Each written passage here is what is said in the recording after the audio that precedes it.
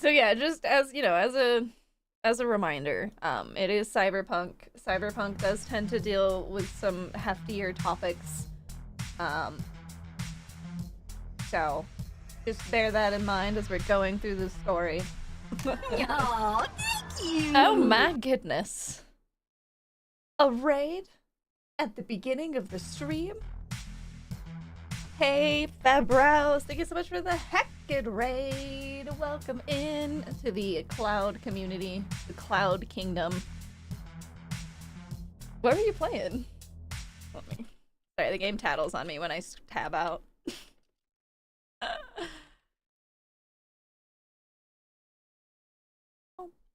Oh yeah, you're doing some more Death Stranding. You enjoying it? You guys came in at the perfect time. We're literally just starting this game called Celestial Return. The CRPG, cyberpunk, cosmic horror. Should be good.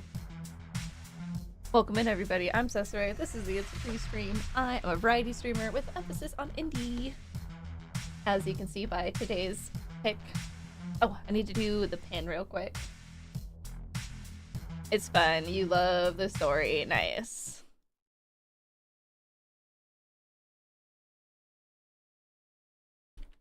Oh, Daryl, you're here. Good. We were missing you.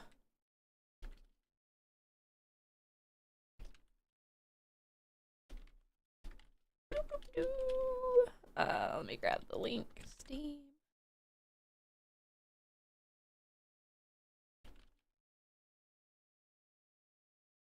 Oh.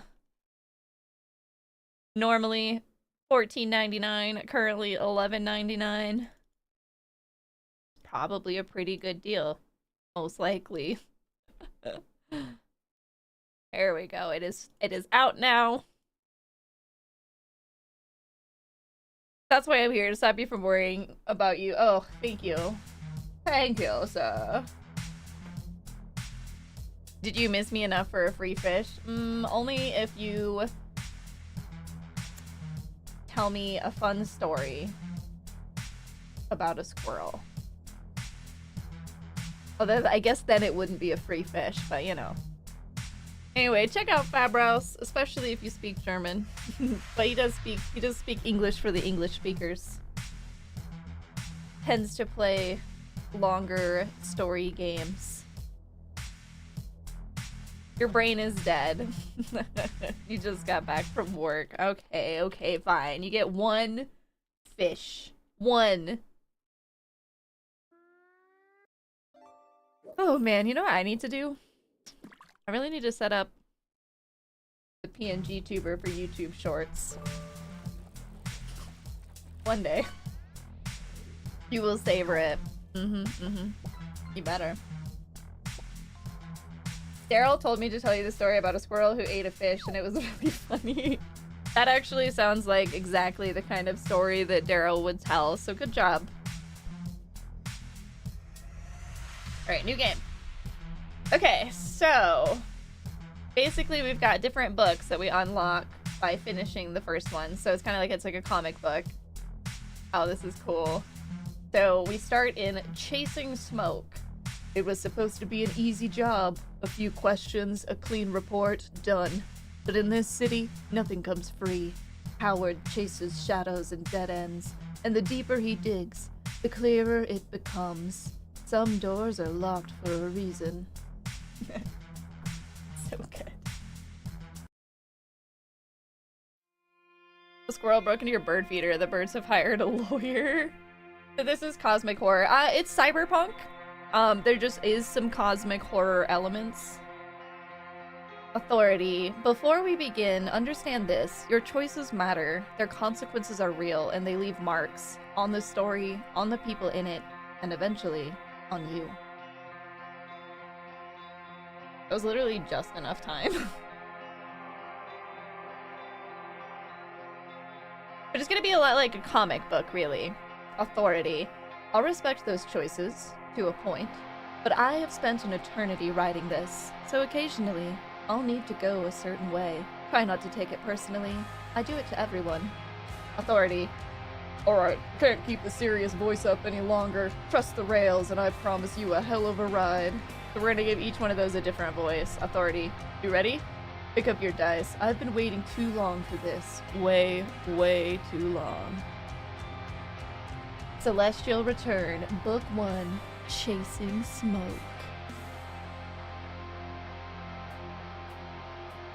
Blood Red Rose.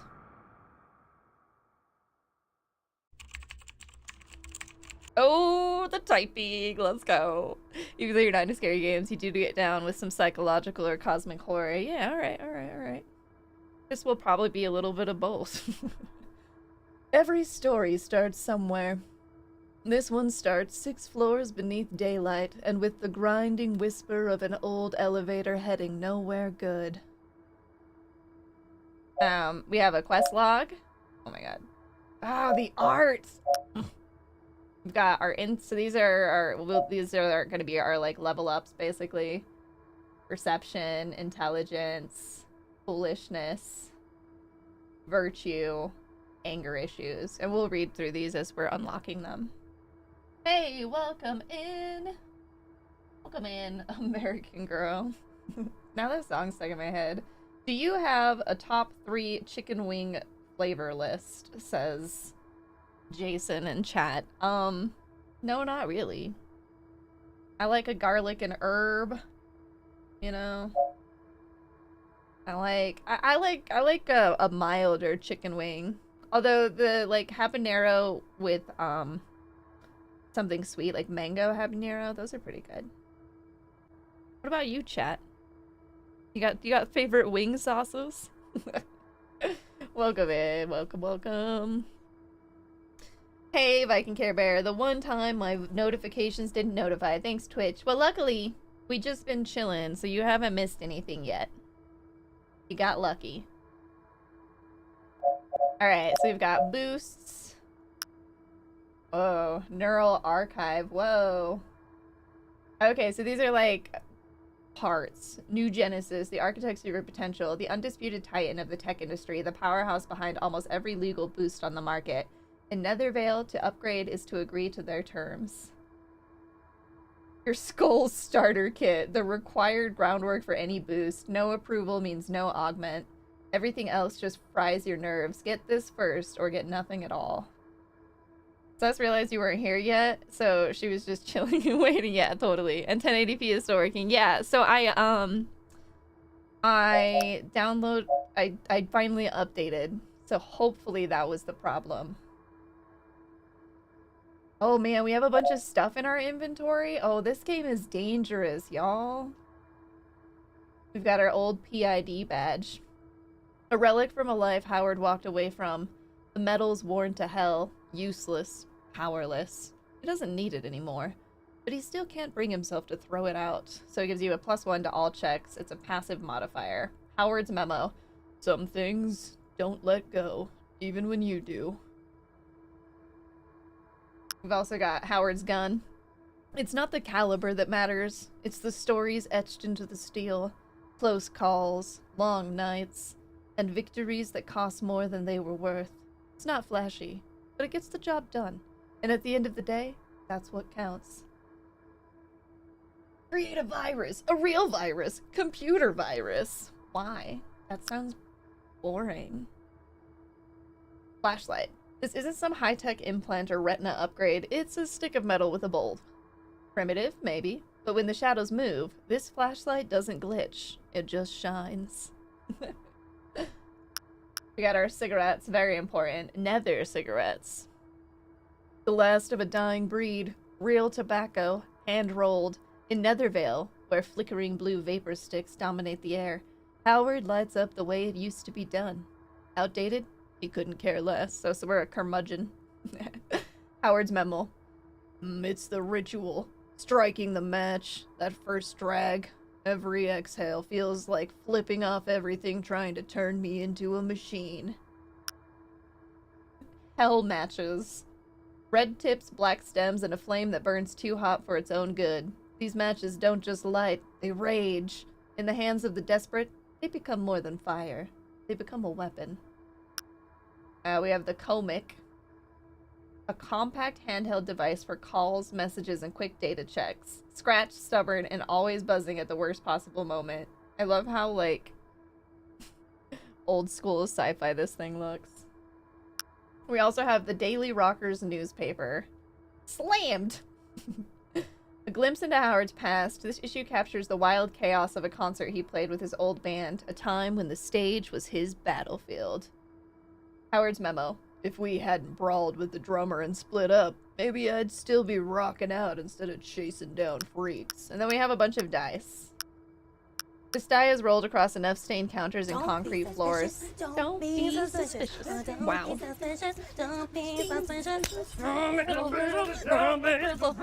Thanks, Major Risk. I needed a drink.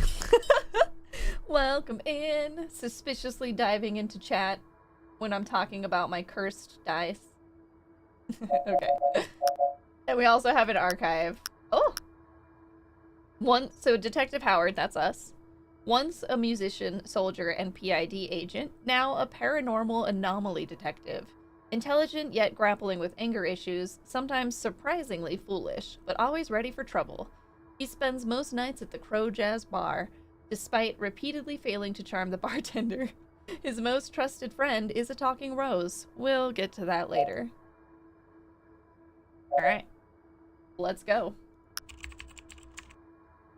So we're on an elevator for context, because I immediately went into the inventory and distracted us. Fluorescent light bleaches the cramped metal box. The air tastes like wet concrete. Howard leans against the shuddering wall, cigarette dangling from chapped lips. His knuckle drags beneath his left eye, again, like scratching at something that never heals. We can crack a joke to lighten the mood, we can flick the ash, watch it fall through the cage floor, close your eyes, pretend you're anywhere else, or just stare into the void below. I kind of want to crack a joke just to see what his idea of a joke is. Let's go. Bet it's just a raccoon. A really misunderstood raccoon. None of the PID troopers respond. Visors down, every muscle wound tight around their rifles. Whatever humor Howard aimed for, it doesn't land. Well. Hey look, we have a neural archive sync, the PID. I love this art. I love it. The Paranormal Investigation Division is a specialized state agency established to investigate, contain, and neutralize abstracts. It was formed when the initial manifestations overwhelmed conventional police and military forces. Also a place where Howard once served. One of the troopers checks his environmental sensor for the 5th time. Hey, welcome in. Howard had stopped learning rookie names years ago. Most of them were dead before he memorized them. For now, this one was Trooper FNG. Trooper FNG. Sir, I don't... The readings keep resetting. It's there, then gone. Then it's somewhere else. What if it's more than one down there? What if it's a whole pack? Yeah, welcome to abstract hunting. Doesn't matter, we're going down anyway. Calm down, it's just one. Welcome to abstract hunting. This is supposed to be normal? The sensor going crazy like that? Ooh, we're going down now. It's not broken, if that's what you're asking. They don't occupy space like we do. Ooh, we got info on the abstracts. Anomalous entities that blur the boundaries between imagination and objective reality. Often appearing as manifested concepts or localized disruptions of physical law, they can spontaneously appear anywhere, defying conventional scientific explanation. Their arrival sparked global fear and led to the formation of the Paranormal Investigation Division. Oh man, Chad, this game is gonna be good. Imagine going live and not announcing it on Discord. Oh, yeah, I forgot to hit enter. I say, blame Bella.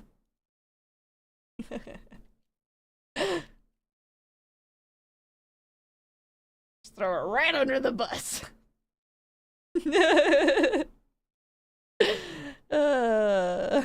Thank you. Bella done did it. Bella's just like happily playing Pow World or doing chores and getting slandered.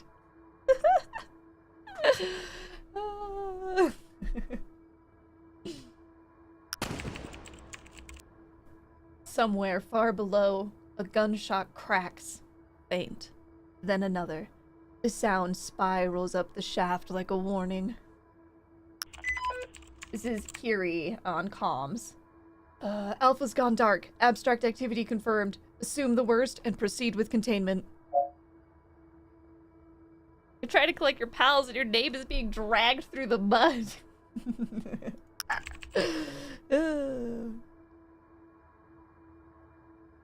See, I had to find out from my Twitch homepage. No notifications or anything. Thanks, Bella. JK.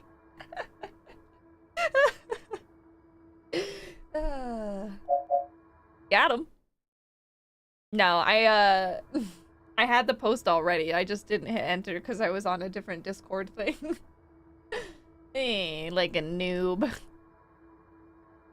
I was like, I'm going back to Pow World. Heck you all.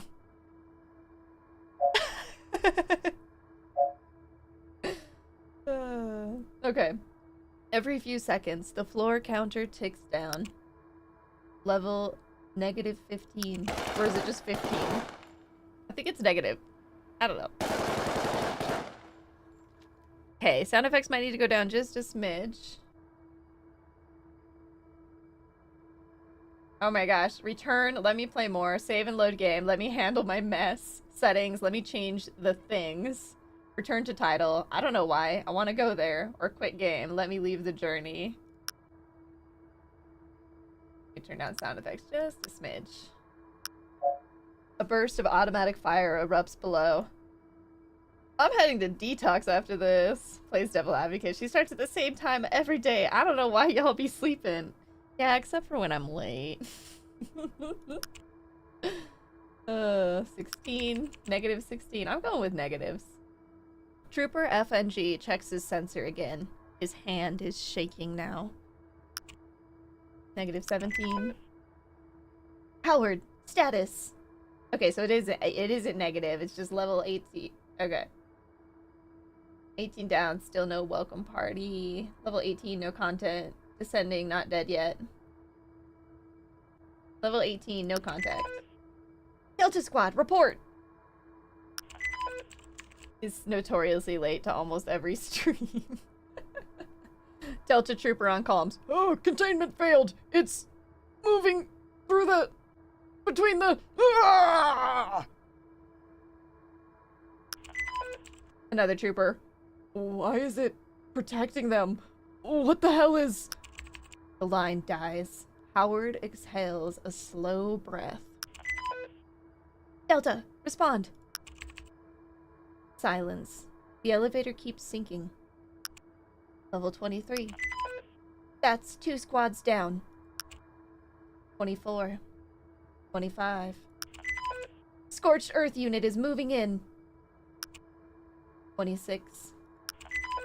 Gamma, your objective has changed. Containment is no longer a priority. Copy that. We're really at that point already. Oof, someone's having a bad day in ops. Elimination authority. No asset recovery. No exceptions. Burn everything. Kiri's voice shatters through the earpiece. A raw, uncontrolled rage Howard's never heard. She doesn't lose control. Until now. That should matter. Would've, before the meds. Now the pills dull it all. The fear, the instincts, the ghosts in his head. He wonders sometimes if he still needs them, especially on days like this. Then the familiar numbness whispers back. Alive is enough. The elevator jolts to a halt. The heavy steel doors screech open. A wave of stench floods in. Coppery blood, wet soil, and... roses? It smells like a summer garden. a honeyed, sun-warmed sweetness that cuts through the slaughterhouse reek. Backups here, let's burn this garden. Same shit, different day. Worst garden party ever. Yes. Howard steps out, rifle up. The squad follows close behind. His flashlight spears the darkness, illuminating a graveyard of corporate sin. Ah, y'all, I'm loving the art. Desks, toppled chairs, shattered monitors, keyboards buried beneath avalanches of paperwork, whiteboards smeared with half-erased equations and frantic red marker. Hello, welcome in. I'm from the United States. The western area. Dice delight. All right, here we go. Let's take a drink of water. This is a reading stream, so I gotta make sure I stay hydrated. It might be a tea day. Okay, time to learn Nethervale's one true economy. Let's keep it simple. The basics. Every challenge has 4 slots. Toss in 1 to 4 dice. More dice equals bigger shot at hitting that sweet success range. How to roll. Each die equals 2 rolls, custom d4s. Faces 0, 1, 2, 3. Add them up. Example, roll a 1 and a 2. That's a 3, baby. Not great, not terrible. Roll 0 and 0. Oof. Blame the universe. Risk versus reward. Slapping down 4 dice. Big brain energy. But heads up, these ain't your grandma's board game dice. Zeros can still nuke your total, so stacking them doesn't mean auto win. High risk, higher glory. Dice Economy 101. Dice vanish after you roll. Use them, lose them. Run out, automatic fails, detective. Farm dice by exploring, finishing jobs, and poking your nose where it probably doesn't belong. Oh, I'm good at that. Survival tips from a dice addict in recovery. Hoard like a loot gremlin. Future missions will try to murder you. Save those dice. Embrace the chaos. Sometimes you gotta yeet 4 dice and pray to the void. Oh boy. What game is this? This game is called Celestial Return. It just came out today. I'll put it in chat.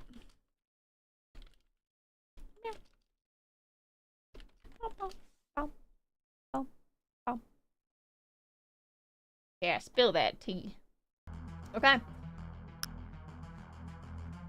This is an easy peasy skill check for action. Ooh. Okay. And on the far wall, a door stands wide open. Beyond it, chaos. Relentless gunfire. Screams from the trooper. So it would be easy to check the whiteboards, check the desk is balanced. Do we activate our sight? Let's activate our sight. Ooh, Howard blinks. The implant kicks in with a low throb behind his temple. He sweeps the room, scanning every mundane piece of trash, searching for anomalous matter hiding in plain sight. He sweeps... wait, that one. No detection markers appear. The room is clean. Whatever's chewing through the other squads, it's waiting on the other side of that door. Alright, let's check the whiteboards. We'll just use 1 dice. Yep.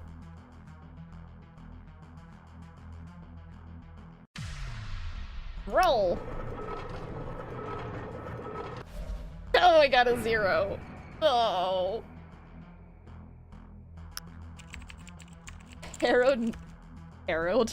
Howard narrows his eyes at the mess of ink and equations. Circles within circles, arrows to nowhere, scribbles like someone trying to outrun a breakdown with math. It's the best descriptor. Yeah, Granny! That's right. You too can play GTA 5. I could. But do I want to? None of it makes sense to a man with a rifle.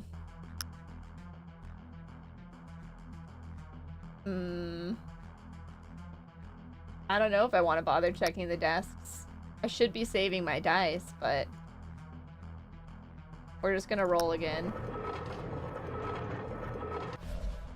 Enjoy your lurk, Del. I hope you're out. Yes! Yes, my modifier saved the day. Howard sweeps his flashlight over the nearest desk. The spiral notebook lies open, filled with logged entries. Day 14. Subject still resists containment. Demands return to garden. Unclear if memory or delusion. Day 33. Emerging behavioral patterns suggest possible coordination between abstracts. No conclusive evidence at this time.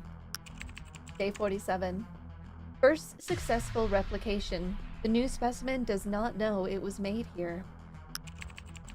Howard lingers on the final line for a second too long. As he shifts the notebook, 2 8-sided dice tumble onto the floor. Yes! He pockets them automatically. Yes! Okay, I really like the keyboard clacks from this. Aren't they satisfying? And they're at a good sound level, so it's like right, you know, it's right in that sweet spot where you hear it, but it doesn't get annoying. Reminds you of the sci-fi anime computers. You wish you could have a keyboard that sounds like that. Keyboard ASMR. Alright, time to rush toward the gunfire. Howard bursts through the doorway, leading his squad out of the metal corridor and straight into the massive greenhouse of shattered glass and blood-soaked soil. Before he can even sweep the room, his spectral sight goes haywire. Hundreds of green detection boxes multiply and overlap until his vision drowns in target markers. Crimson roses choke the entire greenhouse, their petals curled like fists around pale human faces, sleeping peacefully in the middle of the carnage. Well, that's creepy. Is it day or night in the United States? It is daytime. It's just barely like, it's noon more where I'm at, basically. So it's lunchtime. Alright, so we can say, what the hell happened to your great fucking Rose Massacre? Are they actually sleeping? We were never supposed to see this. I'm gonna go with the obvious thing. What the hell happened here? 2 years hunting abstracts for the PID. Why are you late, sis? Hi, Gaunt. What do you mean? I just forgot to post the message. Thank you so much for the sub on YouTube. You're taking a nap, but joking about it is nice. Look at these flower faces. He's seen things phase through walls, heard screams that liquefy bone, watched creatures bleed light instead of blood. Never this. 2 years of service, a short stretch by any measure, except the PIDs. The division didn't exist before the first abstracts appeared. Which makes Howard, by default or by bad luck, the most experienced field agent still standing. I hope you brought enough naps for the class, right? Toxic. Now, watching his sight drown in green ghosts, more than he could ever shoot, let alone understand, a cold thought settles. This might be the last day he holds that title. Welcome to the circus of value! Welcome in! Oh nice, you're just starting. I actually wanted to catch some gameplay. Welcome in, flawed name. Yeah, we're like right at the beginning. Just getting into it. Already enjoying the pictures painted and the art. The art is awesome. Ooh, creepy. A scream rips through the air. Howard turns. His spectral sight zooms, reframes, and locks on something much bigger. Flying, shredding through a trooper mid-reload. Alright, target incoming, look up! Moonface! Someone yells over the comms. It drops from the ceiling like a dying god, limbs stretched wide, shielding the roses. Its body crackles with twitching nerves, leaking dark ichor. Moonface says, "Leave my roses!" The trooper panics and fires. The bullet tears a small hole through its side. It doesn't flinch. I don't know how they got a picture of me in the morning before coffee, but I did not consent. It's okay. Most of us look a little rough before the coffee and the wake up. Don't touch them, please. I'll do anything. Just don't wake them. They're all that matters. Movement slow. Every breath feels like a decision. Howard raises his rifle, his squad mirroring the motion. One wrong move ends everything. Open fire, aim for the limbs. Beast mode! Oh god.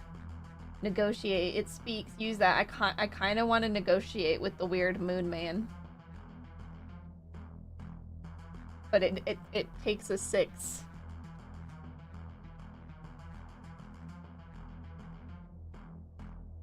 Because I want to see if he'll give me information about what these are. Alright, we're going to try it even though it takes more dice. If we fail to run, we fail to run. This was a, what, recommended 3?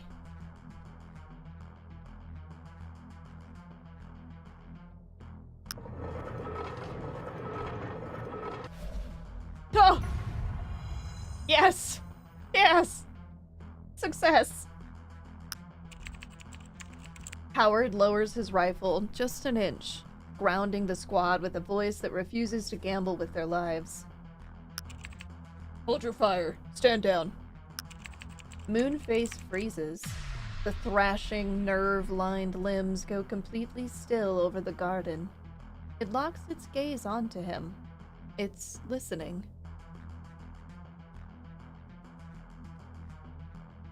See, we missed an opportunity to ask it where it's from, apparently.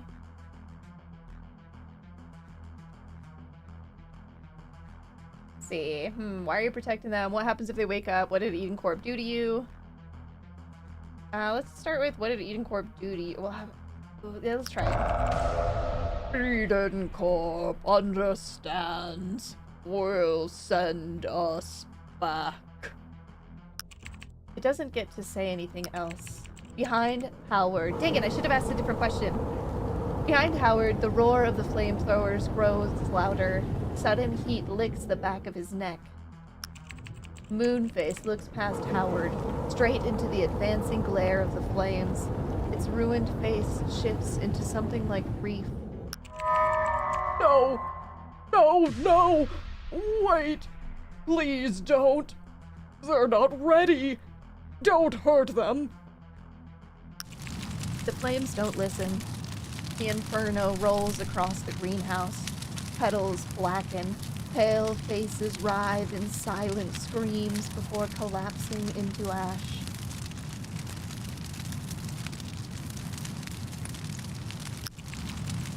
Moonface screeches, a sound that shatters glass, then sanity. It implodes, spilling thick, iridescent black sludge. Gamma! Evac now! Evac now! Move your asses! Howard, please tell me you're clear. Yeah, moving. Ash begins to fall as the greenhouse becomes a furnace. Around Howard, troopers scramble for the exit. He turns to follow, then stops. A sudden weight hits his spine, like being watched or remembered. He glances back. His spectral sight detects a single pulse beneath the ash, buried near Moonface's remains. He kneels, brushing the soot away with shaking fingers.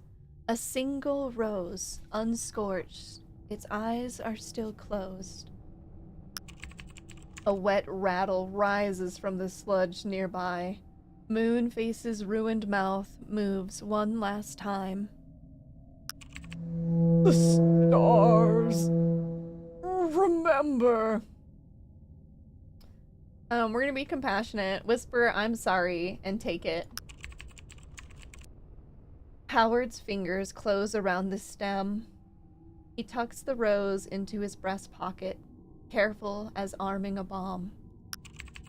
The anomaly nuzzles against his heartbeat, sighing as a strange warmth blooms against his ribs. He walks away without looking back. Behind him, the greenhouse groans and collapses. Glass, steel, ash, and unanswered questions fall into final darkness.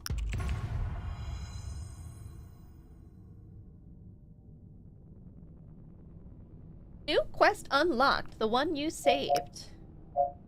Okay. Is it in her pocket yet? No. Continue. 3 years later. Whoa. Alright. Smoke and whiskey. Location, Crow Jazz Bar.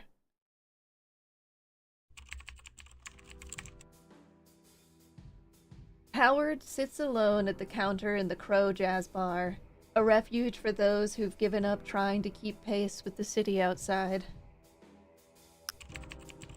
The faint glow of the neon signs outside filters through the blinds, painting fractured light onto the bar's worn surface.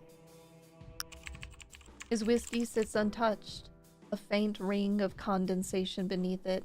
His eyes stay fixed on the TV above as it broadcasts the evening news. The newscaster. In suicides across Nethervale, authorities remain. Numbers continue to climb. Oh my god, I love it. The low volume of the television leaves the words muddled, forcing Howard to strain to catch each detail. You can ask the bartender to turn up the volume, stand up and adjust the volume ourselves, move closer to the TV to catch every word. Okay, so we spend a lot of time at this bar. Let's just stand up and adjust the volume ourselves. Howard gets up and heads to the television. He turns the dial and the strained voice of the newscaster fills the near-empty room.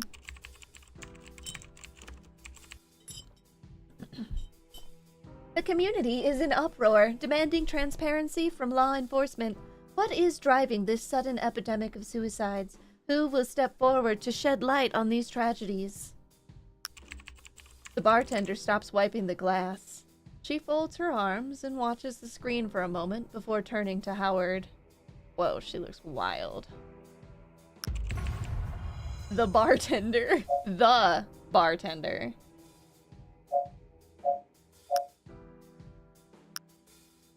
The woman behind the counter at the Crow Jazz Bar, immune to Howard's flirting, she's seen worse than him, served worse than whiskey, and walked away from worse offers. And still she's there the next morning, wiping down the counter, watching the same city fall apart.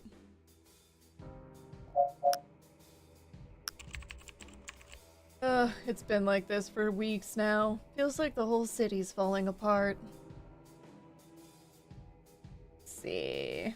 Say, we take a sip of our whiskey. You hear anything about these? Any rumors going around? The city runs on problems. If it's not falling apart, it's not Nethervale. One second. I need to do something really quick.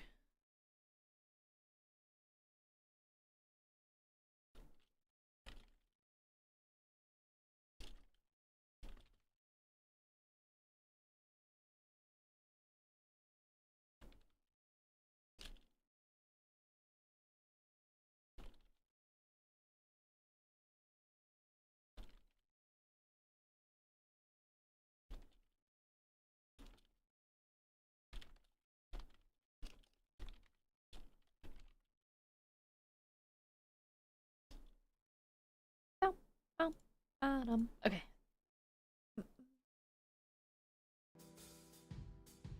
Maybe it's the city's way of promoting extreme sports. Jump off a bridge week. Jesus.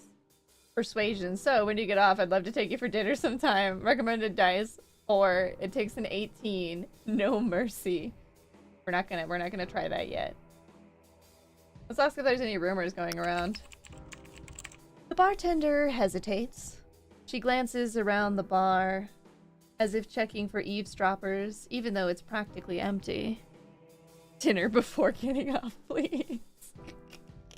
Oh my. People are saying it's the abstracts. Like, maybe they're behind it somehow. Howard's gaze doesn't leave his glass, his tone carrying weight.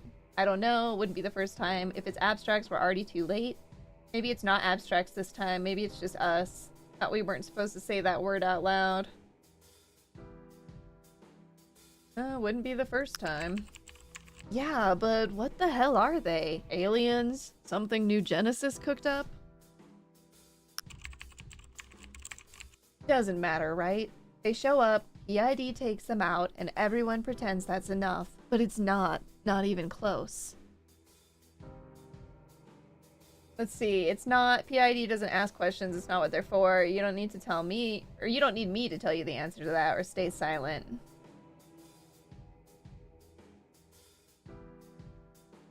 So you don't need me to tell you the answer to that. For the message, thank you for the warning. I just wanted to let you know, because I was just like, oh yeah, I've said it a couple times. Welcome in. I don't think it'll get mentioned a lot, but I don't know. You worked with the PID. You must have seen things. You really don't know what they are either. Nobody knows. No, let's just say I've seen enough to stop asking questions. If I did, we wouldn't be having this conversation. Yeah, if I did, we wouldn't be having this conversation. That's what scares me. If the PID doesn't know, what the hell are the rest of us supposed to do? Howard doesn't respond, his eyes fixed on the glass in front of him. The silence between them stretches heavy and unanswerable. So you listen to the silence, let your mind wander. The city runs on problems. Well, this city runs on problems. If it's not falling apart, it's not Nethervale. The bartender chuckles, shaking her head as she wipes down the counter. So, what keeps you here? The endless excitement or the glamorous nightlife? Free misery with every drink I heard leaving costs extra. I like watching things fall apart, call it a hobby. The glamorous nightlife, obviously. Look at this place. I gotta go with I heard leaving costs extra. Dealing with the logistics, yeah, that's no bueno. You've got terrible taste, you know that? But I guess that's why we're all still here, waiting to see how far it falls before it finally hits the bottom. Alright, let's listen to the silence. Howard leans forward, his elbows resting on the counter, staring blankly at his glass. The bar noise fades, the hum of the TV dissolving into a background whisper, until all that remains is the hollow silence of his thoughts. And then they start. Here's Virtue. Okay, so we gotta think of what voices we want each of these to have. They'll probably change a bunch. You've been here before, haven't you? Sitting in the quiet, pretending it's peace. It's not. It's avoidance. This is foolishness. Hayward, my man. You're staring at that whiskey like it's got all the answers. It don't. Trust me. I've tried. Ugh, stop. Oh my gosh, so this is what we haven't really seen too many like full pictures of our character. We look fantastic.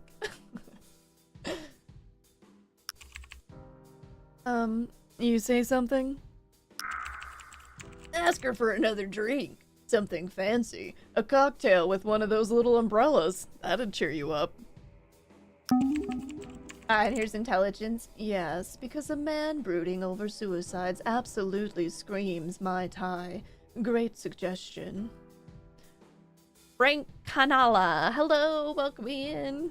Reminds you of Disco Elysium. Yeah, it definitely has those vibes with the voices in your head. I like it. But I really did like Disco Elysium, so. It's a cyberpunk Disco Elysium. This is anger. Shut up. He doesn't need this crap right now.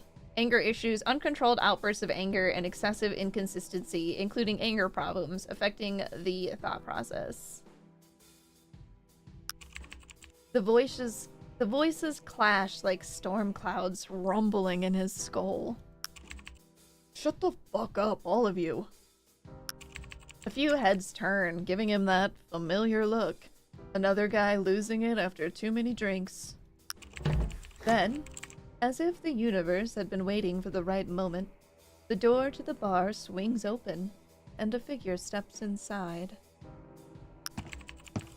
Howard's head lifts, his eyes narrowing as boots scrape across the floor, loud and deliberate.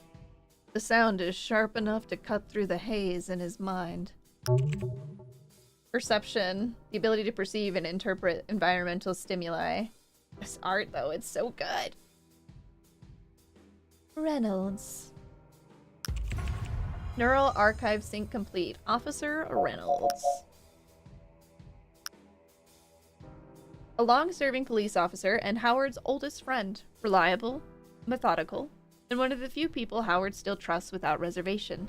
In a city full of compromised people and shifting loyalties, Reynolds remains a rare constant.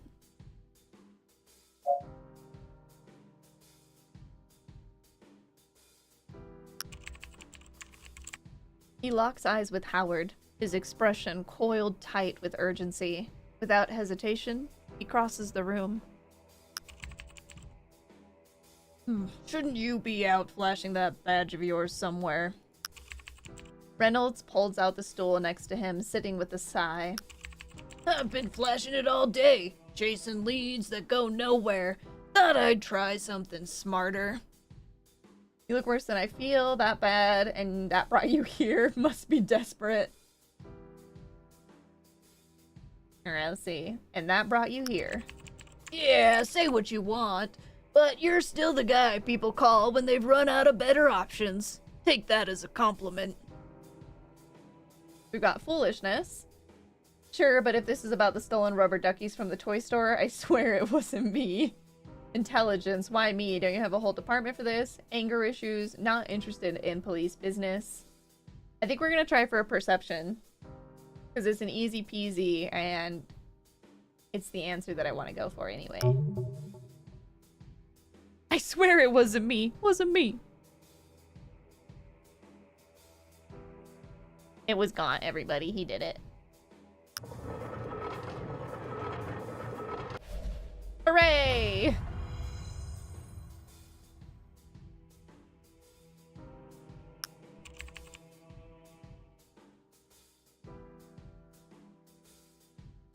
This is about the suicides, isn't it? Yeah, too many, too fast, and none of it makes sense. He leans forward, lowering his voice. I started wondering if it's abstracts, but there's no proof, and if I say it out loud, it goes straight to PID. You know what that means. They take over and we're left holding our dicks while they hoard the budget and the glory. We used to run this city. Now we beg for scraps. Reynolds sighs, pulling a thin folder from his coat and dropping it onto the counter. Okay. It's a phrase that shows up a lot, God. I'm surprised you haven't heard it before. Why left and not right? So it feels like somebody else, I guess.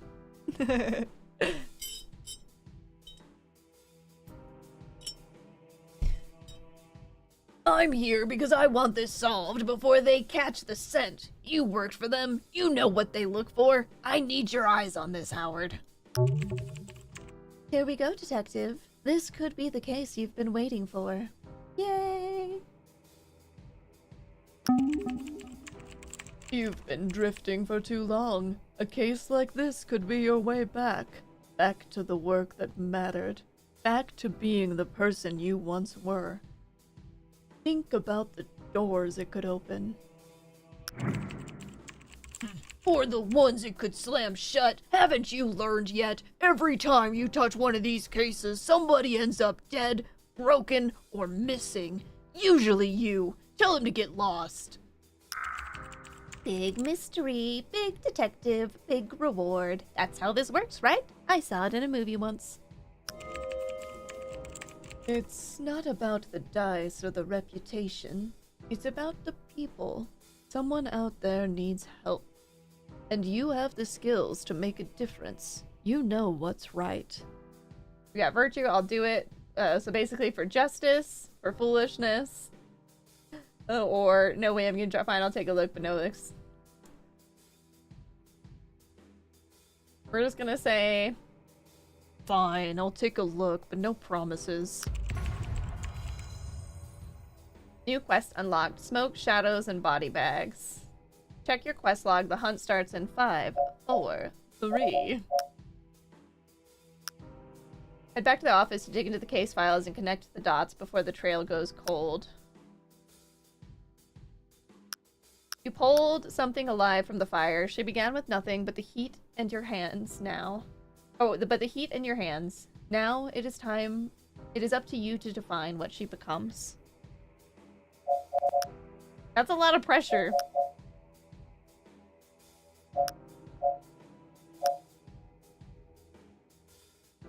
Okay. Oh, there are secret insights. Ooh. Continue.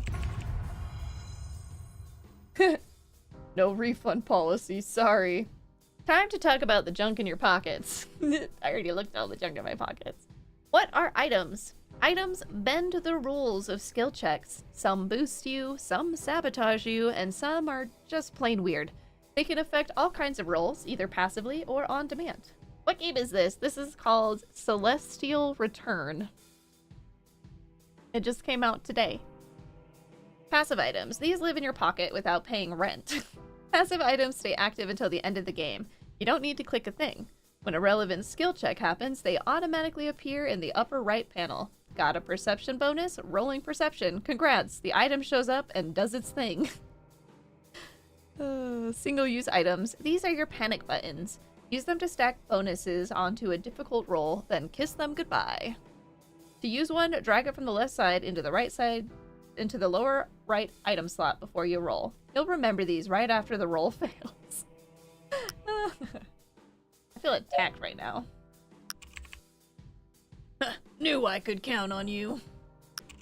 And there's one more thing. Thought you should hear it from me before it gets twisted through the grapevine.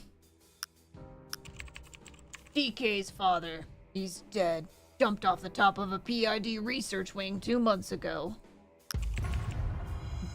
DK is Data Kraken. What a good name. Howard's ex, for reasons neither of them would explain the same way. And a highly skilled Neth finder. Expert in ghosting identities, breaching secure systems, and tearing useful truths out of protected networks. Before Howard even finishes a nether puff.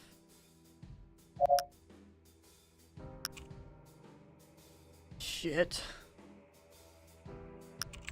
Yeah, don't know if you two still talk, but I figured you should know. Hey taters, welcome in. Doesn't the art look amazing?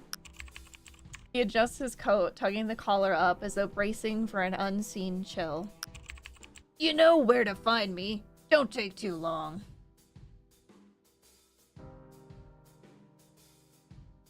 Why you remember me, heavy American accent? What? Could you retype that sentence, please?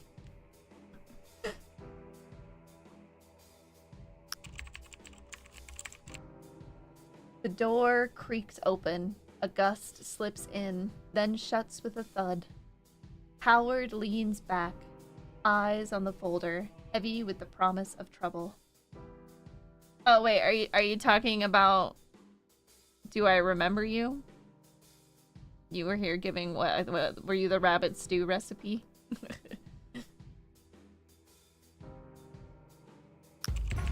Oh, we got 4 dice, y'all. And an XP.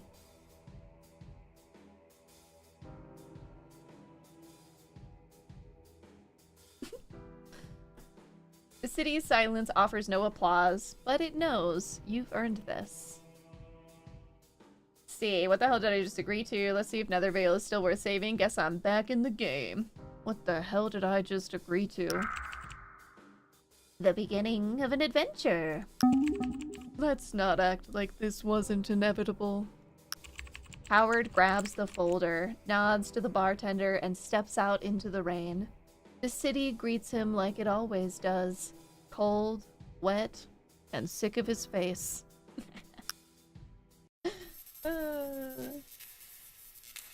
Nethervale. Neon burns. Shadows bite.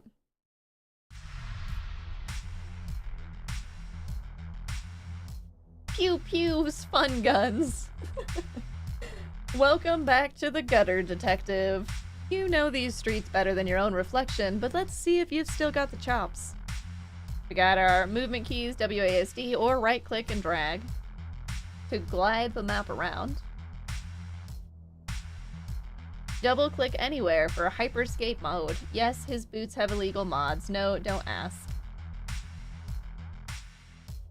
What game is this? Oh, I'll type it for you this time.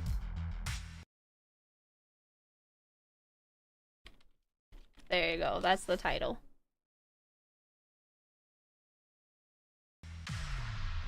Exploring locations. Open spots glow with icons. Think cyber breadcrumbs. Click the icon. Howard autopilot's there. Sit back and enjoy the ride. One visit ain't enough. Places change every visit. Come back later, and it might not look the same. New dice, new loot, new danger. We've got pew pews, fun, and gun. See, Reynolds' house, Crow Jazz Bar, propaganda poster, detective's office. Where were we supposed to go? Home? Oh, head back to the office. But Reynolds lives here. What's this propaganda poster? Random encounter! Oh no. I'm being attacked by another Pokemon trainer.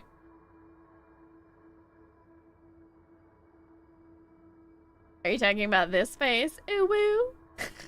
I'm the random encounter. Howard's comic vibrates in his coat. A low buzz that has no business showing up at this hour. He checks the screen. Incoming call, DK. Oh shit. He freezes. 3 years. 3 years since the fight. Since I never want to see your wreckage again, Howard. Not a word. All this time. If she's calling now, it's life or death. Oh, like IRO incoming call. Oh shit. Or it could be a butt dial. Alright, let's pick it up. Howard. It's me. Look, I wouldn't call if it wasn't bad. I don't know what to do. I need you. Please. She's scared. More than scared. Genuine terror. The line clicks off. A location pin appears on the screen. Scarlet Needle Tattoo, Maglift District. You don't get to pretend you didn't hear it. The alley suddenly smells of her perfume. A ghost memory he thought he'd buried. Okay, well I guess we'll stop there first. Scarlet Needle Tattoo, Teckle, the statue. Wait, did I get to look at the propaganda poster? An ugly poster ideologically, there we go, spits in Howard's face. It celebrates a battle it won against everyone else. Together, Nethervale. We reported the doublers, snitched on the naysayers. The sky is now in the hands of those who deserve it. You do not live under Nethervale, you support it.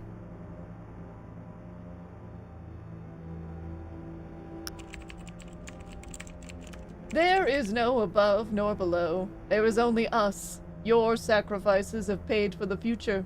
Progress is not an option. It is certain. We reported the doubters, snitched on the naysayers, and built the city of tomorrow. The sky is now in the hands of those who deserve it most. You do not live under Nethervale. You support it. Okay, so that updated my archive. Now I have it here.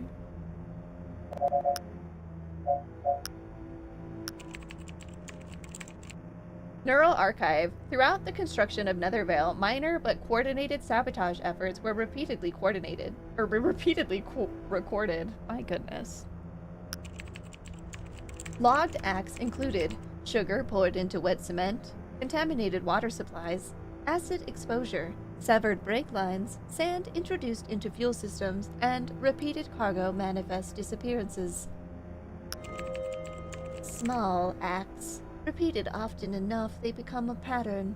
Repeated everywhere, they become resistance. Vandalism, yes, but when the only tools left to you are sugar and sand, when the law is the weapon being used against you, is it still wrong to blunt its edges? And the corpos in the state did what they always do. Stirred the shit, stepped back and watched people rip each other apart. Public reporting campaigns were introduced during the final construction phase. Rewards included alternated units, home entertainment systems, and boosts.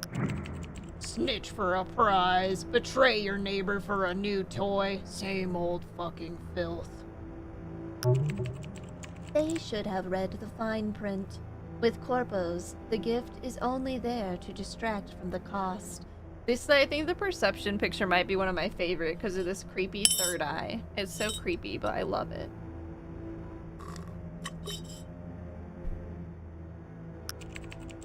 Howard steps back into the dark. The poster stays where it is, proud, as if betrayal were just another building material.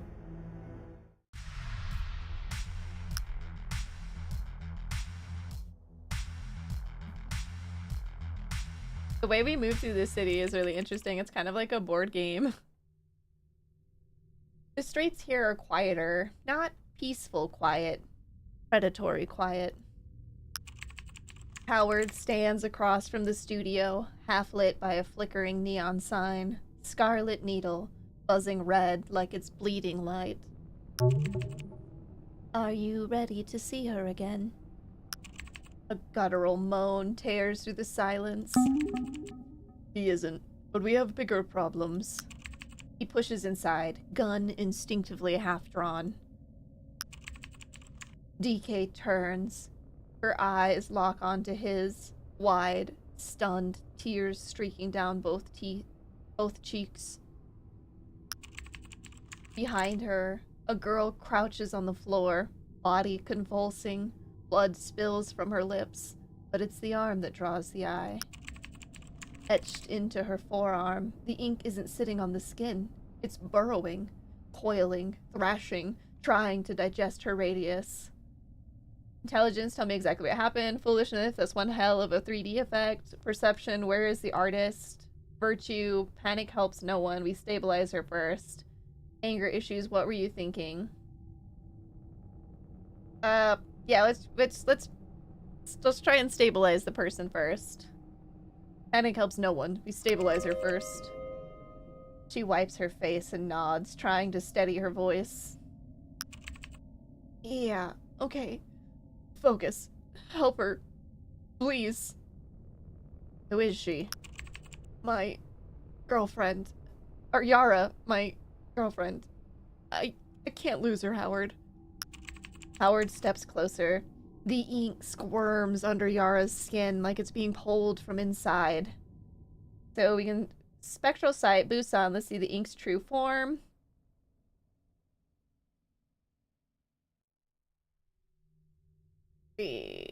Let's put on our spectral sight. Static crackles as spectral sight floods Howard's vision. But instead of the clean geometric tags that usually cage an abstract, the pattern beneath Yara's skin flickers like a corrupted signal. Yara's arm spasms as the thing burrows deeper, avoiding the green overlays like they burn.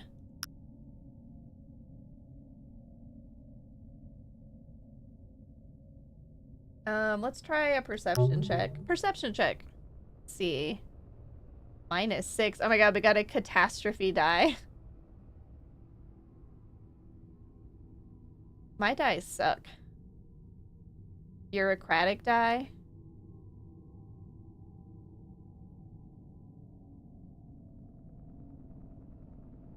What do I need to get on this one? A 4?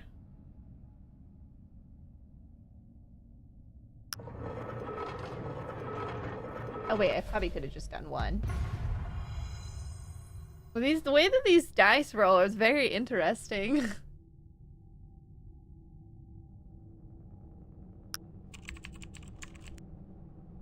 Howard snaps on a latex glove. He rifles through the spilled ink caps, needles, and used tissues.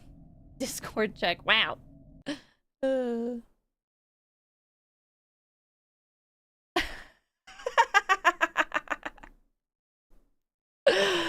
Alright, that was worth it. That's freaking hilarious.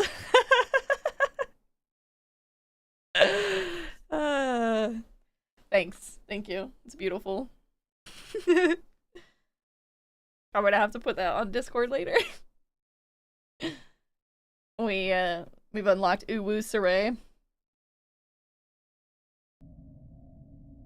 Hey Luna, how you doing today? Oh.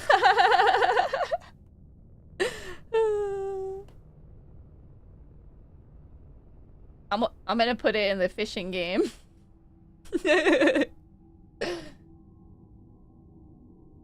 Alright, here comes perception. You got work distracted as soon as you hit enter.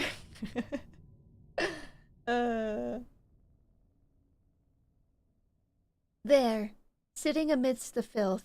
That doesn't look like tattoo equipment. His fingers close around a heavy brushed chrome cylinder, but it's got PID on the label. Oh, conspiracy. A PID containment vial. Interesting. How did this end up here? I'm taking it. Empty for now. Okay, we're not gonna let our anger issues take control of us. We're gonna take Yara's hand, speak gently, and try to reach the abstract. Howard kneels, taking Yara's shaking hand. His gaze drills into the writhing ink, devouring her skin. See, she doesn't deserve this. You don't have to stay inside her. Let her go. I know some of you understand words. Withdraw now and we negotiate. Foolishness. You got a permit for that meat suit? I didn't think so. Eviction time. You got 5 seconds. Slide out or I carve you out. See, let's try intelligence. I know some of you understand words. Withdraw now and we negotiate. The ink doesn't answer, but she does. Her voice slips out between clenched teeth, every word soaked in pain. I shouldn't have come here. I just thought maybe a fresh start would help. Veins of black ink shoot violently up her arm, seizing her shoulder. Howard, stop! You're making it worse! Stupid. I ruin everything. I'm sorry, Dee. Am I gonna have to, like, remove this arm? Let's see. There's a rhythm to the growth. What is triggering it? Search the room. Find a solution to sever the abstract. Blow the arm off. Save the rest. There's no other way. Alright, let's try another perception. Although... the other one's tempting.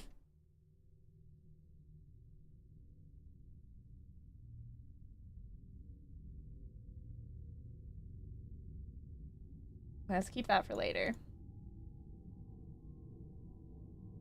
Does it only have 1s on it? Or does it also have 2s? 1s and 0s. Okay, 1, 2, 3. Alright, cool. They're D3s. I couldn't remember. But we barely got that. Alright, there's a rhythm to the growth. What is triggering it? It spikes every time she talks about herself.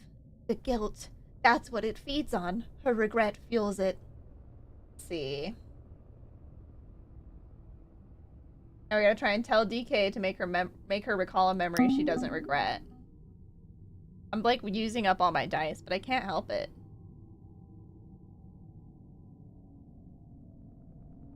Like the odds of me actually... Let's see. Yeah, see, I didn't even get it with 2 dice. Wrecked. Howard locks eyes with DK. She hesitates, then cups Yara's face, forcing her gaze away from the pulsing ink. Yara, look at me. Remember the protests? When you threw that brick through New Genesis limo? The ink slows, drawing inward, like it's listening. Felt good. I'd do it again.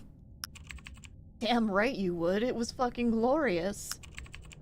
But they arrested 12 people because of me. Oh no. A shudder rips through her body.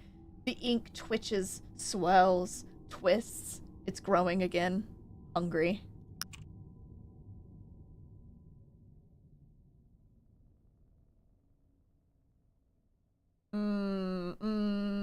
Do I want to use more dice or just... You know what? It's a cyberpunk world. She can get a new arm. The logic of violence takes over. Fast, simple, permanent. Howard doesn't argue with the thought. He unholsters his gun. Oh, Howard, what are you? The roar sucks the air out of the shop. Yara is thrown back into the chair, passing out instantly from the shock. Where the abstract was, there is now only a ruin of muscle and bone. Howard grabs a stack of towels and jams them against the stump, applying his full body weight to the wound to stem the flow.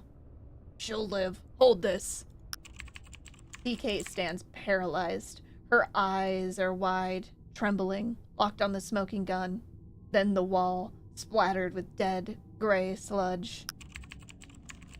She looks at the gruesome wound, then at Yara's chest, rising and falling rhythmically. The math clicks behind her eyes. It's horrific, but she's alive. She rushes forward, her hands shaking so hard she can barely grip the fresh towels Howard points to. Howard steps back, his hands slick with red. One of the towels remains gripped in his fist, heavy and sodden. You saved her. Just go, Howard. I'll get the medics. Just go. You didn't save anything. You just changed the shape of the tragedy. Howard looks down at his hand. He's still holding the bloody rag he used to stop the bleeding. He tries to drop it, but his fingers don't open.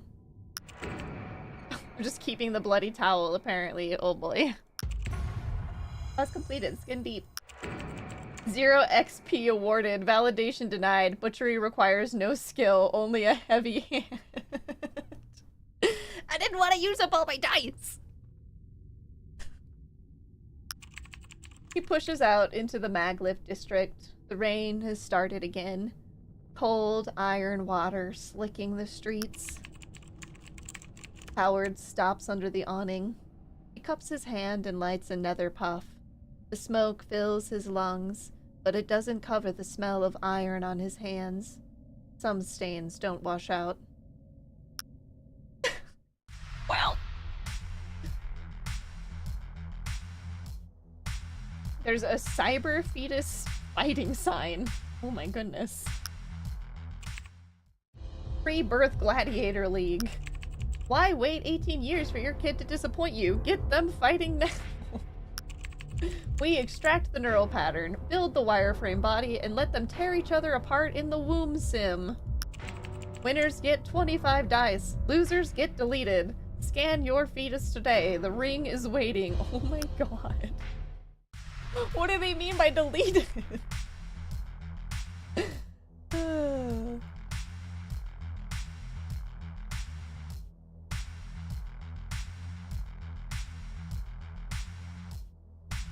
Alright. We're gonna stop at the statue and then go to the office.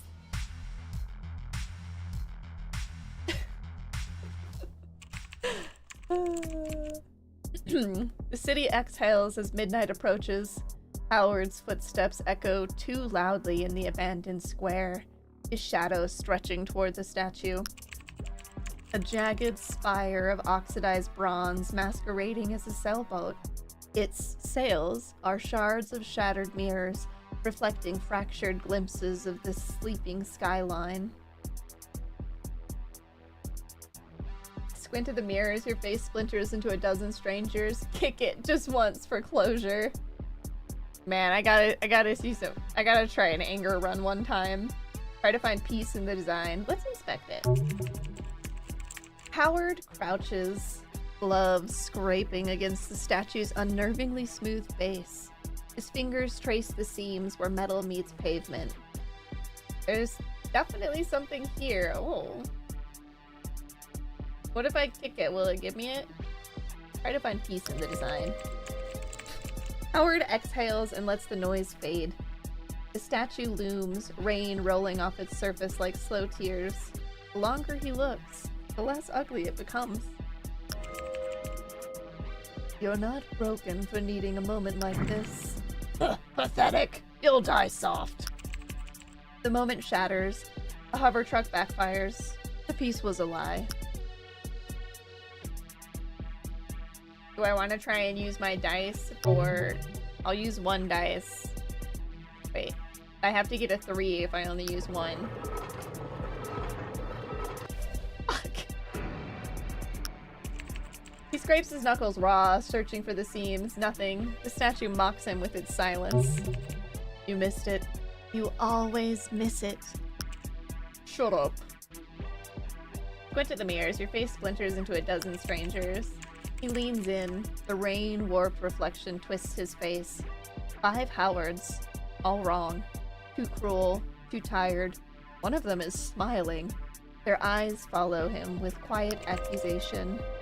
What are you afraid of seeing? Optical distortion. Stress-induced paranoia, logically. Break the glass. See what they do. Howard staggers back, collared, damp with sweat. The mirrors reset, showing only his face. Think about what it's supposed to be, if anything. Howard stares at the sailboat, or what claims to be one. Lines jut out like broken geometry. It's chaotic, but not careless. Rose would have known what this meant. You're wasting your time again. Zip it. Alright, I'm not gonna kick it. Howard takes one last look at the thing before turning away, hands in his pockets, telling himself it's just a statue, not worth another second. Not tonight.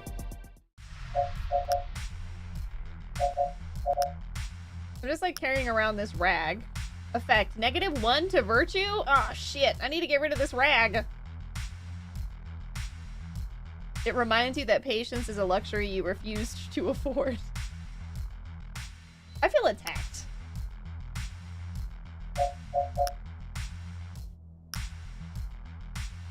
They are the ones who told me to save my dice. I feel set up for failure. Digging deeper. That sound is really loud.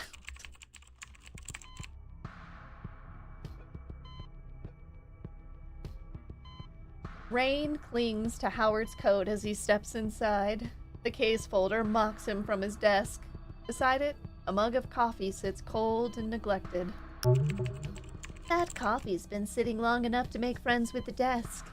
Don't think it's going to do you any favors now. He lifts the mug, tilting it slightly and watching the liquid swirl as if the answers might float to the surface. Drink it, habit over taste, stare into the swirling liquid. We're gonna set it aside and face the file. Howard sets the mug down, sliding it to the desk's edge. The folder is still there, waiting for attention. Every file is a life undone. Echoes of choices. You owe them. The longer you sit there, the colder the trail gets. Open the folder. Start with what you know. Howard pulls the folder closer. Inside, a jumble of photos, reports, and scribbled statements waits to be sorted. Check your horoscope for guidance. Let's start with the Izo Ogura case. Howard pulls out the Izo Ogura file, flipping it open.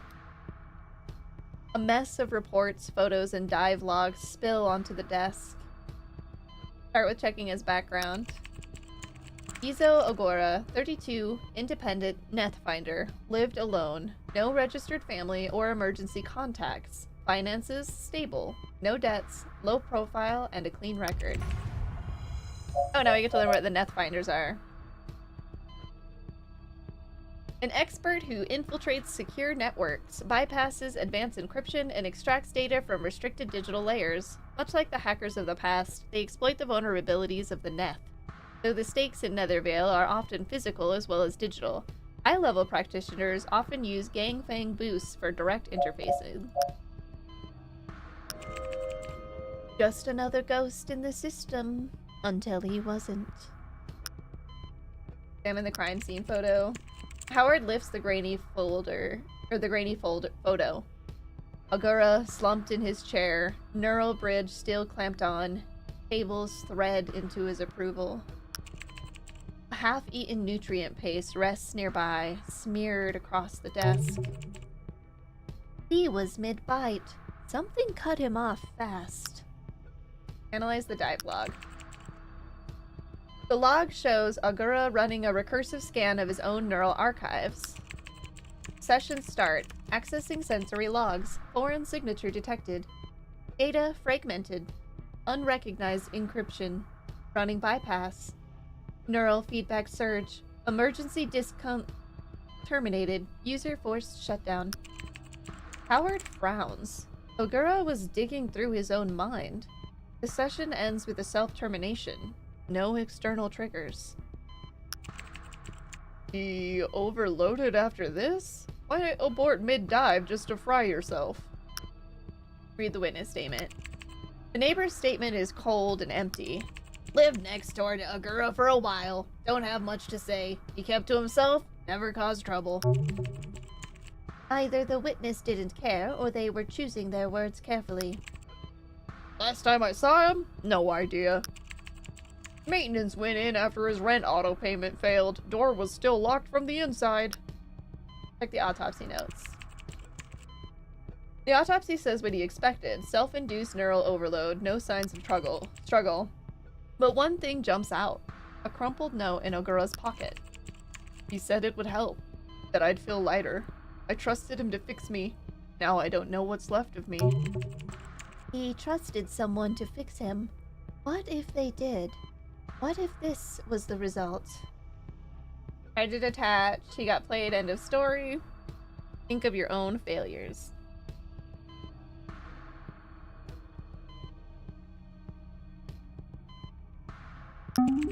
He leans back, eyes unfocused. Just ink on paper. Just a case. Just data. Howard closes the file. Every detail of Izo Ogura etched into his mind. Now we have the Serena Koss case. Serena Koss, a corporate executive for Ectovision, died after jumping from the balcony of her luxury high-rise apartment. Examine the photos. Serena's body lies contorted, hips dislocated, limbs twisted beyond human limits. Yikes. Her shattered skull spills brain matter across the pavement, smeared like something crawling in its final moments. Howard's stomach knots. Security footage. Howard flips through the security footage, or the security report, eyes moving over the transcript. Her balcony railing is low, barely waist high. Easy to climb, just as easy to trip over. At 2:14 a.m., Serena Koss walked onto her balcony, stood motionless for 6 minutes and 32 seconds. Then she stepped forward, calm as a sleepwalker. One detail catches his attention. At 2:20 a.m., an incoming co-meek call. Caller ID unknown. 2 seconds after that, subject steps forward.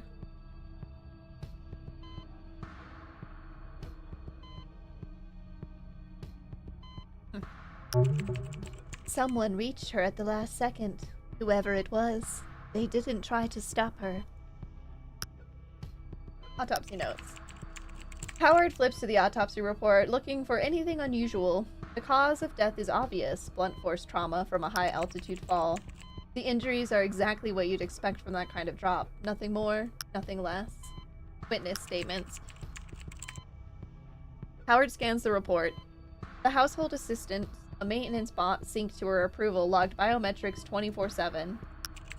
Routine vitals steady, except at 2:20 a.m. Serotonin spiked to lethal levels. No physical trigger. A neighbor's statement. She stood out there for hours. Even in the rain, she wouldn't move. She liked the wind. Said it made everything feel lighter. Oh, that's the second one that said feel lighter. Howard sets this file aside. Serena Koss isn't leaving his head anytime soon. Alright, what about Atelis Gorvez? Tech Deck found dead in his workshop. Oh, Tech Doc. Did I say Tech Deck? Me. Tech Doc is a street-level term for a doctor who works in both flesh and machinery. In a city where boosts, implants, and nervous systems are often too entangled to treat separately, a tech doc handles the damage ordinary medicine cannot. Examine the crime scene photos. Howard picks up the first photo. Gorvez is slumped in the corner of his workshop, his lips blue, fingers frozen mid-claw at his throat. A trail of dried blood streaks from his nostril. The workbench nearby holds a half-assembled boost, tools scattered, and an overturned biogel vial, its residue hardened like glass. He died mid-repair. No signs of a fight. Autopsy report. Howard flips through the autopsy report, focusing on the key details. Nothing unusual stands out. Cause of death, asphyxiation due to biogel expansion in the airway. External trauma, deep scratches along the neck and chest, self-inflicted. Toxicology, no traces of drugs, alcohol, or sedatives. Check the last recorded conversation. Comik logs reveal months of calls to a private line. Same clipped exchange. Same time tomorrow? Unknown. Progress takes consistency. Sounds like regular appointments, but for what? Personal notebook. Howard picks up Gorvez's worn, grease-stained notebook. Its pages crammed with repair logs and client quotes. Routine, until the final entries. Ink blotted, letters slanting wildly as if written mid-tremor. Last page, bottom corner. Howard lowers the file, turning the details over in his head.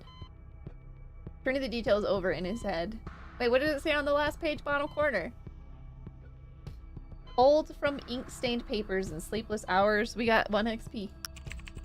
He leans back and rubs his eyes. Hours of reports, interviews, and autopsies later, the case still refuses to make sense. Rain crawls down the window in uneven trails. For a moment, he just listens to the city, to the hum of things moving unseen. His fingers tap against the desk. Slower now. He needs another angle. Someone who sees things differently. If only she was here. She always knew where to start. His limbs grow heavy. The words on the files blur together. Just a minute. He needs just a minute. The rain whispers against the glass as his head dips forward, hitting the desk. Sleep drags him under.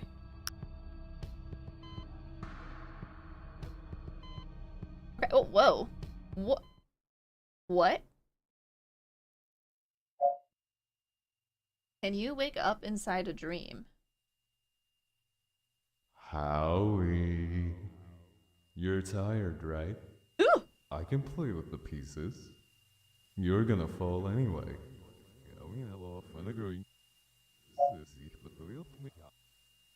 The dream is an interface. It's doing it backwards too! It's leaking again. No more processing, no more waiting. We act now.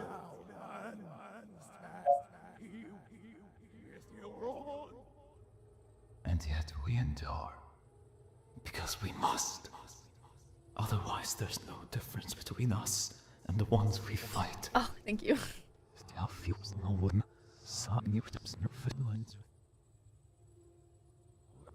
The way his thoughts circle, never landing. He knows what's there, he refuses it. He's lying to himself. I love that it goes backwards. Or maybe the mind only stirs when the body finally finds sleep.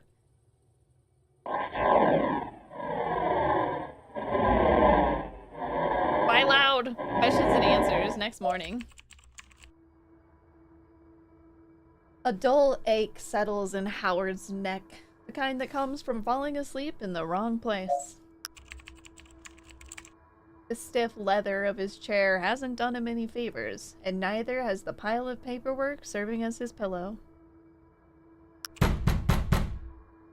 Then, a knock. Did that scare anybody?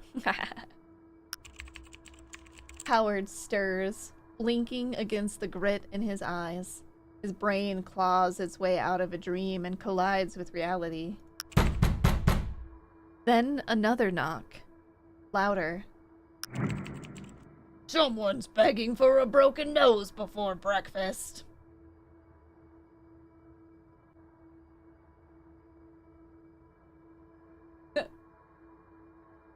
Unless you've got coffee, piss off.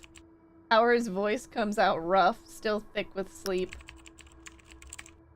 The silence stretches, almost long enough to make him think they left. Then, Rose's familiar voice cuts through, dry as ever.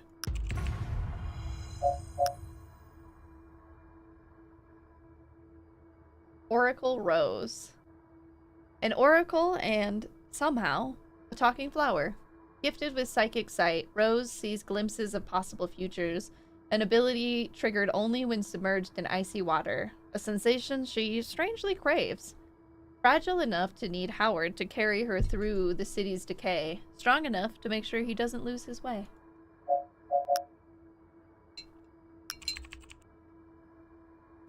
If I had coffee, I wouldn't be wasting it on you.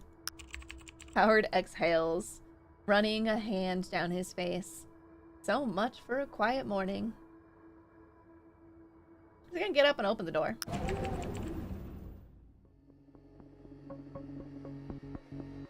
As Howard opens the door, he's met with a sight he wasn't prepared for. Mysterious visitor.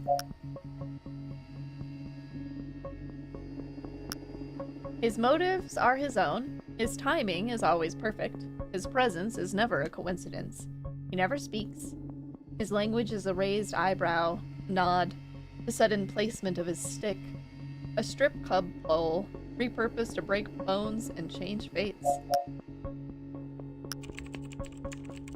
Standing before him is a man built like a tank, his neon green hair clashing against a tight pink shirt stretched to its limit.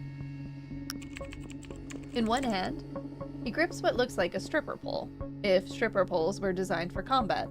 In the other, he holds a bowl. Inside it, floating like some overpriced centerpiece, is Rose. Howard blinks. Then again. Still real. His brows knit together as he stares at the stranger. The hell is this? I'm still asleep, aren't I? Well, hello, muscles. Should I be impressed or concerned? Not my weirdest morning. Close, though. Is that my good salad bowl? Let's see. Should I be impressed or concerned? The man offers no answer. He stares back with all the emotional range of a brick wall. Big guy. Quiet. Means he's shy. We should hug him. His silence is either tactical discipline or profound stupidity. Before Howard can decide how to handle this, Rose breaks the tension. Pick me up. Unless you want to solve this case with your head up your ass. Howard grits his teeth and does as he's told. The man adjusts his grip on the pole and starts down the hallway, never once acknowledging the conversation that just happened. Can we keep him? We got it, we gotta. Can we keep him? No, you're barely qualified to take care of me. Howard drops into his chair and sets Rose on his desk, right next to the open case files.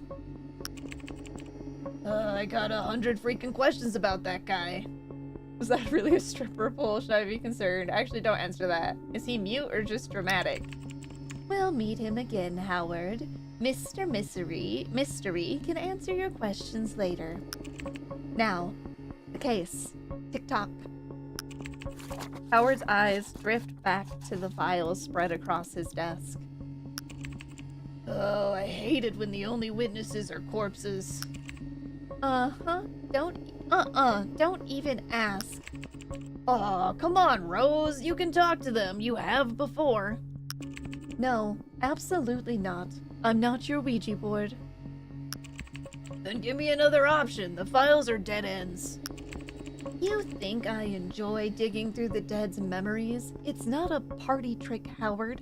It hurts. They're screaming, if we don't listen, who will? Done asking, we're doing this. You know what? We love Rose. We're gonna be careful. Alright, I won't ask again. If it hurts, we'll find another way. That's uncharacteristically gentle of you. I'm trying to work through my anger problems, okay? Howard leans back. The files glare up at him. I look rough right now. Then something clicks. Without a word, he pushes himself to his feet and heads for the kitchenette. Essentially a closet with a sink and a freezer humming like a dying alternated.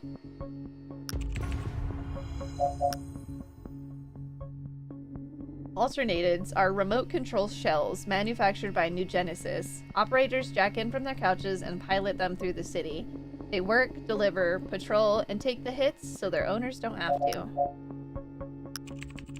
Alright, no graveyard channeling, but we're not completely out of tricks, are we? He yanks the freezer open and wrestles out the ice tray. He slams it on the counter, the frozen cubes cracking apart under the impact. The ice water vision. Might get us something. He drops the ice into a glass, fills it halfway with tap water, and sets it in front of her. Now, this I don't mind. Freezing clarity, my favorite flavor. She drops in with a soft plop, her stem shivering with delight. Still, it tastes like frost bit into something dead in there a long time ago. But compared to a graveyard, it's vintage champagne.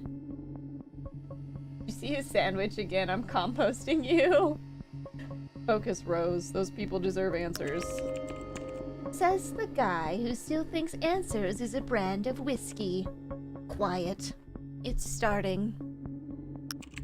She goes quiet. The sarcasm fades. Her petals fold slightly inward as she closes her eyes, and the water stills entirely, save for the ripples spreading out from her stem. I hear a song. A voice. Forcing alignment? Absolute obedience. It tastes bitter. Like blood. Let's see. Do you see a location? Rose's petals twitch violently, but her eyes stay shut. So much blood. It's dark and smells like Eden core. What is the voice saying? I can't make out the words. It keeps promising something. Her eyes snap open. She shakes herself off, shifting in the now lukewarm water. I've got a feeling this mess leads straight to their doorstep. Wonderful. Another group of weirdos with terrible hobbies. Time to knock on the cult's creepy little door.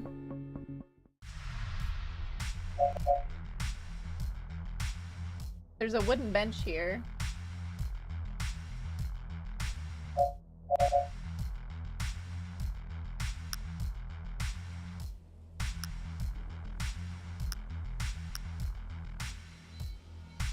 There's a manhole. The manhole. What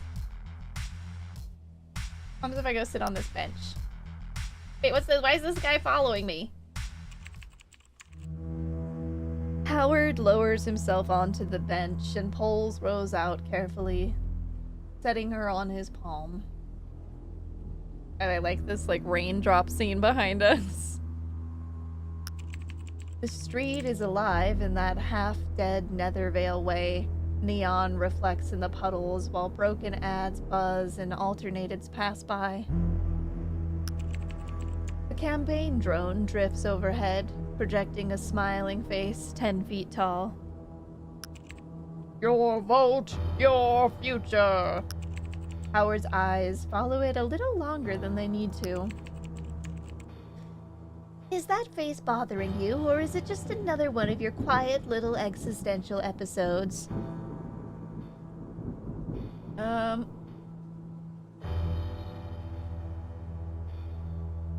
Can't decide which part is more insulting, the smile or the promise. The smile. Definitely the smile. Promises are standard, but that face says it thinks you're stupid. Howard watches the drone complete another loop. Then he looks down at Rose in his palm. Were you thinking your vote matters? Keep you invested, make you feel like you had a say when they screw you over. No real system in this city, just a bunch of interests crashing into each other and calling it government. The People's Party could have every vote in every district and they'd still lose. The ballot works for the sponsors, not the people. So there's no real system. That explains why nothing ever gets fixed. I guess it's easier to call the chaos a system than to admit no one is actually in control. That's politics. I'm starting to see why you hate this city. Howard leans back and pulls another puff from his pocket. He rolls it between his fingers for a second before lighting it, eyes still on the street. People in charge like it this way. Broken cities are easier to control. Cities dying on purpose keeps everyone scared. Scared people don't ask questions. That's the whole game. Nothing changes because crises aren't meant to be solved. A fixed problem doesn't need a budget next year. That's the one. So the disaster stays alive because too many people profit from it. Rose angles her petals toward the street. His words settle over the view, and she sits with them, trying to understand how a city can work and still be this rotten. Why are you telling me all this anyway? Because someone has to tell you before you start believing the smile. Don't worry. That thing's not winning me over. I've seen warmer smiles on alternatives. Howard says nothing. He just takes a long drag, smoke drifting into the wet night air. Thanks for telling me. Don't thank me yet. We're not done. He tucks her back into his coat pocket. The warmth settles against his ribs. And the city swallows them both again. Harsh first lesson. Hey Neville, welcome in. What's this game about? I am like a former person who used to investigate anomalies, and I've been asked by my former partner to help him with a case. The city swallowed them. Was there a sinkhole? Probably. Like, let's be real.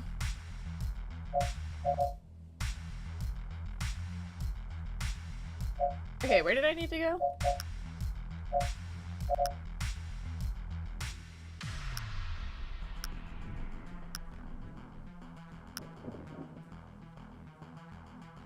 She's listened to every bitter word. Oh god. Or a manhole. There is a manhole, yeah. Find your way into the cult's domain.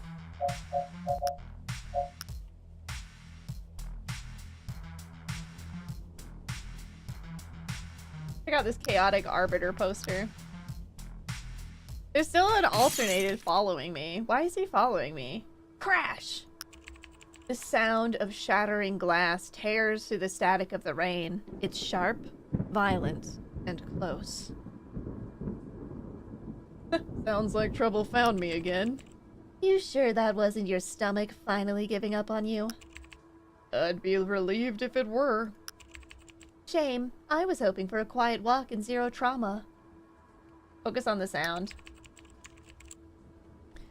Howard stops, eyes narrowing as he scans the rain-drenched street. He locks onto the source. Cyber sashimi. What? Raw fish, raw nerves. I'm sorry, what? What is cyber sashimi? Is this a person I know? Rose is terrifying. She's just doing her best. Anyway, in your solo power world, you made an industrial operation. I'm in second base. That does not surprise me. Cyber sashimi. See, like, he's still following me. Oh wait, that's Rose.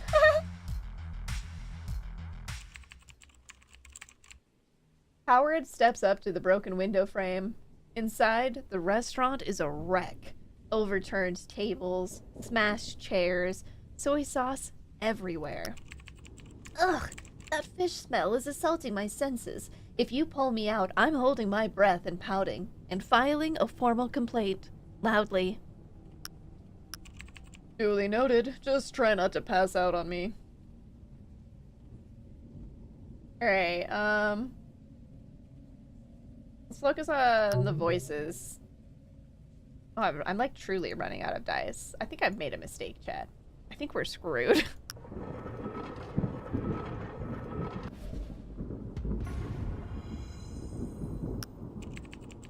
Howard leans closer, letting the ambient noise of the city fade as he concentrates on the sounds inside Cyber Sashimi.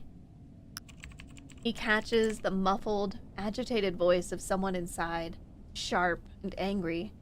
The words become clearer as Howard focuses. Where the hell is it? The voice snarls, followed by the sound of something heavy being slammed into the surface. I swear, if you don't hand it over, I'll carve you up like your damn sushi.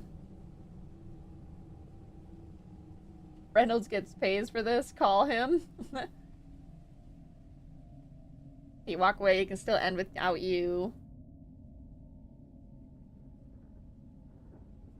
Call Reynolds. Howard pulls out his Comey, quickly dialing Reynolds. What is it?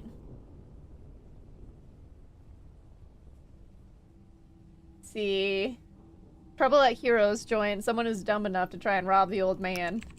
A pause. The sound of keys clacking on the other end. Alright, I'll send someone to check it out.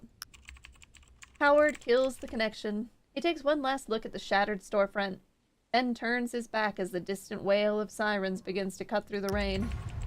I handed off the quest. Not your scene anymore. Okay. It's true. I have shit to do.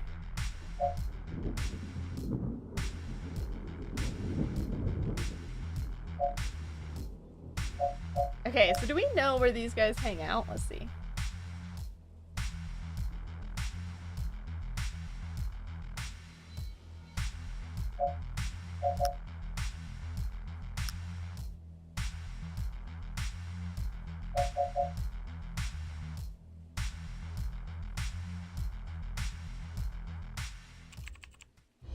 Chaotic Arbiter, Dispute Resolution Specialists. Tired of fair fights? Sick of contracts that protect both parties? So are we. We are New Stratum's premier destination for alternative dispute resolution. We don't do peace treaties, we do conclusions. There is fine print at the bottom, but I can't read it. It's too small. Our services include dice-based arbitration, combat mediation, asset claim resolution, honor restoration packages, premium witness suppression. 50% up front, we take the rest from the other guy. Book the Chaotic Arbiter for your next dispute, because some problems are too big for a handshake. Rose is extra terrifying right here. Look at her. So creepy.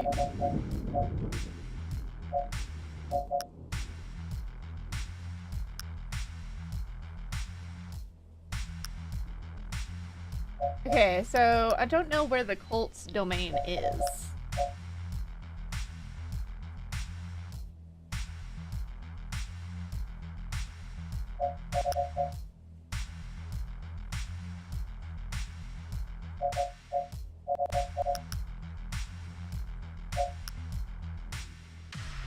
Maybe we'll stop at my favorite bar and ask them first.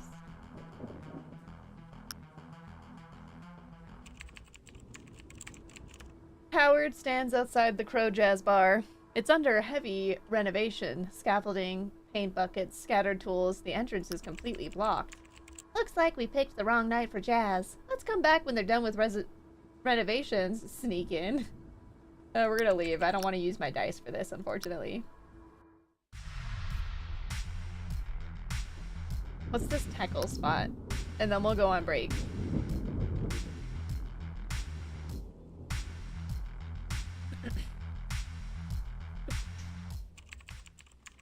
The Teckle's interior is cramped, not designed for human comfort, but for maximum efficiency.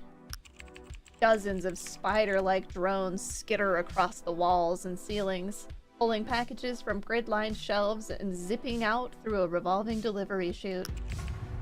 Oh, okay. A small automated convenience store designed around efficiency, minimal human presence, and constant drone-assisted restocking. Customer interaction is usually handled by an alternated behind the counter. Behind the counter stands an alternated. The humanoid chassis is statue still, head drooping slightly, like it's half asleep standing up. Like how he has a mom tattoo.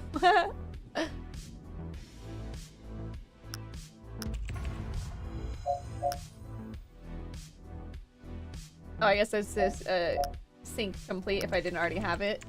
From its chest speaker, a tinny, chaotic sound leaks out. Pew pew! Ksh, boom! Reloading. Flank left, you idiots! Left!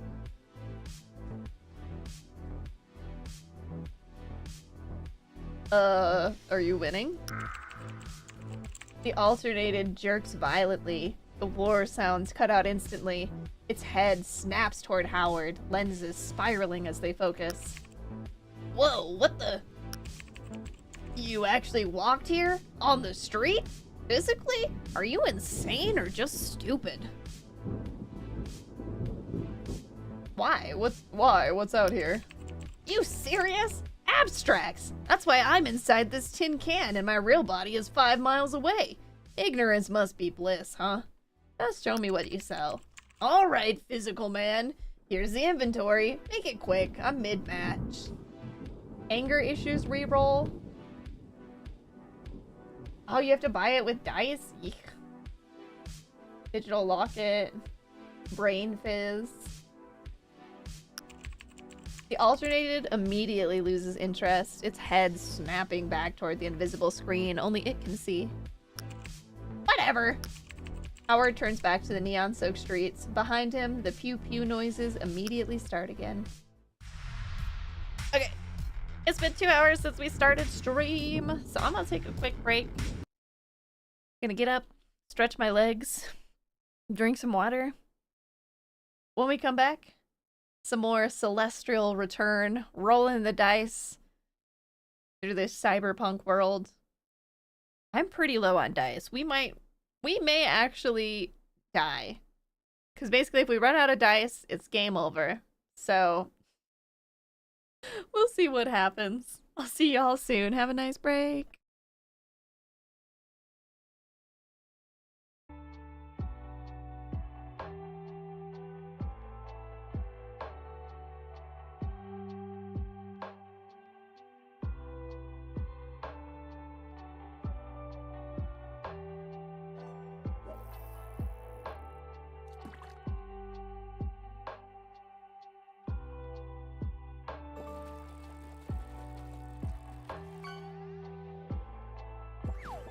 How do we get this top off?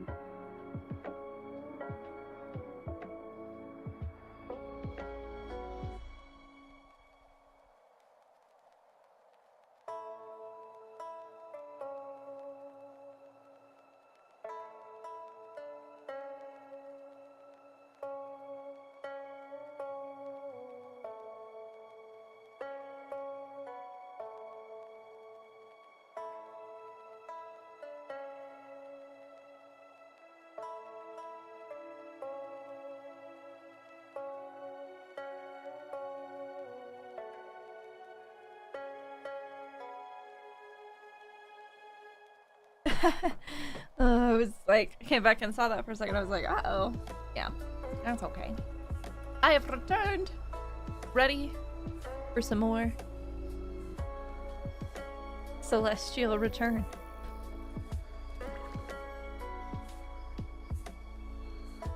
Yeah, you were probably also confused because usually I have the game, or I usually have the title, but I forgot to turn it on. Okay. I want to take another bite of food before I get back into reading.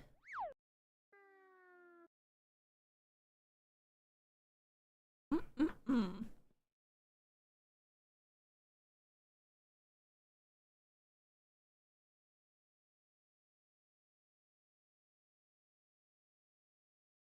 All right, there we go.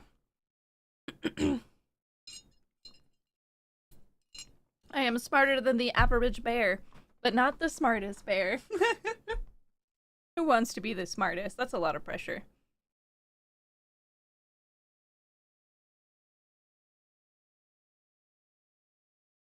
Okay, get back to it. Possibly gonna die. Let's see. What's the manhole?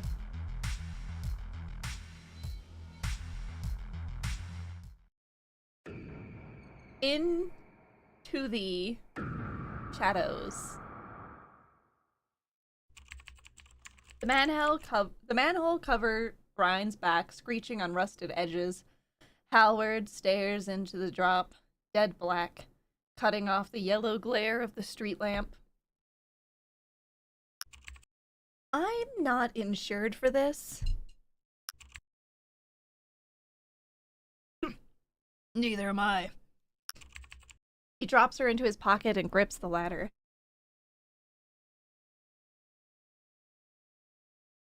The smell hits immediately. Rotting meat, iron, the sour tang of infection. His stomach hitches. This is ridiculous. Crawling through filth? For what? Swallow it down, detective. People are dying while you complain about your boots. The brick tunnel narrows, trapping the damp heat.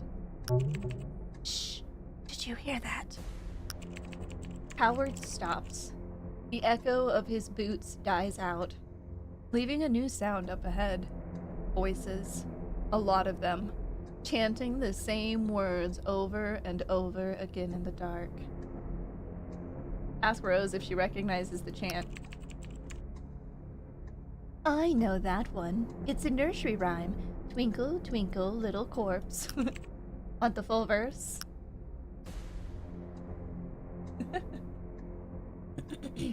Let them sing. You've got a job to do. The chanting grows louder as Howard pushes forward. The air turns metallic, sharp on the tongue, like licking a battery. Stop. Ugh, not again. What is it now? We're being watched. I can feel it. Foolishness. These are both beast mode.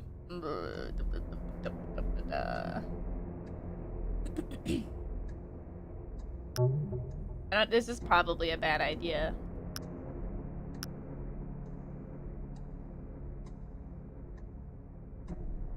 We'd have to get 2 3s.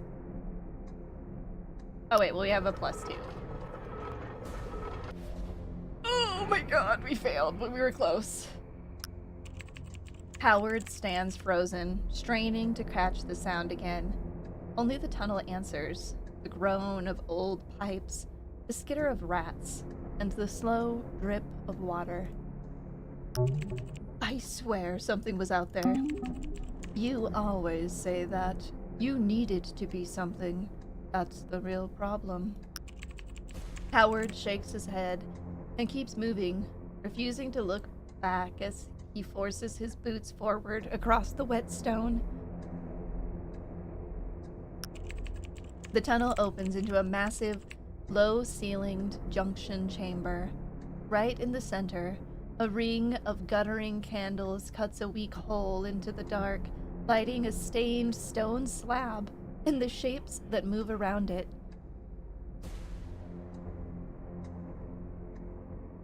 We're gonna stay quiet and observe. Howard lingers in the shadow of the threshold, letting his eyes adjust to the dim candlelight.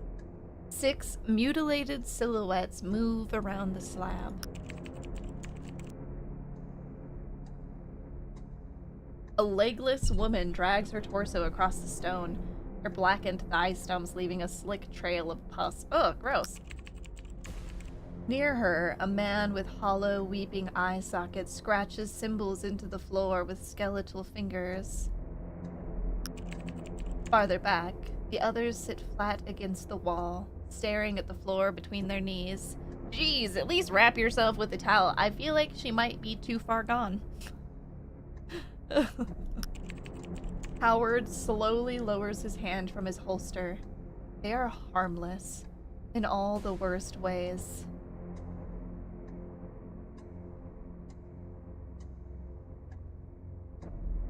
This is fine. It's fine. I'm just here for information. Who's in charge?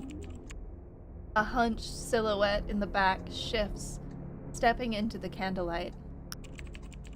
The man has no jaw, just a gaping hole where bone and muscle should be. His tongue lolls like a dead eel, swollen and purple. Before Howard can even process the sight, a hand grips his boot. He looks down. The legless woman has dragged herself to his feet. What do you want from us? Focus. This is still an interrogation. Time to act like it.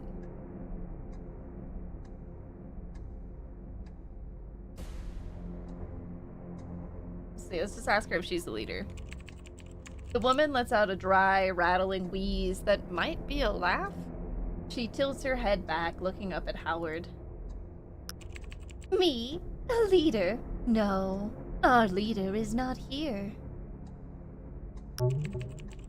She avoids the name, like saying it out loud might bring them here. You remove your boosts. Why? Every piece of corporate steel belongs to them. We took our bodies back. It was messy, but now we don't owe them a die. She shifts her weight on her blackened stumps. The pain reminds us we're alive. At least the agony down here belongs to us. If someone wanted their boost back, what would it do? Does that make it... Does everyone make it through, or do some die trying? Let's see. And if someone wanted their boost back, what would you do? Why would anyone want back what was poisoning them?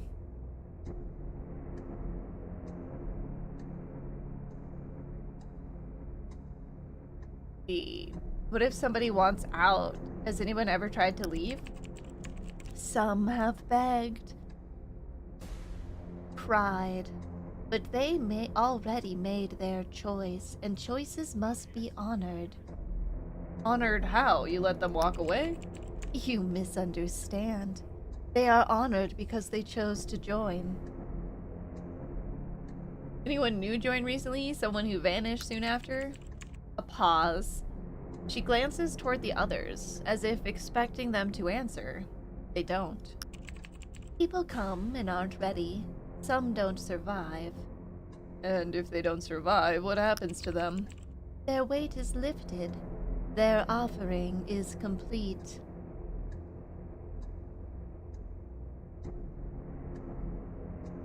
You don't just bury them, do you? The ritual? Nothing we're doing is illegal. It's all allowed. We have the right. Walk me through it. What does this ritual actually look like? The machines are stripped away and melted down. We mix the scrap with gold.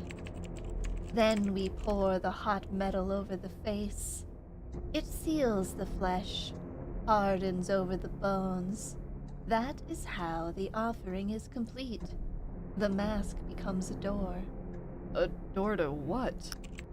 To them. She means the abstracts. Who makes them?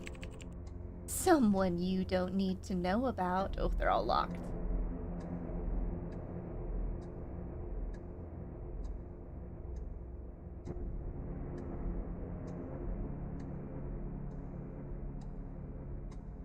Oh, I get it. Super secret underground mask club. First rule, don't talk about mask club.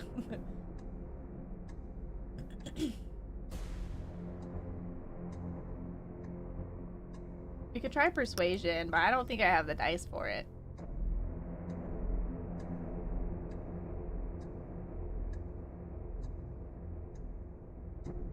We need to get at least 4.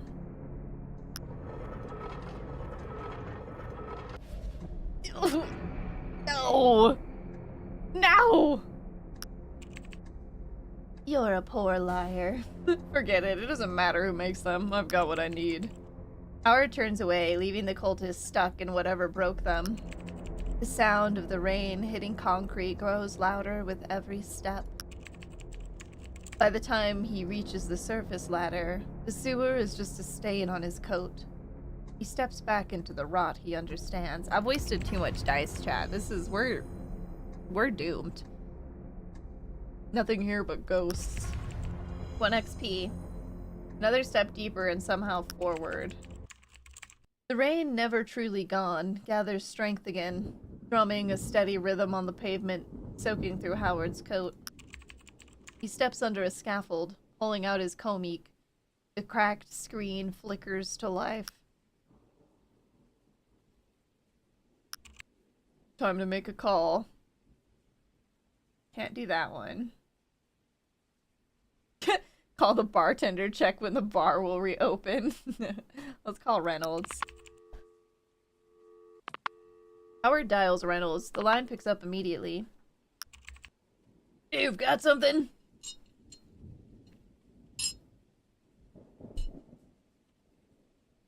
Did they mention anything about being lighter? I don't think they did. I checked out the cult. Nothing connects them to the suicides. Alright, that's useful. One less dead end to worry about. Watch me be wrong. Process of elimination.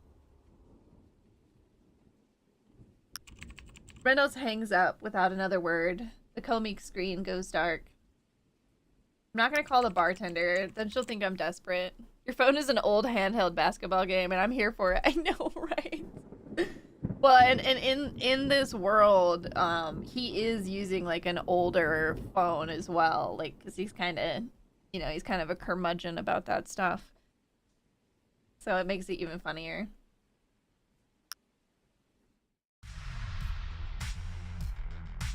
What's this? Nef design. Oh, is it a little thing I can read? There it is again. Footsteps. Someone is following us. It's stuck into an alley. Ambush the ambusher! Howard cuts a sharp corner into a narrow, trash-choked bypass. He presses his back against the cold, wet stone and waits. The footsteps pause, then turn in after him. As they pass, Howard steps out behind them. And that is why you don't follow detectives. Up close, the details resolve. The matte finish of an alternated chassis comes into focus. A remote-controlled shell. Is this like one of those dog robot toys from like the early 2000s? Is that what I'm looking at here?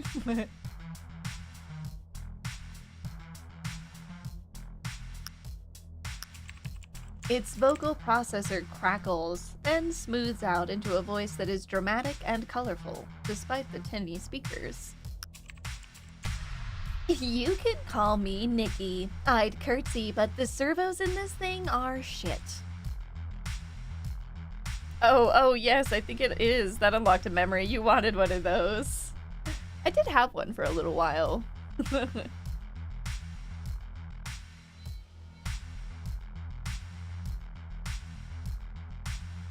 You following me for a reason, or do you just like the view? The view's alright. A little broody for my taste, but it's got potential. If you wanted an autograph, you could have just asked. Had a long night, gives point before I introduce your face to the pavement. See. You've been watching me long enough to plan this. So what's the plan? Nothing dramatic, just a conversation. There's a certain theater to your misery. I think we can make something beautiful out of it. Great! Another one who thinks trauma is art. Point is, I was watching you for a while and I want to talk. For real, not through this thing. Let's meet face to real, sweaty, imperfect face.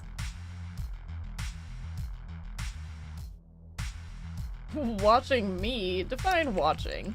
At the Crow, you talk to yourself, not like someone who's lonely, like someone who's crowded. Most people call that losing it. I call it compelling. There's something raw about it, genuine. Like you've gone through some shit and decided to keep the ghosts as company. Why? What's your angle? I'm a chronicler of weird shit, and you? You qualify. The way you move through this city, it's like you're dragging a ghost behind you.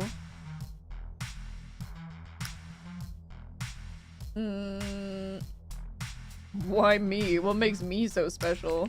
Special? No, you're just a damn good character study. You've got layers, a color, a soundtrack.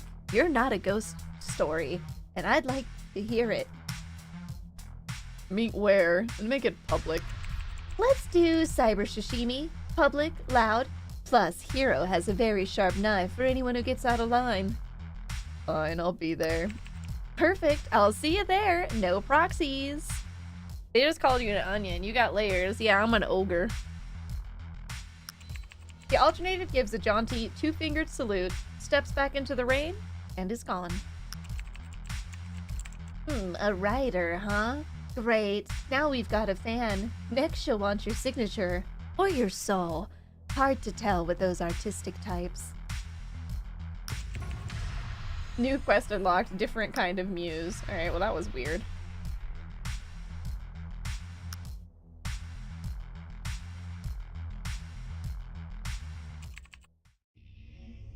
A punk way to see the concrete. Did the fucking abstracts have leaked into the net? Yeah, spare me the eye roll. I thought it was a load of horseshit when I first heard it too. But then I linked up with W01, one of Vortex Bay's most hardcore net finders. W...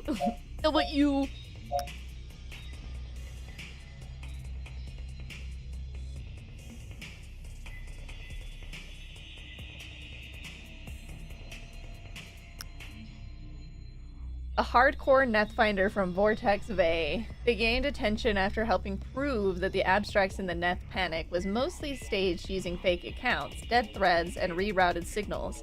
They have a habit of marking systems they have already broken into, like a hunter leaving a signature.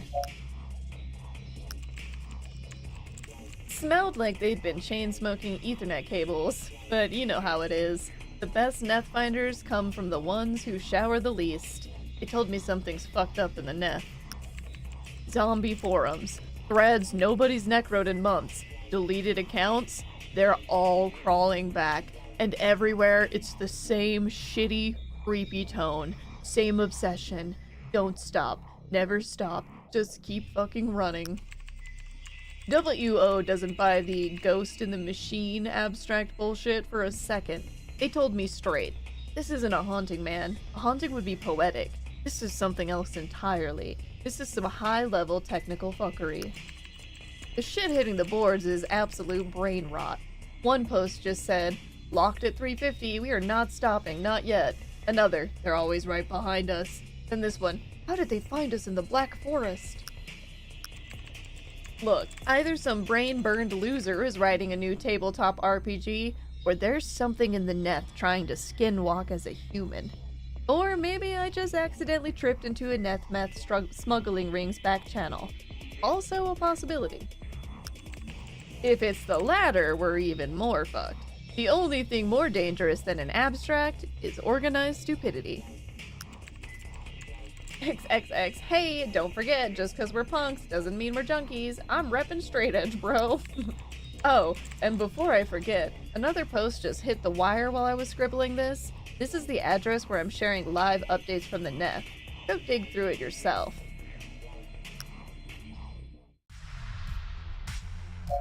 What did I just read?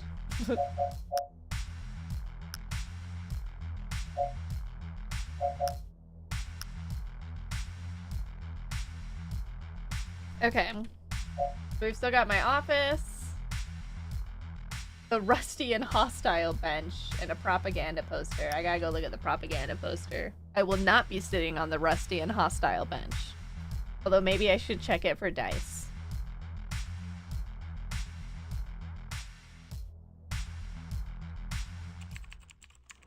The propaganda poster presents its call to action, urging the citizens to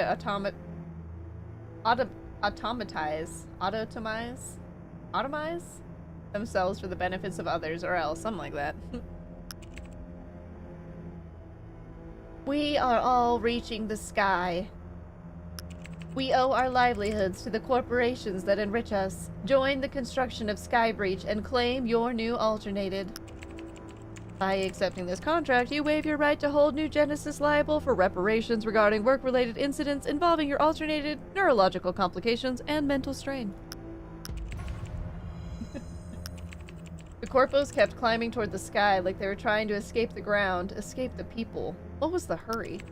And yes, they claimed reparations on the alternateds. They handed out too. Wow.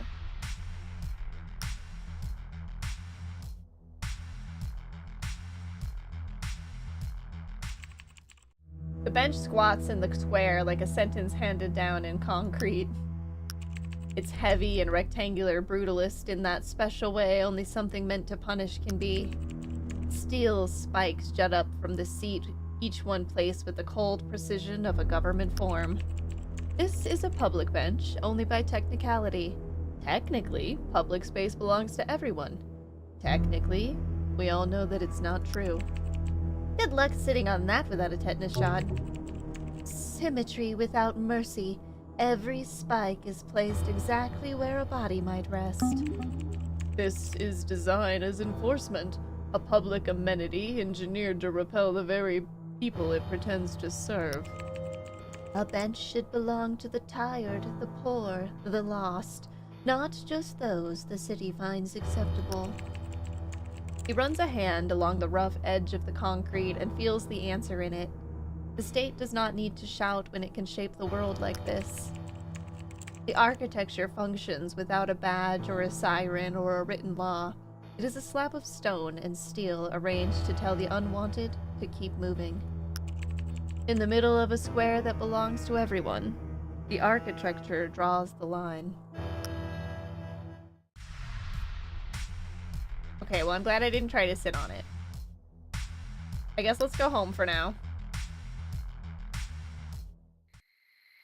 You're not alone. Gee. Who's in my house? The elevator groans its way up to the tower, sputtering diseased neon onto Howard's coat. It settles and the doors open just like they always do. The corridor light stutters its usual welcome as he rounds the corner towards his door. And then, just outside his door, something interrupts the monotony. An envelope. Something is following. They know where you live. Fun! Ah, you got mail! Hope it's not your eviction notice. This stinks like bait. Or a birthday card. I hope it sings when you open it. Knock politely. If it knocks back, run. Gonna scan for abstracts real quick. Howard blinks. Colors drain. Edges sharpen. A second layer of vision overlays the hallway. But there's nothing here. The air is dead still, entirely devoid of the unnatural he was bracing for. The hallway's clear. No abstracts in sight. That doesn't mean one wasn't here. I'm gonna use a foolish one. Knock politely. If it knocks back, run.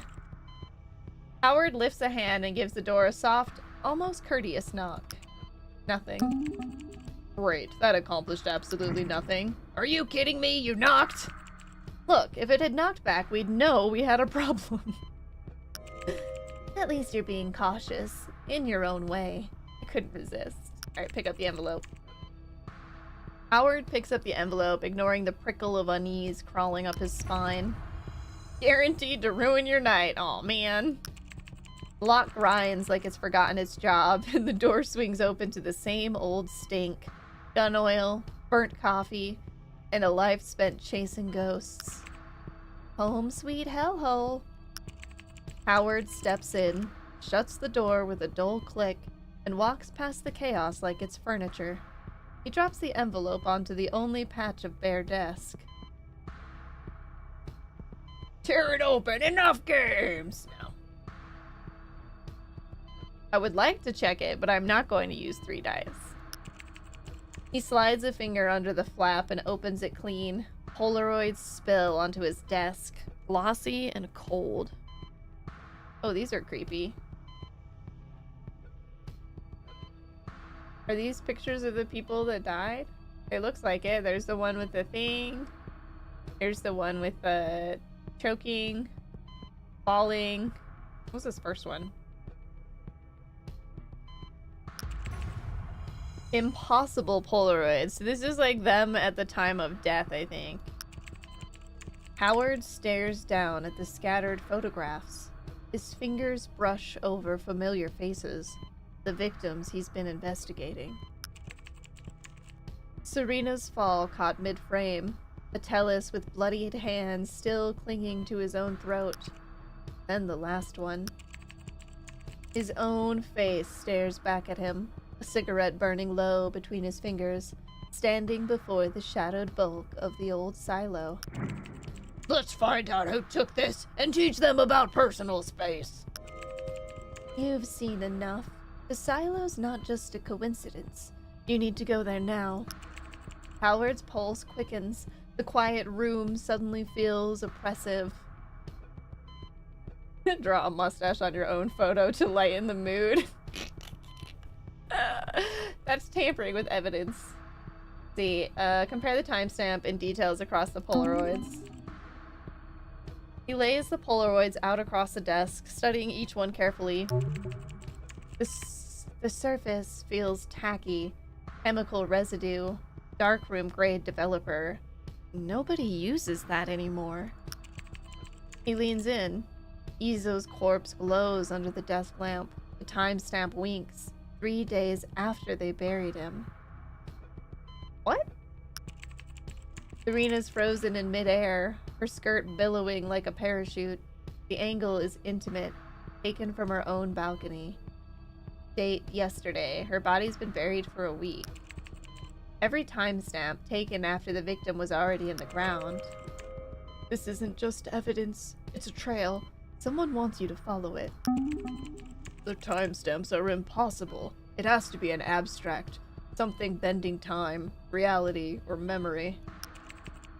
Or it's simpler, digital edits.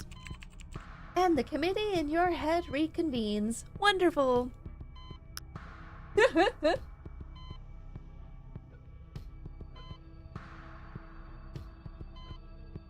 Retry it. Oh, I'm like so close to being out of dice though. Yeah, no, I can't, because I only have left is the catastrophe die, which is like a guaranteed fail. I don't want to. Alright. Howard pushes the chair back, standing abruptly. The decision feels inevitable. The path already laid out in front of him. We're heading to the silo. And here I was thinking we might finally get some sleep. Off to the silo.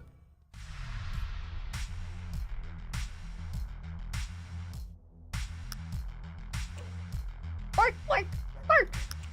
The sound tears through the wet silence of the street. A real, living, and surprisingly close sound. It's followed by 2 more frantic barks. Howard freezes mid-step, his hand instinctively hovering over his holster. Tell tell me I'm hallucinating. Was that a dog? That's biological, I think. Impossible. In Nethervale, a dog is a breathing diamond, a luxury for those who live behind 10-foot walls. Follow it, pet it, name it, adopt it, become a dog guy. Barking comes again, louder, a raw mix of fury and fear. Hey, Earth to Howard, you're doing that thing again, staring at a wall while your imaginary friends hold a committee meeting. Can the voices vote later? We've got a rare Nethervale event happening. Something alive is making noise. They're not imaginary, they're analysts.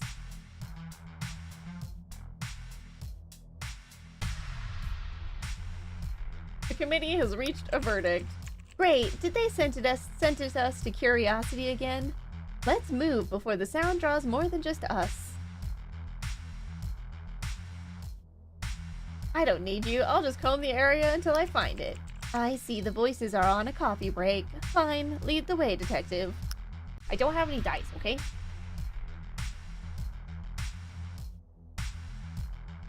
Wait, I don't actually know where the sound came from.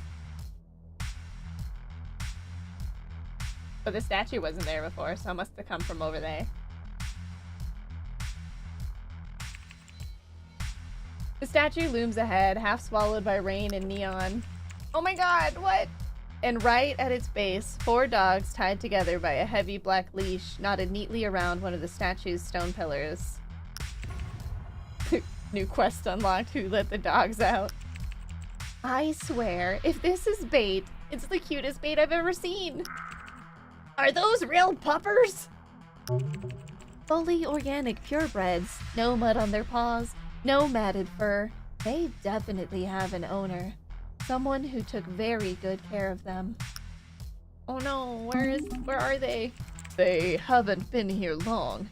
10 minutes, maybe 15. Leaving them here was a choice. A calculated move to ensure they were found. Walk away, this feels too much like a setup. Check the perimeter, maybe the owner is watching. Howard steps back and scans the square. Windows, rooftops, alley mouths, reflections in the rain puddles, nothing. They didn't leave them there to trap you. They left them here because they had no other choice. Oh no, lower your stance, show them you aren't a threat. Howard approaches slowly. A small, white and brown one stands, its tail vibrating like a metronome. The 2 massive, black-furred beasts watch him with dark, intelligent eyes, but don't rise. From the one lying down comes a gentle sigh. It's a smaller dog with long, silky ears and sleepy eyes, as if disturbed from a nap. 4 purebreds, a Jack Russell, a King Charles Spaniel, and 2 Cane Corsos. And check their collars. One's named Luca. He crouches and offers a closed fist. The metronome tail comes forward and sniffs his offered knuckles. Howard flips the tag. Miko, is that you? According to the tail, it's either saying yes or trying to take flight. Howard moves to the long-eared dog lying patiently. The dog barely lifts its head, long, silky ears drooping over the collar. Carlos. Finally, he rises and steps towards the 2 massive Cane Corsos. They don't move, but their dark eyes track his every gesture. He checks their tags in turn. Hera and Luca. There, tied to Hera's heavy collar, a black pouch. It drags slightly on her neck. First, I want to pet them. Pet the dogs, cautiously. The reaction is immediate. The Jack Russell launches himself at Howard, licking his chin with manic joy. The spaniel rolls onto its back, exposing a spotted belly and demanding tribute. Even the massive Cane Corsos break their stoic watch. They lean in, their heavy, blocky heads pressing against Howard's chest. Secret insight unlocked! Eulogy! Carry the burden of a stranger's farewell. Oh no. What's your favorite snack? Like snack, unhealthy, guilty pleasure. I don't know. I don't know if I have a favorite snack. When you crave randomly that you have to have saltines with butter or peanut butter, you might be an old man. Saltines with butter, huh?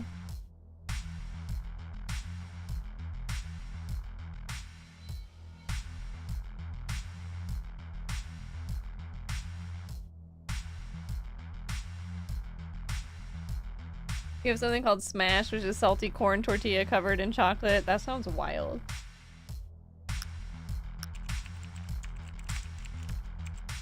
Even if they're gone, this part stays. This love doesn't vanish. It just waits for you to catch up. For Luca, for Hera, for Carlos, for Miko, you are remembered. You are missed. Is a tribute to their doggos.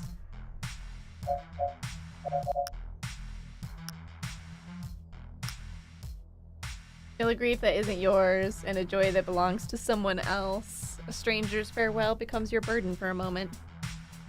Thanks, Dave.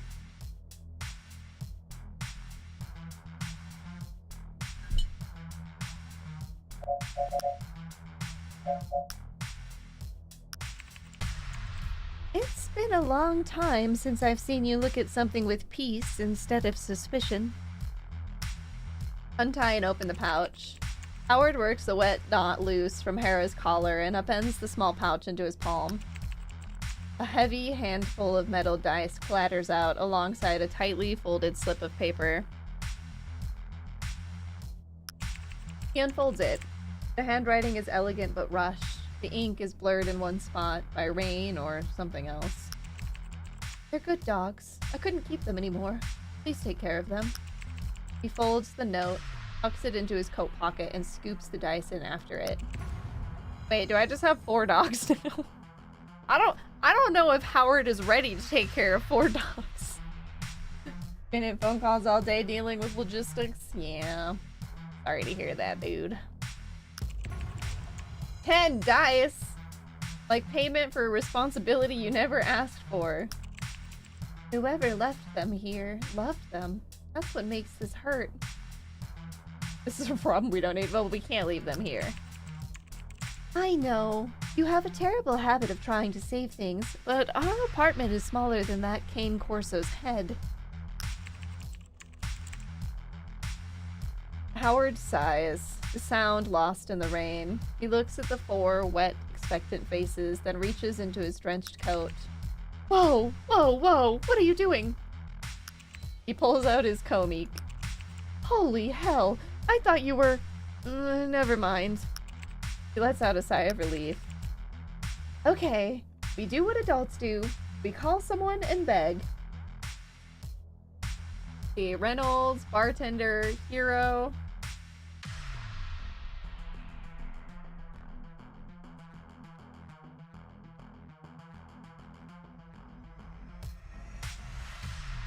Anyone gonna hide 4 darts? It's the bartender. Let's try hero. The co-meek rings several times before Hero finally answers, sounding out of breath. Kitchen is closed. I'm literally locking the front door, Howard. I need a favor. Oh, weird one. Don't hang up. Oh boy. I can feel a headache coming on. The answer is probably no, but go ahead. What is it? I found 4 purebred dogs tied to the statue. Sounds like you need a smash. Viking might be right.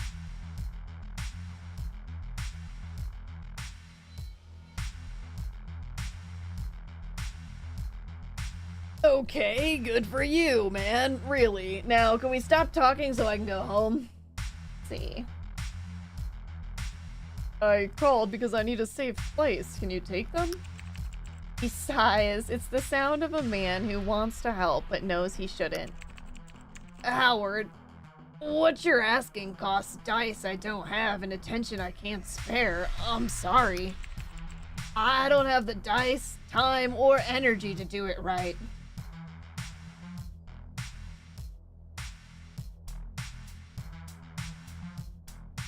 Do we try and convince him or talk to one of the others? Because I feel like the PID partner will probably be like, I'm too busy working. I mean, maybe the bartender. Alright. Alright, I'll figure something else out. Get some rest. I am sorry, Howard. Truly, be safe out there. And good luck. Alright, bartender. Howard taps the contact. The comic rings for a long time. When the bartender answers, she sounds tired and annoyed. Still closed, Howard. If you want a drink, buy a bottle and go home. I don't need a drink. I need a favor. A big one. Oh no, you don't call me for favors, Howard. You call me when you're about to ruin someone's night. What is it? 4 dogs, purebreds, abandoned at the statue. Dogs? You found dogs? In this city?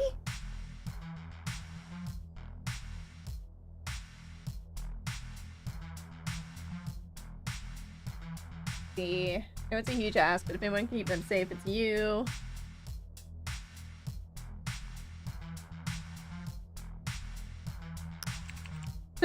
She lets out a short, sharp laugh. It isn't happy. I'd love to say yes, really, but your timing is terrible. 2 problems. First, the place is a wreck.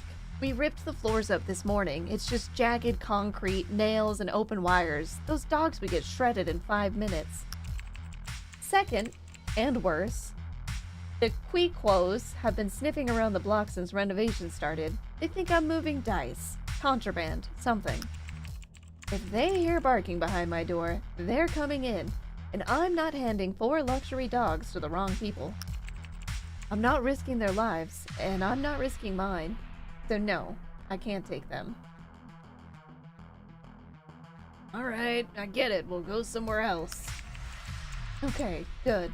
I hope you find a spot, for their sake, and yours. He's smarter than this city is. Oh man, I thought for sure she would help me. The line cuts, the dogs huddle closer to his legs. They're shivering. Am I gonna end up with these cuties in my tiny little apartment? The call connects before the first ring ends. You better be calling with a good lead, Howard. It's late. Too late. It's better than a lead. It's a fortune. 4 living, breathing dogs. Dogs? Real ones? In Nethervale? You've gotta be kidding me.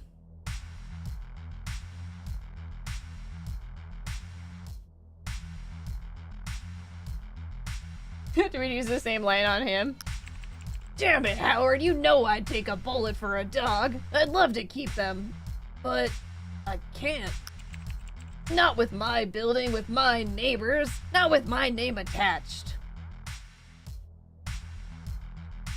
Just for a night. I'll figure it out by morning. I'm a cop at NVPD, forgot. If I suddenly have 4 million dice animals in my flat, NVPD won't think I'm a hero. They'll think I'm dirty.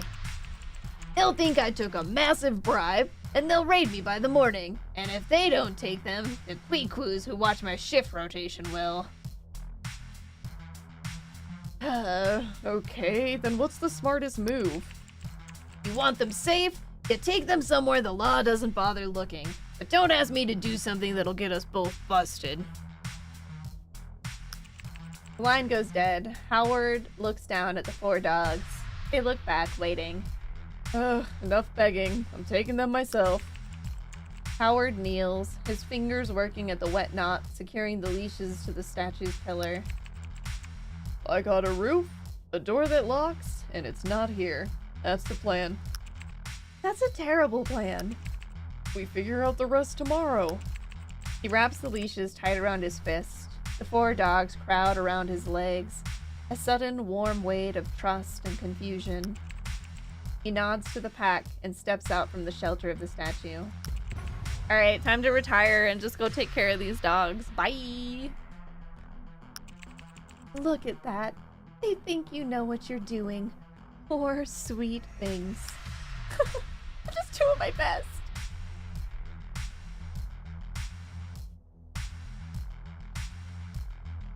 Okay, so did I just like take them to my house? Is my assumption. Because I can't go there right now. Howard moves through the rain. The rhythmic clicking of 16 claws on wet pavement becomes a strange, comforting percussion. Too many eyes, too many windows, 4 high-value animals means attention. Statistically, this ends badly. Statistically, this ends with Howard becoming a dog dad. The streets narrows. They turn into a darker alley, and suddenly all 4 dogs stop in perfect unison. Oh god. Their heads tilt toward the same point. A rusted pipe.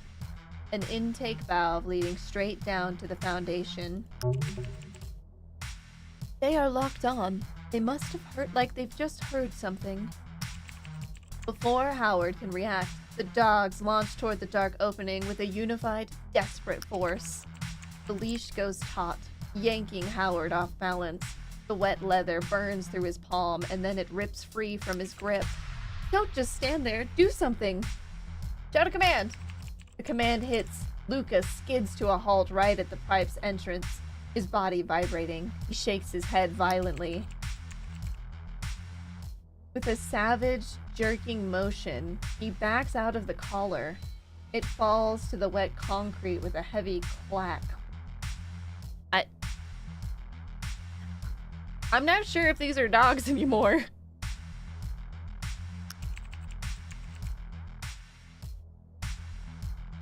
Then Luca turns and vanishes into the dark. Howard walks over, picks up the warm leather from the mud. Silence rushes back in, filling the space where the barking should be. He looks down. Wrapped in his hand is the heavy black collar. The silver catches the faint light. Luca. No, wait! Can I follow them? Keep the collar. If we find them, you'll have it ready. Wait. I should have just run after them. Need help beer. Drink like you survived something. A cold, bitter lager brewed for exiles, burnouts, and anyone still breathing out of principle. Need Help Brewing Co., Nethervale, Sector 2, established 2647. Contains alcohol. Where are my dogs?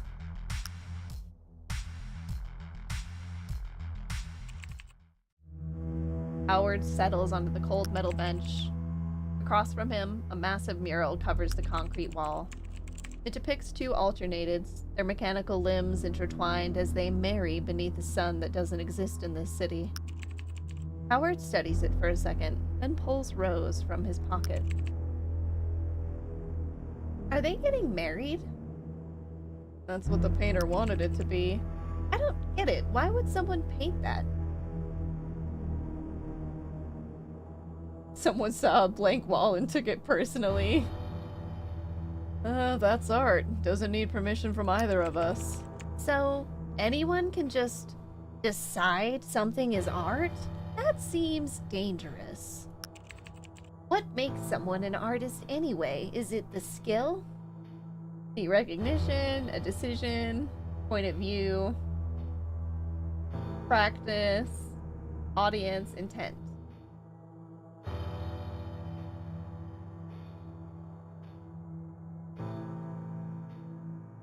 I think it's either going to be a point of view or a practice. Practice is the best one. Most artists are just people who kept going long enough to get good.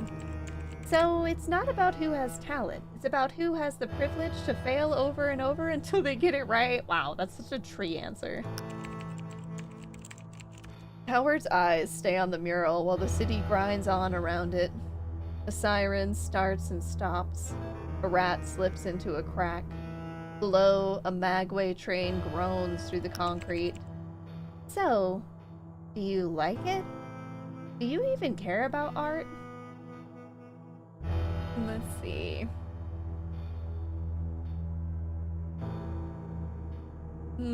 I really do. I like anything that makes this place feel a little more alive.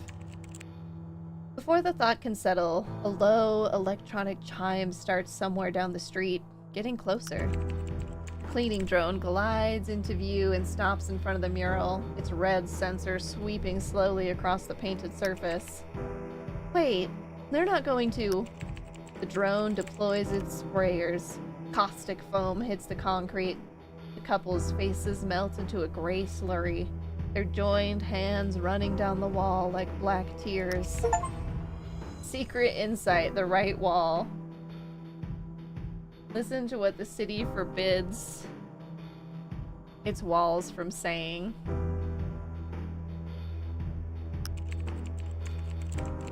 In a city built on cold steel and calculated silence, a blank wall is obedience in its purest form. To paint it is to declare war. When they try to erase it, all they really admit is that it reached the right wall. So, that's it? Gone? Like it never mattered? I think I hate this city. They'll let the streets rot, but they can't tolerate a painted wall. See. Decay is fine. A voice without permission? That's what bothers them. Control, that's all it is. The drone's red sensor reflects in the wet slurry it just created. It hums a satisfied note, then glides back into the smog. Another machine completing a routine task. Can art actually change any of this? Let's see. Not the city. People, maybe. That's usually where it starts. Rose says nothing after that. Neither does Howard. He slips her back into his pocket, gets to his feet, and leaves the wet smear of the mural behind. Beauty gets punished.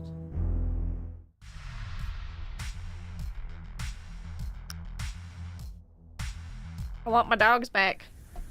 Whispers in the dark, although I didn't want to bring them here, so... These transitions make me think of Alan Wake, too. The silo stands like a wound the city forgot to clean, its rusted ribs clawing at a starless sky. The cold creeps through Howard's sleeves. Rose doesn't say a word. Silence from her is never a good sign.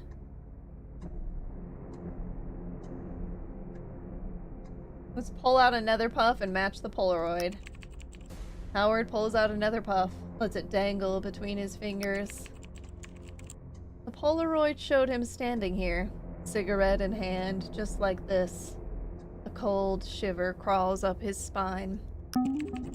Did this happen before, or did someone capture the moment before it even existed? You can try a perception.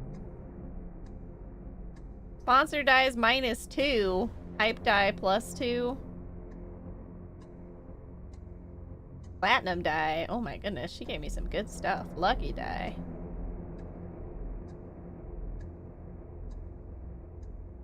I'm gonna save that lucky die for later. Grab a platinum die.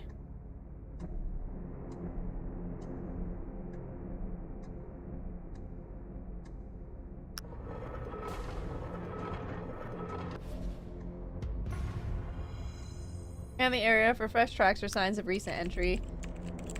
His boots crunch over brittle ground. Near the rusted entrance, something catches his eye. A faint handprint smeared against the silo's metal skin. The fingers are too long, too thin, and the print, it's not made of dirt. It's made of light burned faintly into the surface. Oh, hi Nova. Bye Nova. Well, I guess I was wrong. That's abstract work, no doubt. Should have packed a bigger gun. Alright, well, enter the silo.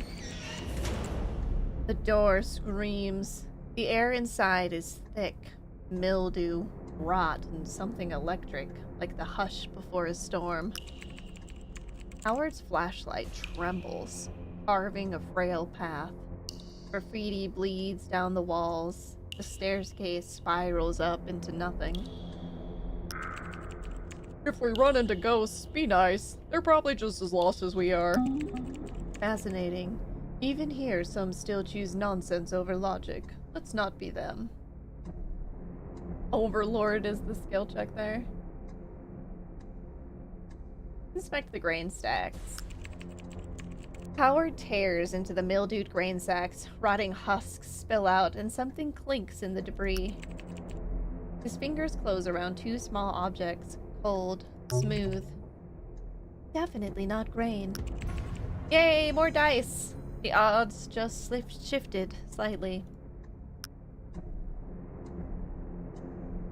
Shine the light up the spiral staircase.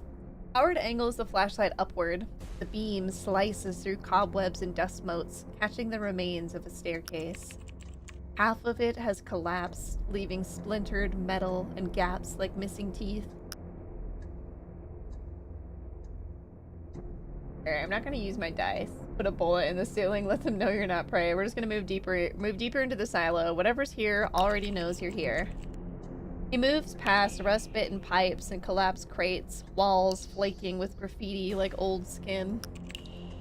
Then, the ceiling breathes. He freezes. The flashlight trembles in his grip, its beam clawing upward. The concrete isn't concrete anymore. It's a liquid abyss, rippling like oil suspended in midair. Then it steps out. The abstract descends, not like a creature falling, but like a photograph developing in reverse. Edges bleeding into focus, a body stitched from fractured light.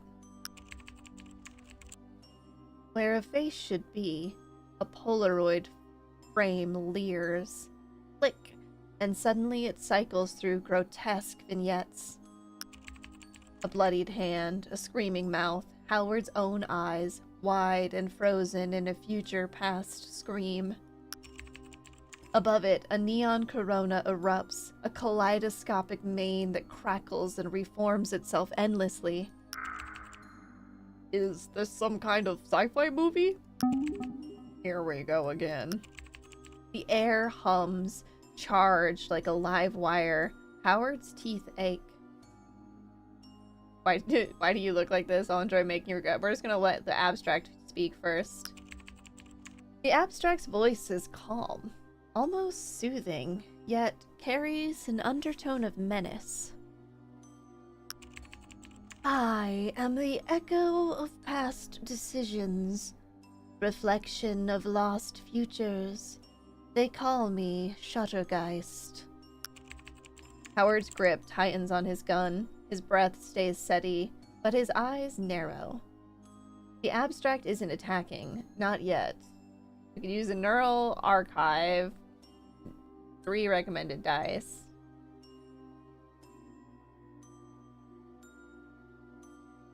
We need a 6. -4 for anger issues. Maybe we'll use a hype die. Oh wait, it's just persuasion though. Do I want to use a platinum die here?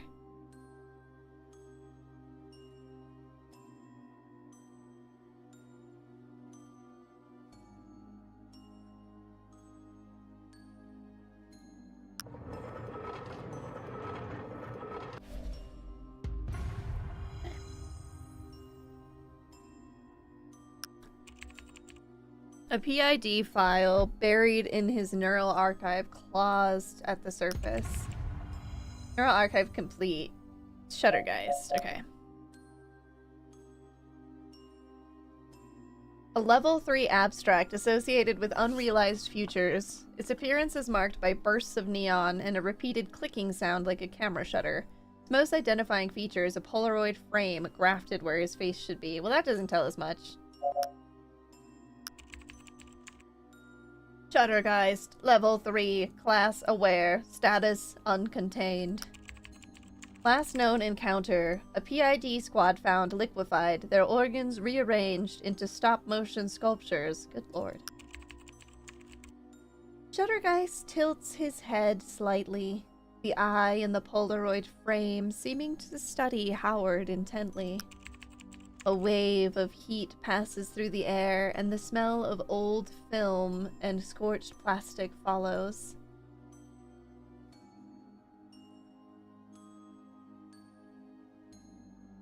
Okay, let's just say enough games. Tell me what you know about the suicides. These deaths are not snapshots of sorrow, Detective. They are frequencies, despair, static, developed into flesh. And you were drawn not for conflict, but communion. I don't understand this guy at all. Can someone summarize? Intelligence has no comment. Nobody wants to summarize. None of them. Okay, I'll just shut up. Howard steps closer, the light in his hand flickering against the shifting silhouette before him.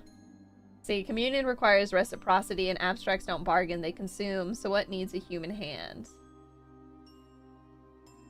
Butcher to PID squad. Let's do the intelligence one. Juddergeist's frame clicks, the neon corona haloing his silhouette in fractured light. His voice hums like a rewinding tape. I didn't bleed your city. I just focused the lens. Guilt is a negative I cannot develop, but I have something for you. I hold a frame you're missing. And knowledge is never free. I'll offer what I know, in exchange for a moment that is yet to happen. Will you play your part? Asking for a moment, buddy? I've got tons of those. Take Tuesday. It sucked anyway. Oh man, too bad. There's like all these ones that I can't do because I'm not smart enough.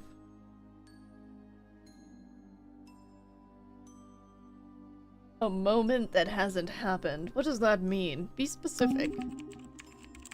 Shuttergeist's Polaroid frame clicks to a distorted image of PID servers, their screens flickering with corrupted data. Your archives are a dark room, Howard. My existence is an exposure they refuse to understand. Wipe the negative clean, and I will print the image you seek. A collaboration. Okay, we could try virtue, but we have like a -1 to virtue at the moment, so... I don't know if that affects anything.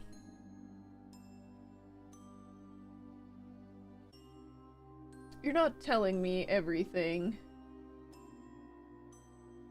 What aren't you saying?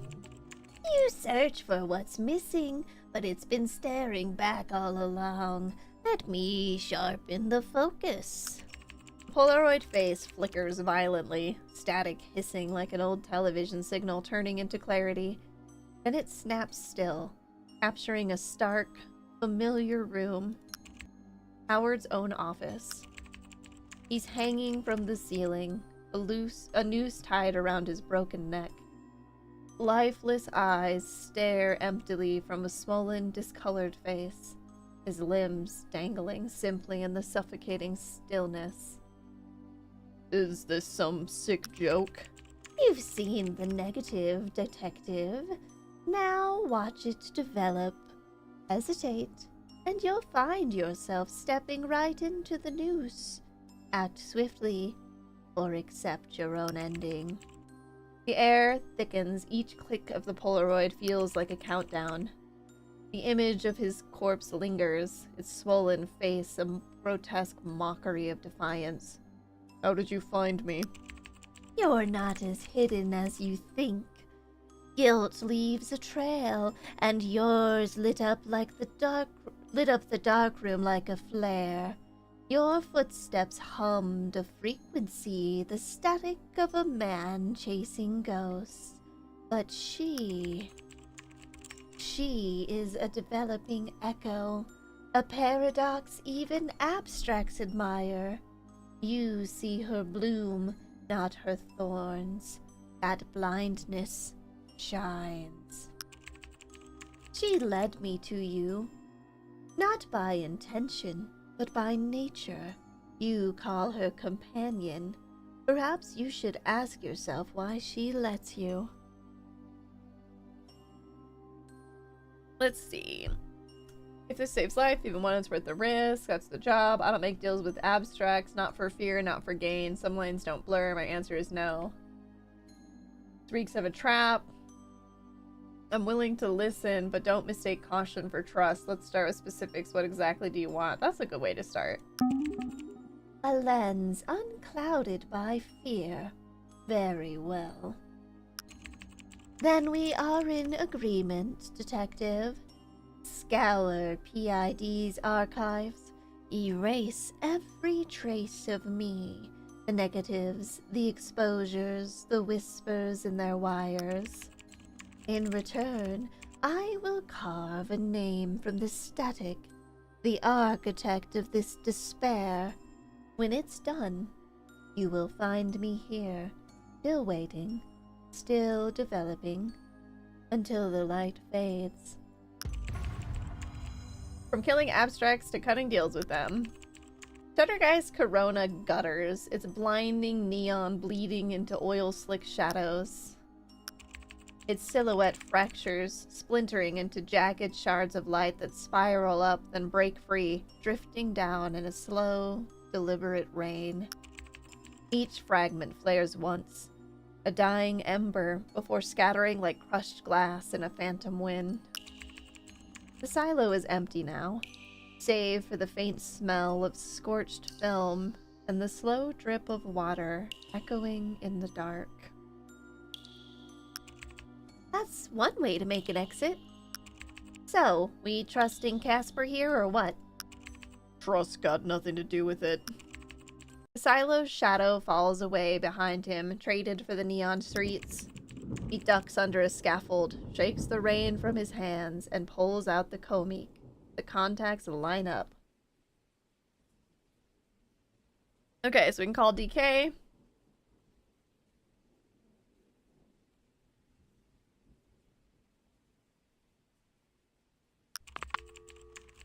Howard taps DK's name, 3 shrill beeps, and her voice hooks into the line. No hello, never a hello. Cornfield, I've got 5 tabs open, 3 alarms blaring, and a Neth note on fire. This better not be a social call. Need intel on a guy named Magus Ivory. Should be easy for you. That's it? Just a name? Cute. Howard listens to electronic chaos on the other end of the line. Magus Ivory. Sounds like the kind of asshole who introduces himself twice. 2 minutes, don't wander. And just like that, she's gone. Let the nicotine lie to your nerves. Let the city whisper its sin. Check your reflection in the puddle. Regret not bringing an umbrella. We'll just let the city whisper to us. The compactor groans, then spills its oily sick into the street. Across the road, a hologram rasps, "Upgrade your lungs, 20% off."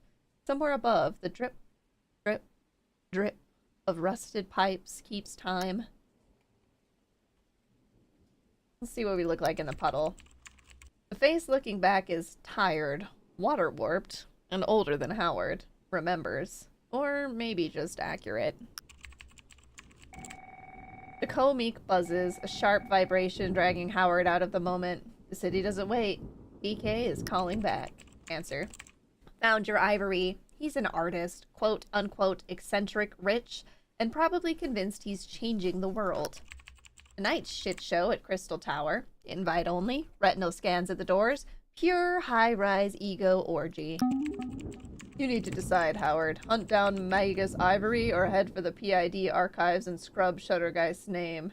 He's holding something that could crack the case wide open, but you can't be in 2 places at once. Choose and live with it. You know what? We're gonna work with weird Shuttergeist guy. Ugh, thanks, but he's not my guy. Alright, captain of your own ship. Try not to drown out there. I should have asked her if she could have gotten rid of the files. The line cuts with a wet cloth, and somewhere in the city, Magus Ivory's party spins on without you. Another ghost you'll never meet.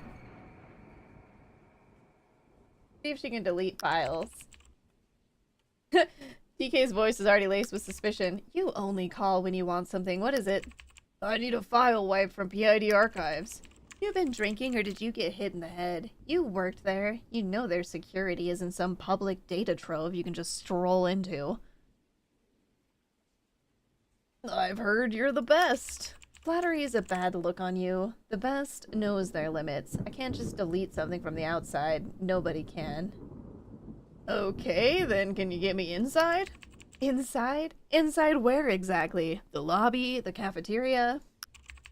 I know where the archive is. If you get me inside, I can run the purge command myself. I just need you to get me past their doors and keep the net quiet while I'm plugged in.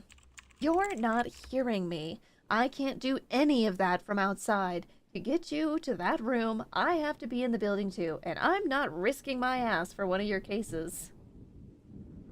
I know a safe way in, trust me. You are insane. You want to break into the most secure building in Nethervale for a file? Why? What's in there that's worth a suicide run? I'll explain later. For now, please trust me. Fine, let's say I'm suicidal too. My help has a price. I want something from that archive. Ooh, what do you want? While you're in their archives, you find a file from me, my father. You bring me everything you can find on him. His final neurologs, his comms, everything they have on him. You have my word, I'll get it. Then we have a deal. My place, 1 hour. And Howard, if you're lying to me, the only thing getting deleted will be your Comic signal from my contact. Line goes dead. The deal is struck, built on a half-truth and a personal vendetta. I don't know if I know a safe way. Time to plan a crime you'll definitely regret.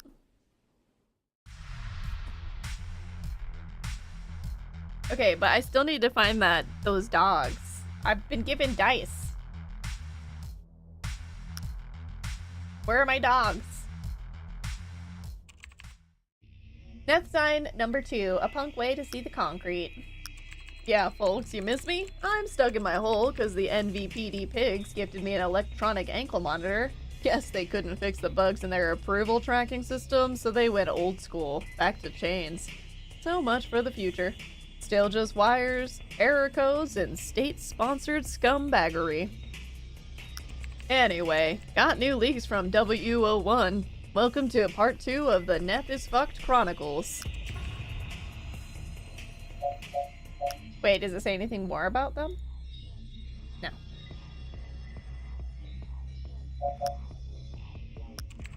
The Neth chatter is blown up. These weird-ass posts aren't just in the dead forums anymore. They're everywhere now. Even the food boards are getting hit. Some guy asked for Chef Hero's ramen recipe, and some freak replies with, "There is no safe floor beneath the concrete." Nice. Super helpful. Nobody's checking anything. Screenshot, share, get spooked, reshare. That's the system. Meanwhile, the NVPD is too busy jerking off.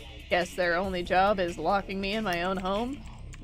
Back to it. W01 traced some of the trails. They say a few messages were routed way too clean. Passed through old relays, masked with expire IDs, bounced off rotting municipal infrastructure. This shit isn't random. Someone or someones are putting in work. But here's the funny part. Who's doing it? Why? Whether it even means anything, that's already secondary. Because the lie's already tripping over itself ahead of the truth. By the time the truth catches up, everyone's already bought the story.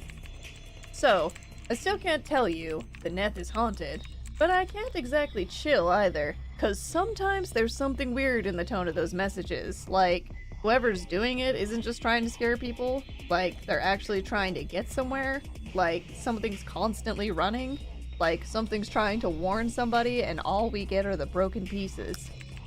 Maybe it's nothing. Maybe it's just noise. But either way, don't buy it too fast. Most dangerous things these days ain't ghosts, it's excitable stupidity.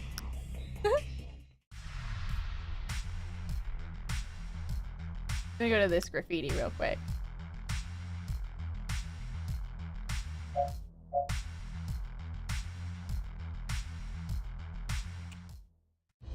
This is the devilly W.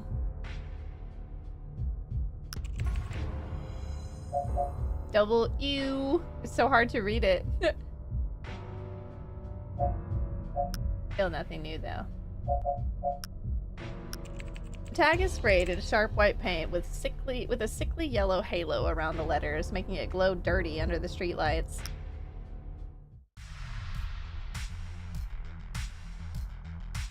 Okay, time to go sell our little white lie.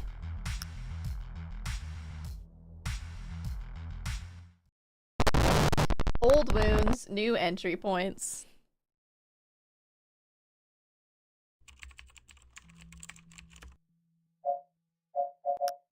Hey, I have some new stuff in my inventory. So the portraits, owner's note. Okay, but none of them have any passives. I really hope I find those dogs. Howard arrives soaked, city rain dripping from his coat. DK's door recognizes his biosignature. She doesn't look up from her keyboard as Howard ducks inside. You're dripping on my floor. Start talking. How do we get in? Howard shakes the water from his jacket, his eyes scanning the chaotic room. He doesn't have a full plan. He has fragments of one. The old research annex, the burnt-out shell next to PID, is still connected. Reconnect the annex layout, find a way into HQ. Okay, this is a beast mode.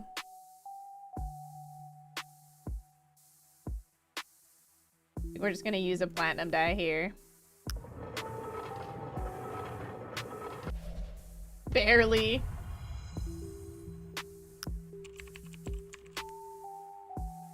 The utility shaft. It was built to share coolant and data between the buildings. The coolant tunnels. They used to cycle refrigerant between the annex and PID's lower level. Those tunnels are flooded with chemical runoff. Unless you want your lungs dissolved by industrial coolant, try again. Preferably with your brain on. There's a main utility shaft. It runs straight into their sub-basement. The utility shaft. Okay, I'm listening. That thing will be a metal intestine filled with sensors. I'm counting on your hardware to get us through. She taps the Chromed module grafted to her wrist. A faint blue light pulses beneath the surface. This little beauty, phased wave jammer, makes sensors see whatever I want them to see. Short range, though. Real short, so you'll be breathing down my neck the whole way. Hope you brushed. Wouldn't want to offend the sensors. You lead. Shaft dumps into a disused server room, still on the grid. You plug in there, get us on the internal network. And that's where you ditch me for the heroics. The archives vault on the foundation level. I know the route, but there's a problem. He flicks through his neural archive. Corridor layouts flash behind his eyes. Cameras, doors, watch points. Every step he ever took with a PID badge. The hallway to the vault. It's 40 meters. No cover, no blind spots. Cameras everywhere. We need a distraction, something to draw their eyes. A distraction? Sure, let's not use your face. It's too recognizable. Overwatch drones, though? Those babies can make a whole squad chase shadows. We don't have drones, and we don't have a pilot. We do, and that's where our third wheel comes in. On cue, a new window pops up on a secondary screen. It's a live feed. You didn't say anything about a third. You didn't ask. You need a scout? I know a scout. Howard turns toward the screen. Lilith? No. Hello, Howard. Lilith. DK's teenage sister, young, clever, and fearless in the way only teenagers can be. Give her a drone and something to chase, and she becomes very hard to underestimate. Her love of sushi is intense enough to blur the line between enthusiasm and criminal intent. No, absolutely not. She's a kid with a joystick.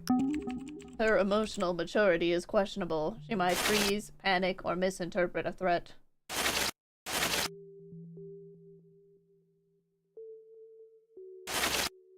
I don't think I have another choice here, do I? Not really, no, unless you've got another pilot who can run military-grade Jones, because I sure as hell can't. Hey, maybe she's nice. Maybe she bakes cookies. Fine, but she follows my lead. Her drones sweep the path, and when I'm in the vault, jacked into the neural bridge, they stay with me. She's my lookout. Understood. Sir, sorry, is that weird? Alright, one last hurdle. The vault door. What are we dealing with? Oh gosh. I gotta do a... Should we use our celestial die here?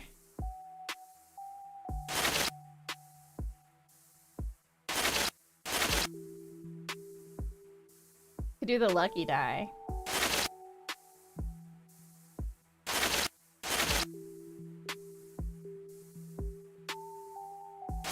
What do we think? Do we think it's gonna be lucky enough? No, it's still only 2 to 3? Whew. No! No!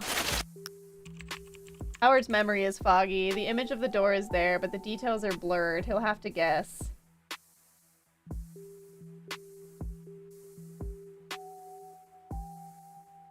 Would it have a pressure-sensitive biometric keypad or a DNA sequence access reader?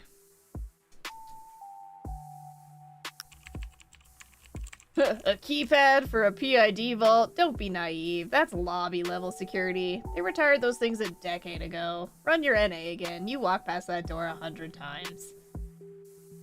Okay, so then it would probably be a DNA sequence access reader. DNA? Logistically impossible. You can't run a full sequence scan every time some suit needs to check a file. It's too slow.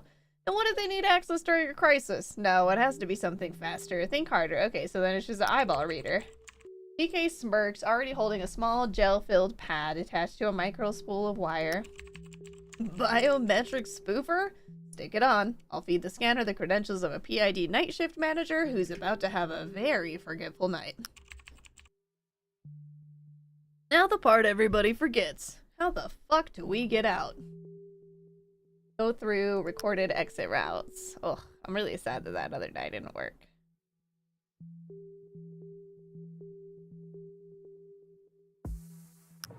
We've gone through our luxury dies. Fuck! Oh, we barely got there. The vault has a one-way panic door. Left wall, recessed panel. Opens from inside only. Designed for agent extraction. Leads directly into a Foundation maintenance tunnel.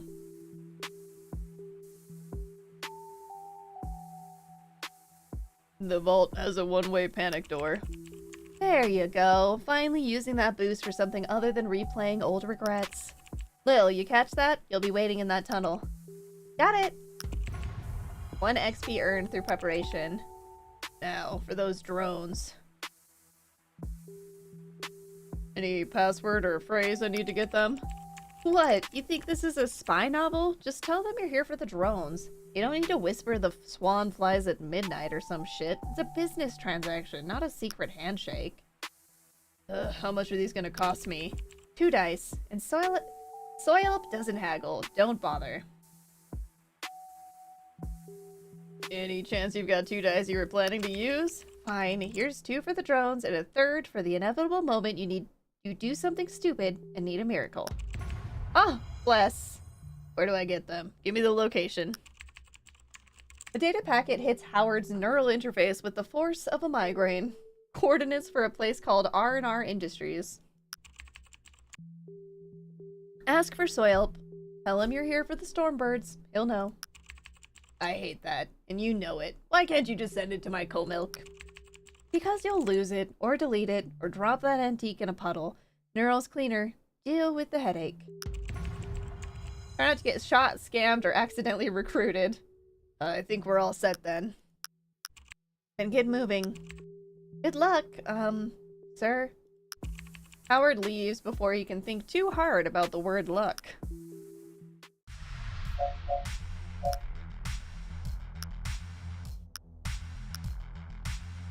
My soul starter. How do I get more stuff here?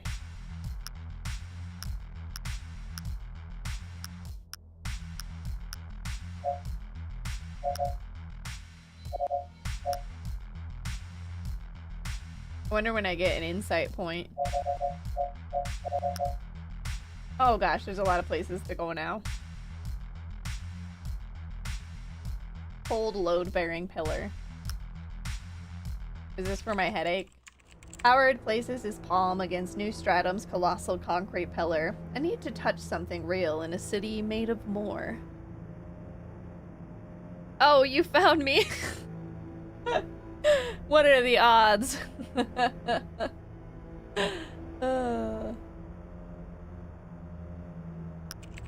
It's cold to the touch, rough, and every bit of it is load-bearing. A thing stripped down to purpose so completely that it has become ugly.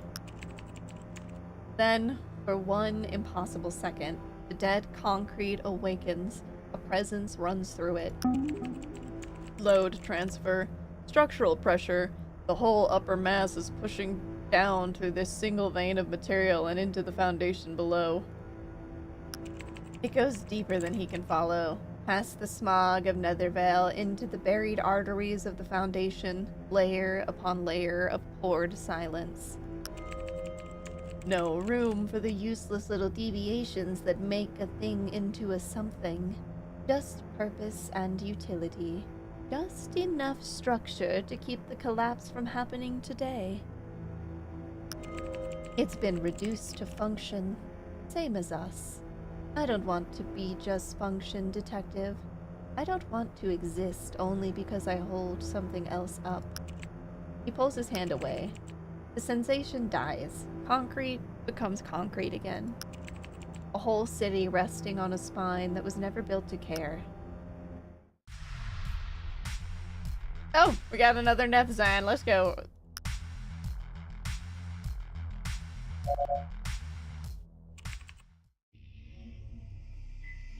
Alright, number 3. Okay, mystery's dead. WO1 sent proof, and I gotta admit, pretty solid work. The whole abstracts in the Neth panic? Mostly bullshit. A bunch of Neth finders got together, faked some dead IDs, necroed old threads, and dropped creepy-ass lines in the forums. They routed all the traffic through rotten relays to make it look supernatural. Could a bunch of Neth finders pull this off? Yeah, a bunch of them. Why? Because they were bored. Because assholery is free. And because scaring the shit out of New Stratum locals is still one of the purest forms of entertainment in this city. Skybreach clowns start writing survival guides after 3 fake screenshots. What's the easiest way to fuck with the corpse? This is it. Get down, you assholes! Last issue, I said, the only thing more dangerous than an abstract is organized stupidity. I'm making an edit. The only thing more dangerous than organized stupidity is organized assholery. WO1 dropped a good line, and I couldn't figure out where to put it, so here. We drop one ghost in the sewer, and the people upstairs start a fucking religion. You know the best part? Even after the proof came out, people kept sharing this fake posts. Some said the proof was fake, some said the prank story was a cover-up, others said maybe it started as a joke, but it could be real now. There's your fucking story. That's the era we live in. Nobody gives a fuck about the truth anymore. They care about what spreads, what sticks, what scares better. So no, the Neth ain't haunted. Worse, it's full of people, and you don't need ghosts to poison people with the truth. Give them a signal, some lies, and an audience, and they'll handle the rest. Shout out to Neth Sign sponsors, Scarlet Needle Tattoo. See you next issue, you asshats.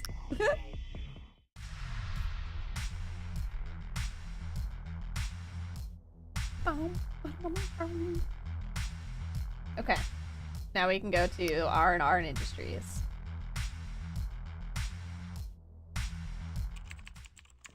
The place is a shrine of scrap and brilliance. Every surface is crowded with open source circuitry, orphaned drone parts, and half-built exosuits. Howard moves further into the cluttered space, his eyes automatically scanning the chaos. Tools everywhere, solder fumes, half-built drones scattered like bones. Look, it's you! Soy Alp! You can come in. Corporate ghost. Door's already scanned you. Here for the Stormbirds? I know what you're here for. Sit.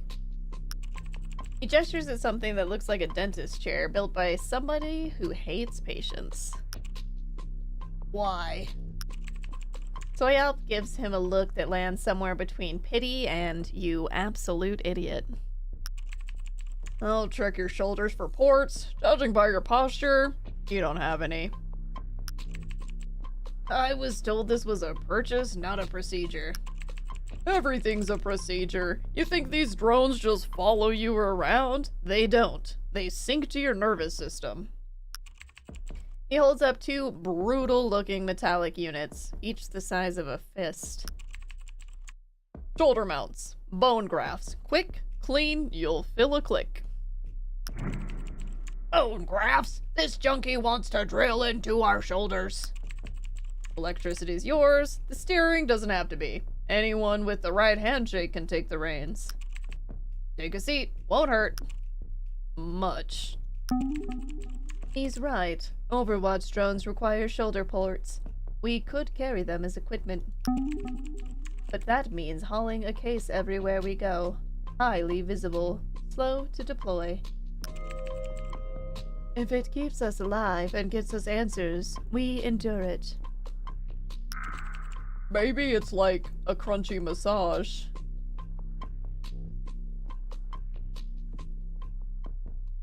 This chair looks like it's killed people. I'm leaving. Ugh, I need the ports. No way around it. Good. Sit down before you start philosophizing again. And try not to move. Wouldn't want this to get messy. I keep messing up his voice. 1XP committed to the path. The procedure is brutal. A local anesthetic that feels like ice, then the deep vibration of the osteo integrator.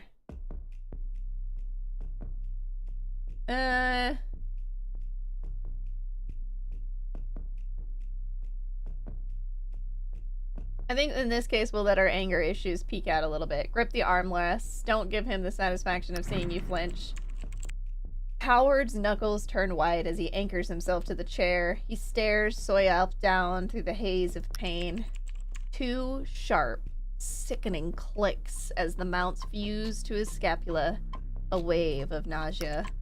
And then it's over. Soyalp wipes his hands on a rag that was never clean and places the drones into Howard's hands. They are cold, inert, and heavier than they look. Now we have a boost. Overwatch. Open source, bone deep, and permanent. Howard flexes his shoulders, the new grafts pulling at his skin with a dull, proprietary ache.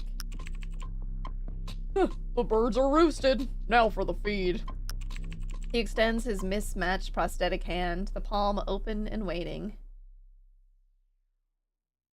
I'm a walking advertisement. How about a discount?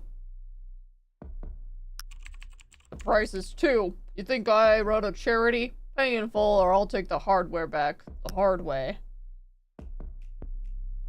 Alright. Luckily she gave me dice. Can I just give him shitty dice? You want my Angie dice? What's my other shitty dice? Oh my god, you want this catastrophe dice?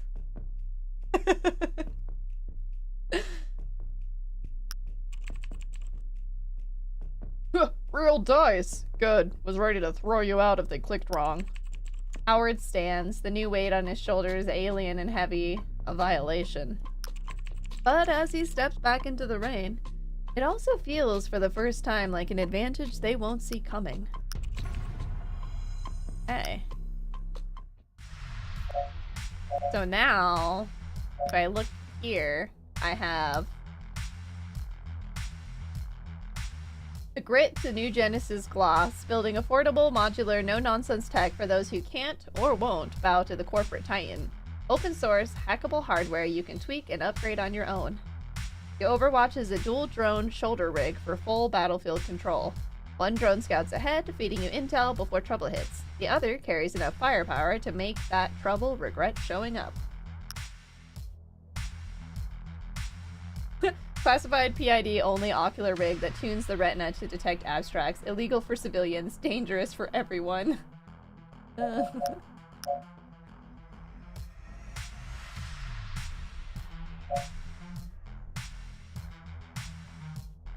is missing Corvus. You scammer! You didn't specify. Nobody said I had to give you my good dice.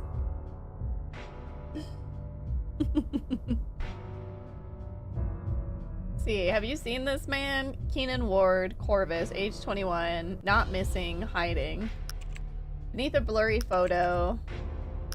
Distinguishing features, tired eyes, crow tattoo on the back or on the neck, dark hair, lean build, arm.ageddon boost on his left arm. Considered dangerous. Do not approach alone. Last seen near the old silo. Please report any information to the number below. Reward 40 dice. Last seen near the old silo. When? The bottom of the flyer has been torn off. The contact number is missing. Someone has scrawled across the tear in angry handwriting. Not missing, hiding. Learn the difference, you motherfuckers.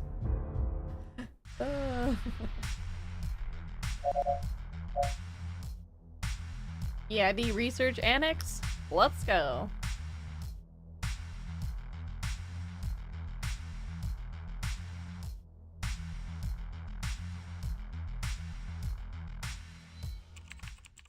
The streets are empty. They should be. Only the desperate or the armed walk the pavement this late. At a crosswalk, waiting for a column of armored transports to rumble past, a flash of color interrupts the monochrome misery. It isn't a hologram. It isn't a glitching ad bot. It is paper. Wheat pasted onto a damp wall, curling at the edges. It reads, "Scream at the void, live tonight at the feet of the statue." Wait. Below it in jagged scrawl, beneath the ashen horizon. Last recorded public performance in Nethervale 730 days ago. And devoured Elysium. Context. Following abstract manifestations in high-density zones, public gatherings were classified as high-risk and gradually dissolved.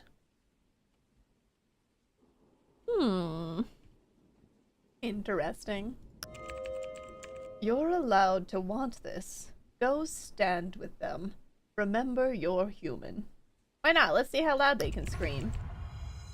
Try not to drown in the mosh pit. We can go to the PID place after. Watch it be a trap.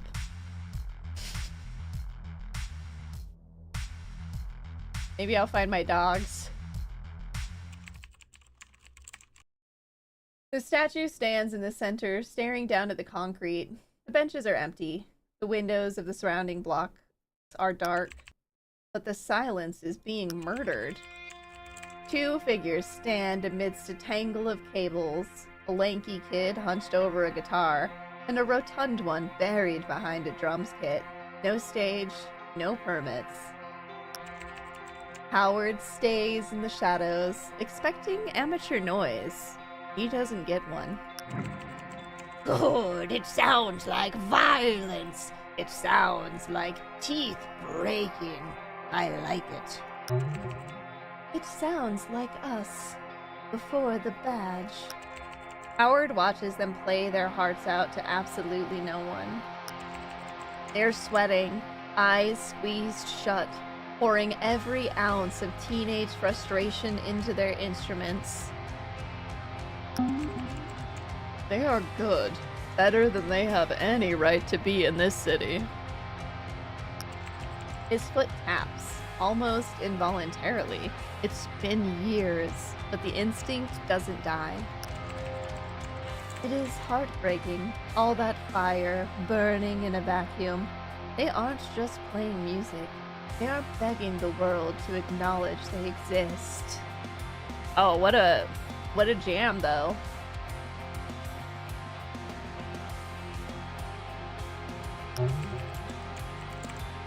But something is missing. The rhythm is tight, the distortion is heavy, but there's a gap in the noise. They are building a throne of sound, Howard, but no one is sitting on it. Step into the light. Let's give them an audience of one. Howard steps into the pale wash of the street lamp. The guitar cuts out instantly. A choked squeal of feedback. The drummer freezes, sticks hovering mid-strike. Hey! Hey! We got an audience! Whoa, hey mister, you here for the concert? Promise screaming, you gonna play or what? Sure am. It's been a long time since I heard anything that wasn't sirens. Well, don't get too comfortable. We usually make it to 3 songs before the sirens show up. Yeah, we summoned the flashing lights. The lanky kid puffs out his chest in a pose that screams rock star, but whispers nervous teenager. He tries to deepen his voice. So, anyway, I'm Vermin Overlord. Entropy Devourer. Reviewers have heard dumber names on stage. Strong names, they suit you. Right? We spend like a week thinking them up. Enough talk. You want noise? We got noise. This one's called Merhum. He stomps the distortion pedal. A wall of heavy sound slams the plaza. It's good. They build the throne of sound.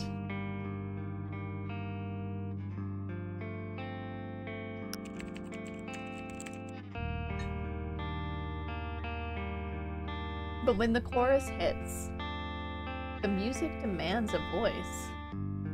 Vermin leans into the mic, veins bulging, ready to scream, then flinches. Oh, yeah. Just like whispering.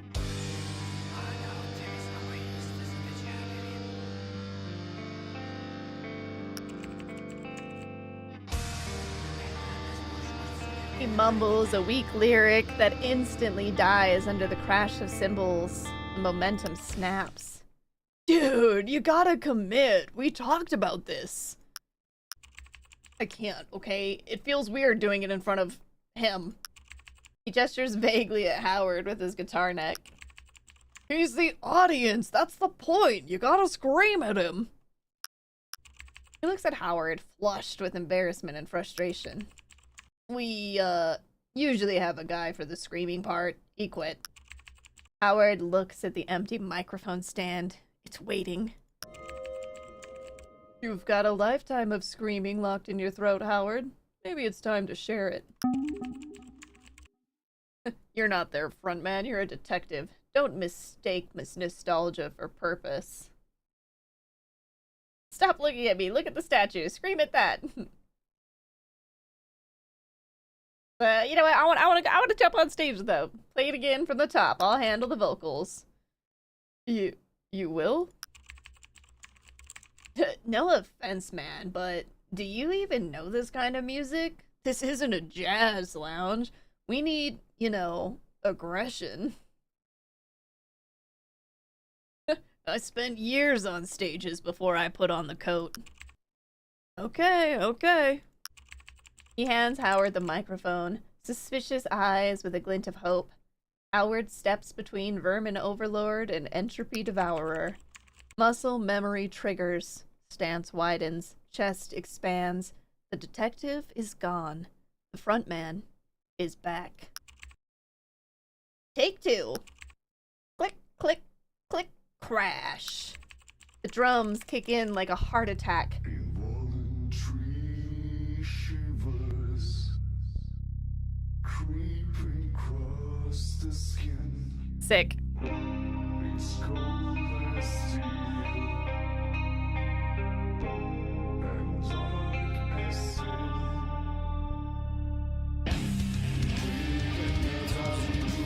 We gotta listen to this first.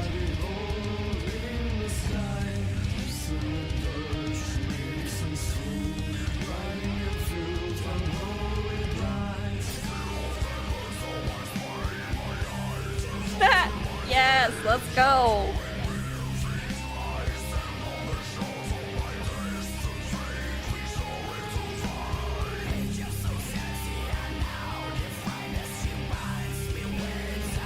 I wonder who they got to do this.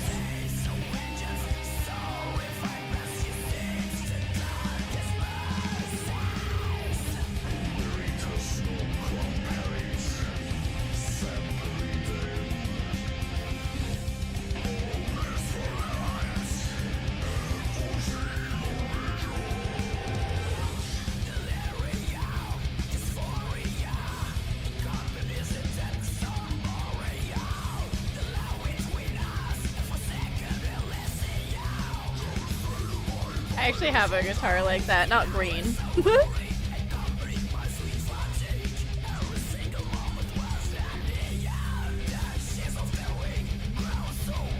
Noah's playing too. Yeah, you speak into the song.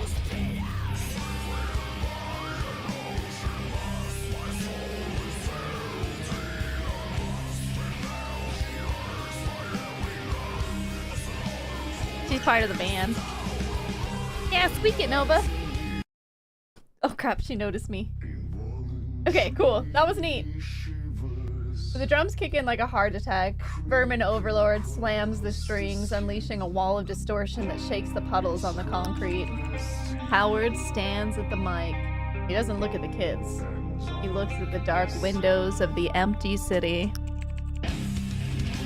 This part will probably get... I'll probably have to turn it down just a smidge. Just for this spot.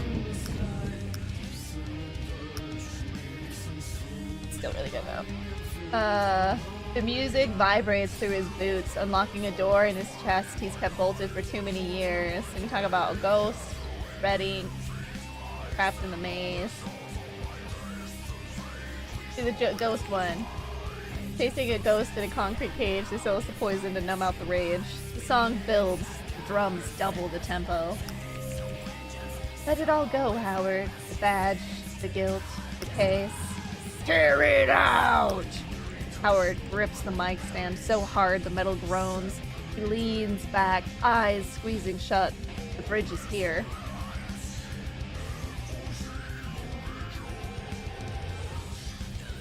Let's see. See the stamp it down, cast it out. I'm the ghost to scream about. Yeah! The scream tears out of him, raw, unpracticed, and terrifying. Vermin Overlord is sweating, struggling to keep up with the sheer intensity radiating from the man in the trench coat. They hit the brake, a split second of silence before the final crash. Stu, rumbling, death is coming for you. Howard roars the final line, his voice shredding into a guttural cry. Entropy Devourer hits the final symbol. Vermin Overlord lifts the guitar like a weapon and holds it there until the sound dissolves into the night air. Holy shit! I didn't know we could sound like that. My arms are numb. I can't feel my arms. That was awesome! Turns out you can still do this. The plaza is still empty, but the windows have silhouettes in them now. For a long moment, the city actually pays attention. Then, slowly, the shadows drift back into the dark, leaving the windows blank again. We got Maker, Dreamer, Secret Insight. Those who were seen dancing were thought to be insane by those who could not hear the music. They hear it now. You infected them. You planted a thought worm in their gray matter. It will wriggle, feed, and grow in the dark of their skulls. Vermin Overlord walks up to the mic stand. He reaches out and snaps the cable loose. Then he turns and holds the microphone out to Howard. Take it. It never sounded like that for us. I think it was waiting for you. Before Howard can answer, Entropy Devourer scrambles over, shoving a crumpled sheet of paper at him. It's one of their own gig flyers. The white space is filled with frantic, messy black marker scrawls. I wrote it down while you were screaming. I didn't want to forget the words. It's a manifesto, man. You can't just leave that in the air. You keep it.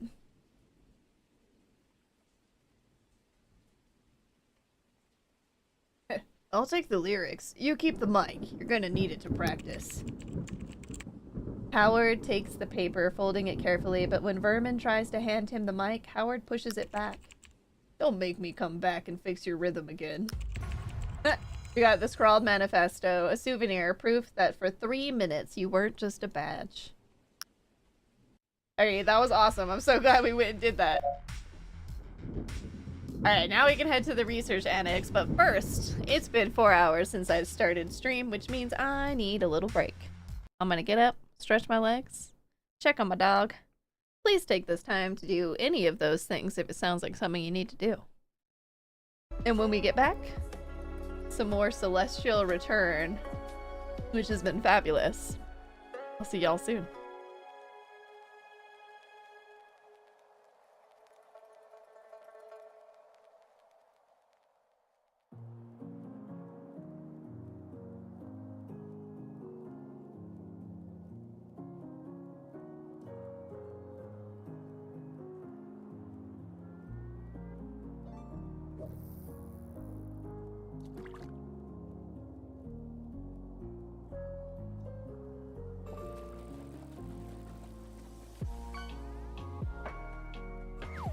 How do we get this top off?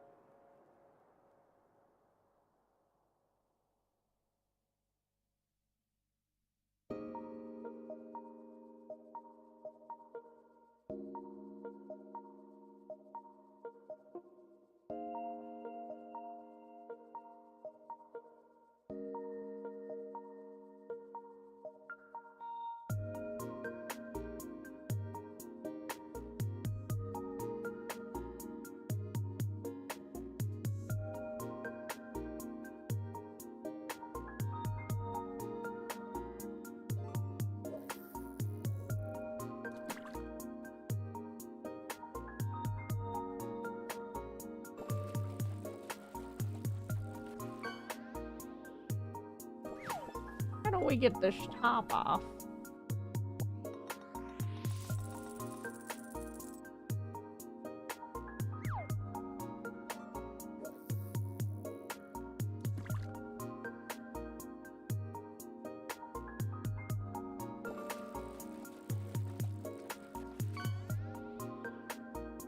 Welcome to the bottom of the barrel.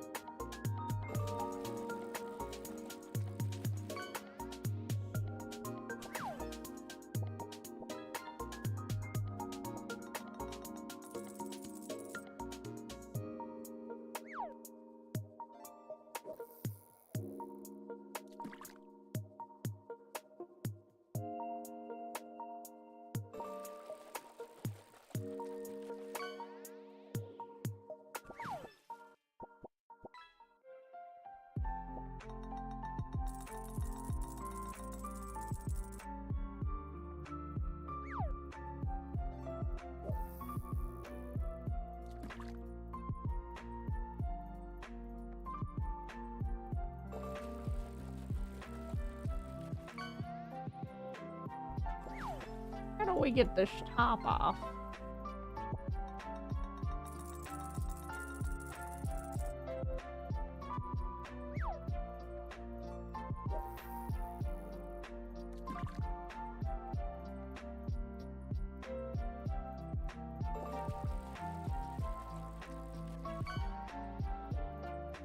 I would never, ever be suspicious.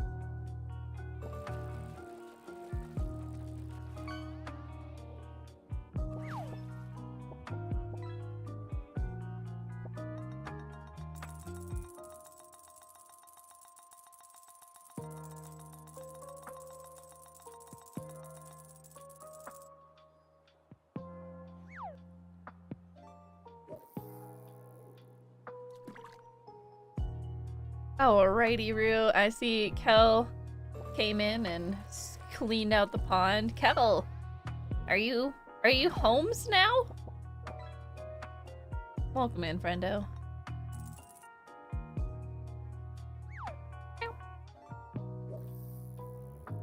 Alright, we back. Shout out to Game Chops for the music. If you like what you heard, there you go. Let's get back to the game. Oh? Yes, yes you are. Did you have a good time? I hope you did. Welcome home.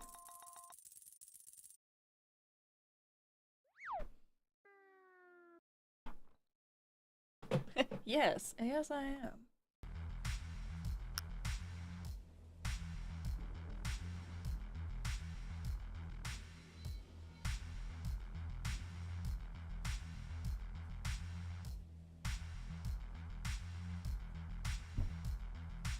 You did. You did have a good time. Yay. Well, welcome home. Good to see ya.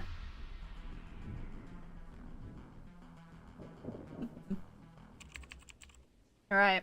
The burnt out shell of the old PID annex stands like a blackened tooth. Howard steps inside, moving through the skeletal remains of what used to be an abstract research lab. It was ridiculous hot the last couple days, like, feels like 55°C ridiculous hot. Oh, good lord. You may or may not be sunburned. Oh, no. Oh. Oh, the humanities. Well, I hope you have some good, you know, some aloe lotion or gel.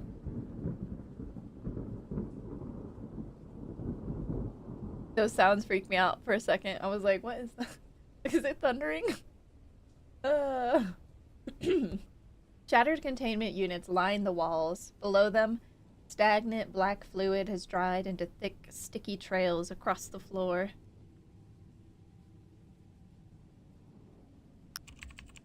PK is waiting in what was once an anomaly diagnostics lab. Her silhouette backlit by the city's neon glow through the broken windows. You're late. And you're clunking. Those new shoulders make more noise than a kiku in a dumpster. They're your idea. She tosses him a small, gel-filled pad. It lands in his palm with a slight squelch, feeling unnervingly like living skin. This is a PID handprint. Oh my goodness. So it probably kind of is skin. Carrie Bean's palm print. Don't ask. Just stick it on the scanner when you get to the vault door. Carrie, she's still my contact at PID. If this gets traced back to her, then she should have better security. Don't get sentimental on me. She'll be fine. Now, are we doing this or not?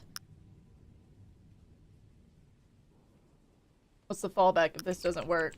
Fallback? That's what the guns are for. And the birds on your shoulder. But let's try the quiet way first, yeah?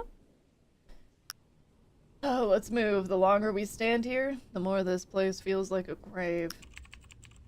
It is a grave. Just make sure we're not the ones getting buried today. The soft hum comes from Howard's shoulders as the two Overwatch drones detach.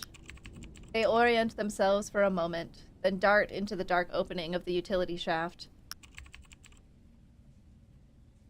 After a tense moment, Lilith's voice comes through one of their comms. Mapping data is live. Sending it now. A wireframe schematic of the shaft appears on DK's wrist display. Red dots blink at regular intervals down its length. Just like we thought. Motion sensors every 10 meters. She taps the chromed module inside her wrist, its blue light glowing brighter.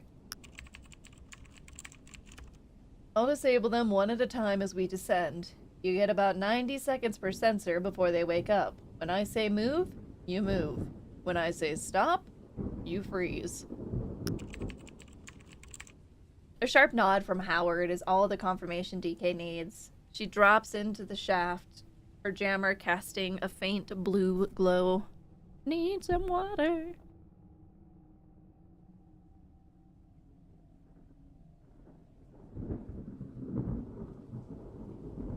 Okay. Howard follows, the drones already lost to the darkness below. Night shift at PID.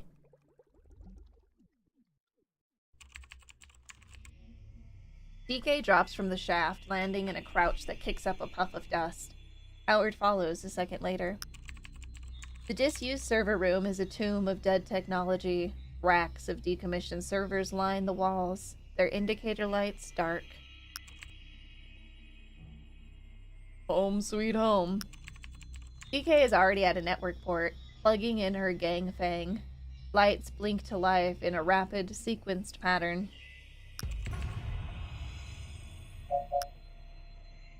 Okay, what is this thing?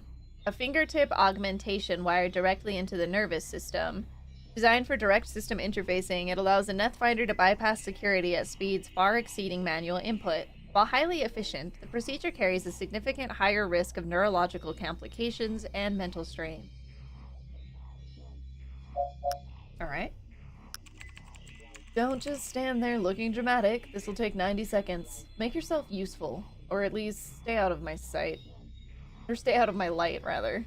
Inspect the server racks, look for anything out of place. Do I want to try scanning the room? Do I have the dice to try scanning the room?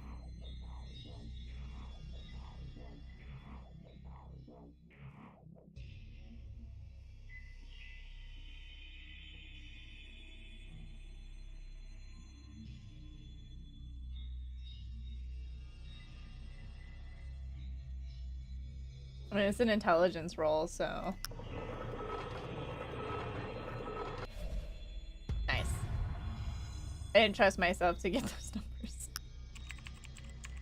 Howard traces the room's old layout in his head, where operators would stand, which stations were primary, how the workflow moved. Following the imagined path, his boot taps against a loose floor panel. It shifts with a dull clack. Under it, a small cloth pouch, forgotten and dust-caked.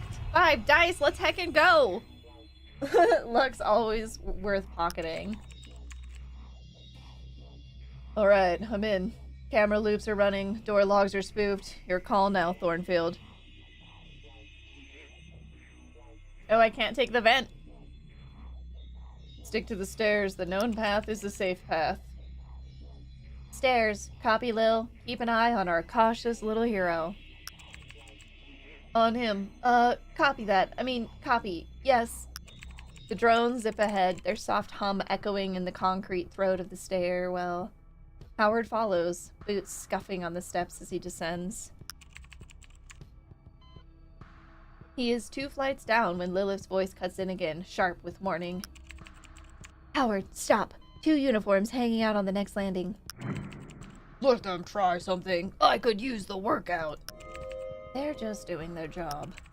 Howard leans against the railing to listen. Muffled voices drift up. We've got the grumbling guard. I swear, if he brings that tuna sandwich again, I'm quitting. Man, you've said that every week. Just tell him it stinks. I can try pulling them away with the drone, but if they smack it, I'm not taking responsibility. Okay, let's see. We have a couple options. We can have Lilith do it.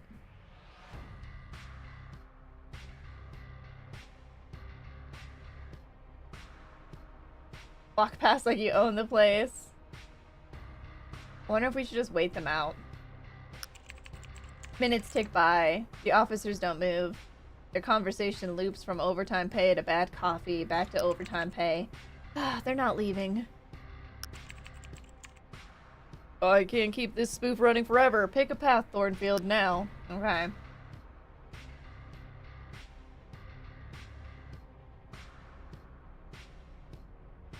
I kind of want to try and pull her persuasion.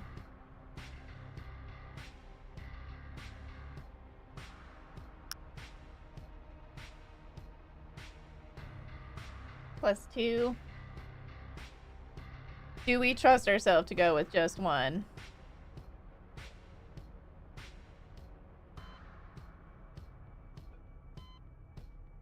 I think technically I could use this because it's only for foolishness, right? Yeah.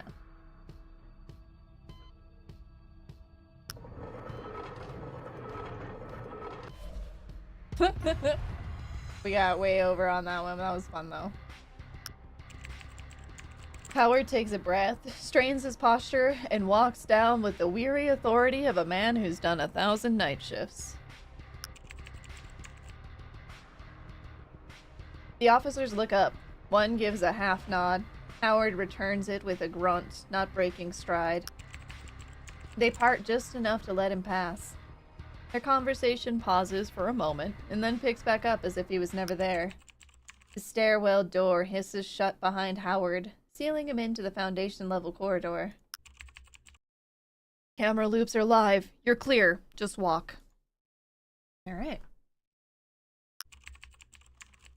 He moves cautiously, boots tapping against the metal floor. At first, everything feels standard. Cold air from the vents, the hum of generators far below.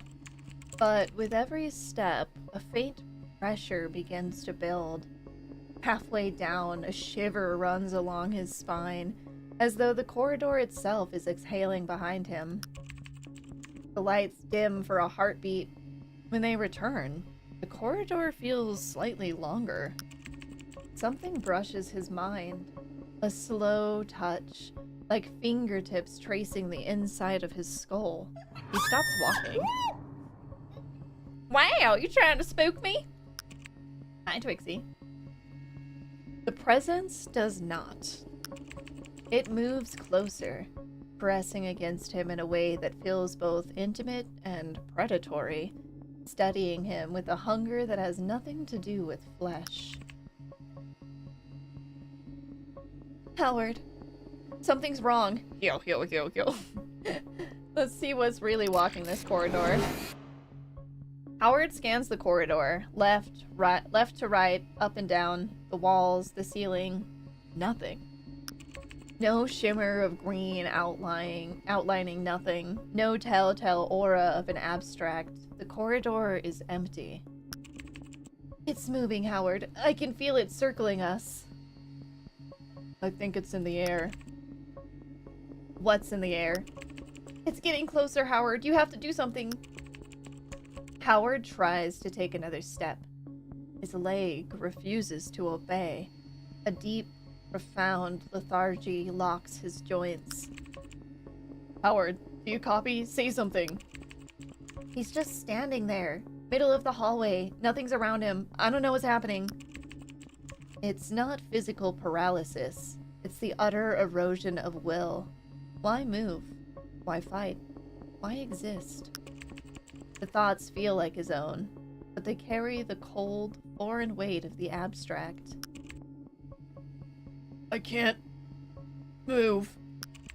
What the fuck is going on down there? Defocus on the lives. Looks like all of these are no mercy. Oof, okay, so 18. We're gonna have to use the god die.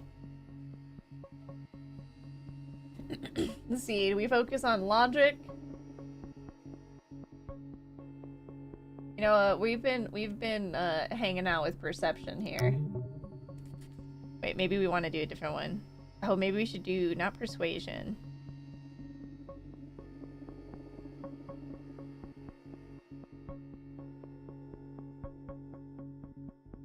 Okay, we're gonna use the celestial because that gives us already 12. Oh my gosh, it looks so cool. And I didn't want to get rid of it so soon.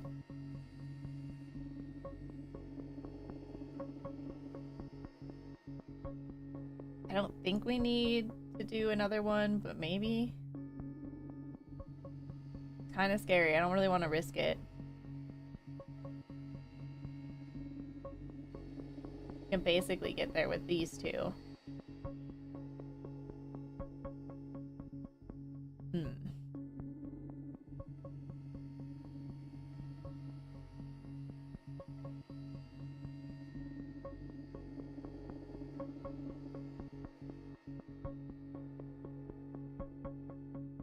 See, that one just does nothing.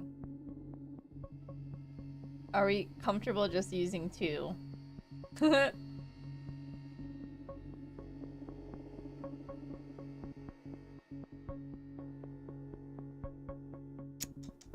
try it.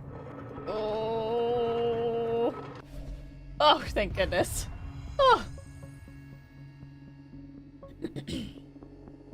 Problem is, I could have rolled zeros, so. Howard forces his senses outward, hunting for something that isn't the abstract's influence. A sound, a scent, a seam in reality that he can hold on to. The distant hum of a ventilation fan, a faint chemical tang in the air, the cool metal under his fingertips. A single, true detail cuts through the psychic fog like a pinprick of light. He anchors himself to it. The presence wavers. Howard marches forward. Howard stumbles the final few steps, the psychic pressure lifting as he reaches his goal. He stands before the vault door. The biometric scanner sits beside it, a blank, black eye waiting for a hand it recognizes. I'm at the door. 1 XP against all odds. Oh, that was stressful. Sick. Let's go. About damn time. And what the hell was that spike on your feed? You looked like you flatlined and woke up in the same breath. I saw an abstract. An abstract? In a secured in a secured wing? EID really earning that budget. Just open the damn door. Drones are in position. I got your back. You know, as much as tiny robots can against an abstract. Howard presses the biometric spoofer against the scanner. The gel-filled pad molds to the surface, and the device begins feeding Kiri's credentials.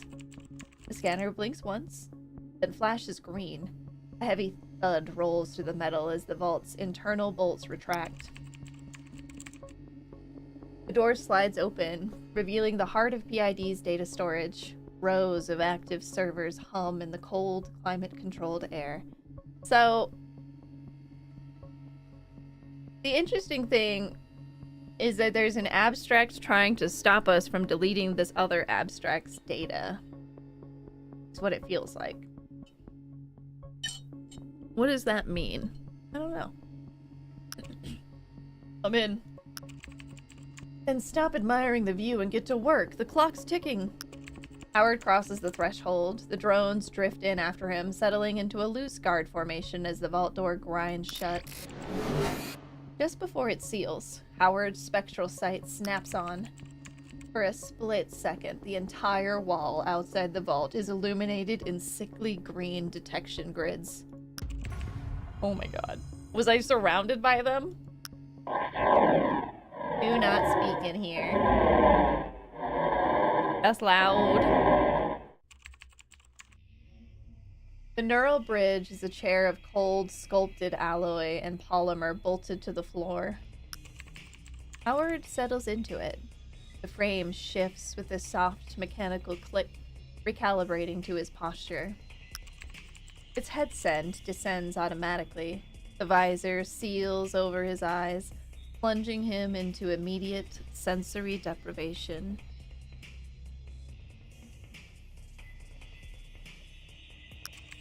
This spoof is holding, but the second you jack in, the system's internal defenses will focus on you. I'll run interference as long as I can, but once you're inside, you're on your own. If I don't come back, delete my browser history. Will the comm stay open? No, the second you dive, you're cut off, so don't do anything stupid in there. We gotta say the silly answer. If I don't come back, delete my browser history. Howard, focus. Just get me out of my vital spike again. Already watching him. You're safe. Ish. Alright, I'm ready. See you on the other side. Howard's stomach lurches as gravity asserts itself in a place that shouldn't have any. A disorientation so profound, it feels like falling forever. He finds himself in a void of impossible whiteness. There's no floor, no sky, no horizon. Only a searing, sterile light that bleaches all depth and detail. The video going on behind this is wild. What are we looking at here? Where are we? In every direction, a monolithic white data tower rises from the nothingness, their surfaces smooth and unreadable, stretching up into an infinite ceiling. The sound tears through the silence, a ragged, panicked gasp. It takes Howard a moment to realize it's his own. The sound doesn't fade. It echoes, and keeps echoing, not dying out. Rose? His voice cracks as he speaks her name. The archive repeats it. Rose. Rose. Rose? For a single heart-stopping repetition, the echo returns not as his voice, but as a perfect mimicry of Rose's own. Then it snaps back to his. Stop! Shut up! Don't say another word! You're giving it data! The archive is sampling you. It's breaking your voice into data points, matching them against every pattern it's ever stored. It feels alive. Is this an abstract? Or just PID so advanced, or PID tech so advanced is indistinguishable from one? How long have we been in here? Minutes? Hours? I can't tell. This place is fucking with my head. Hard to tell. The archive distorts sensory input. We can't trust our internal clock. Howard turns slowly, his eyes sweeping across the white expanse. He needs to find Shutterguy's file, dig up anything on DK's father, and get the hell out of here. Look, see how the towers shift? They're adjusting because of us. Every thought we have nudges the structure.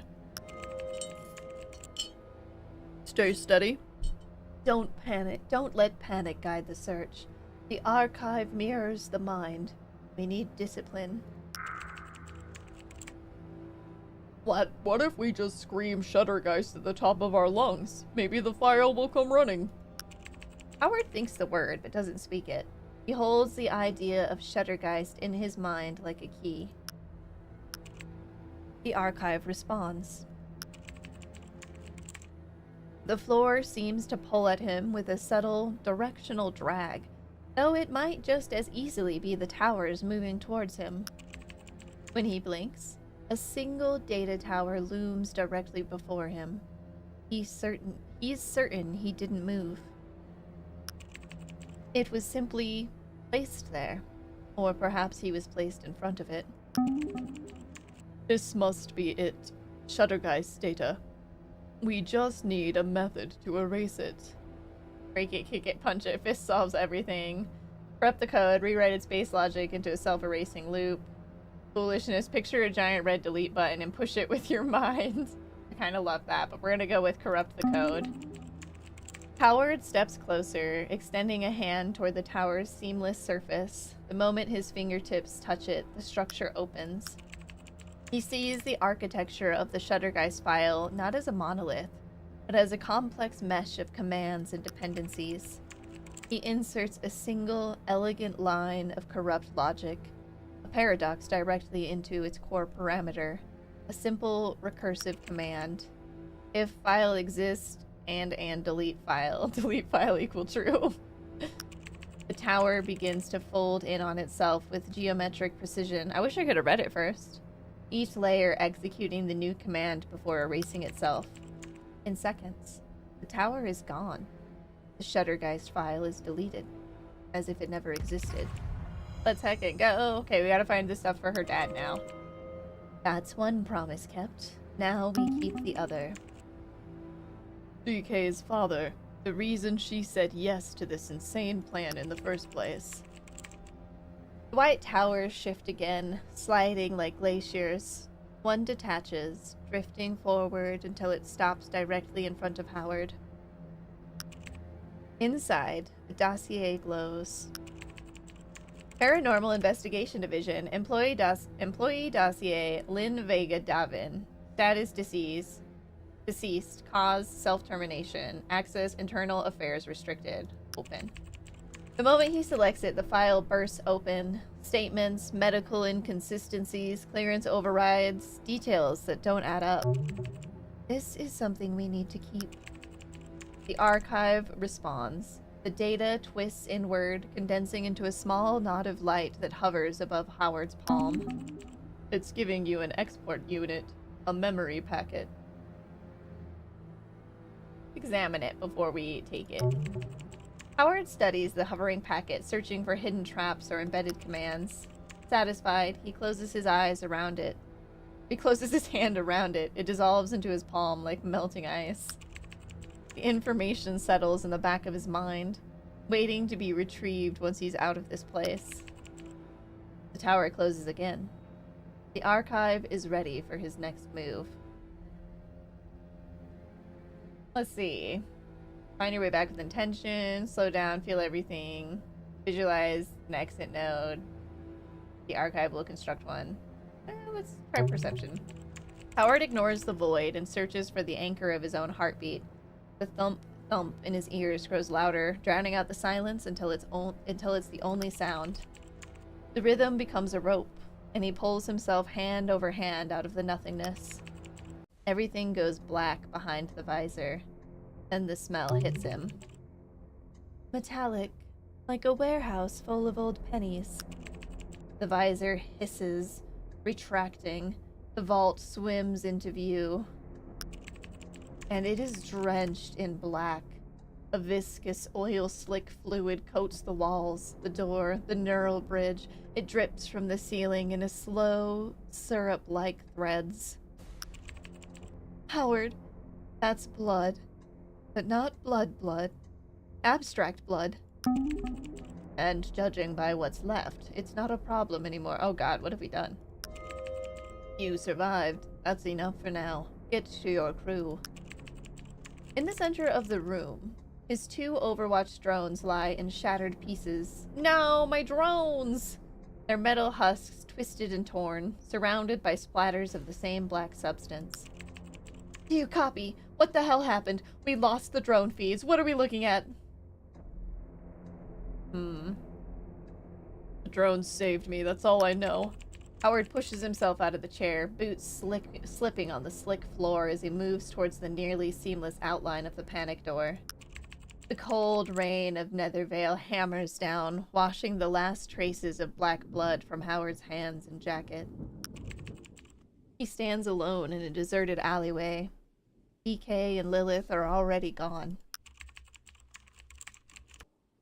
The guilt hits after the adrenaline fades. He dragged them into a meat grinder. Only now does he feel the true weight of the danger they barely survived. Sentiment is an operational liability. Acknowledge it and compartmentalize. You need them functional. That feeling isn't guilt. It's the realization you couldn't handle this alone. They knew the risks. We all did. Stop whining and move. Well, that was fun. Ready for the part where we find Shuttergeist and everything gets even more fucked up? Yes. Thank you for putting it so succinctly, Little Rose.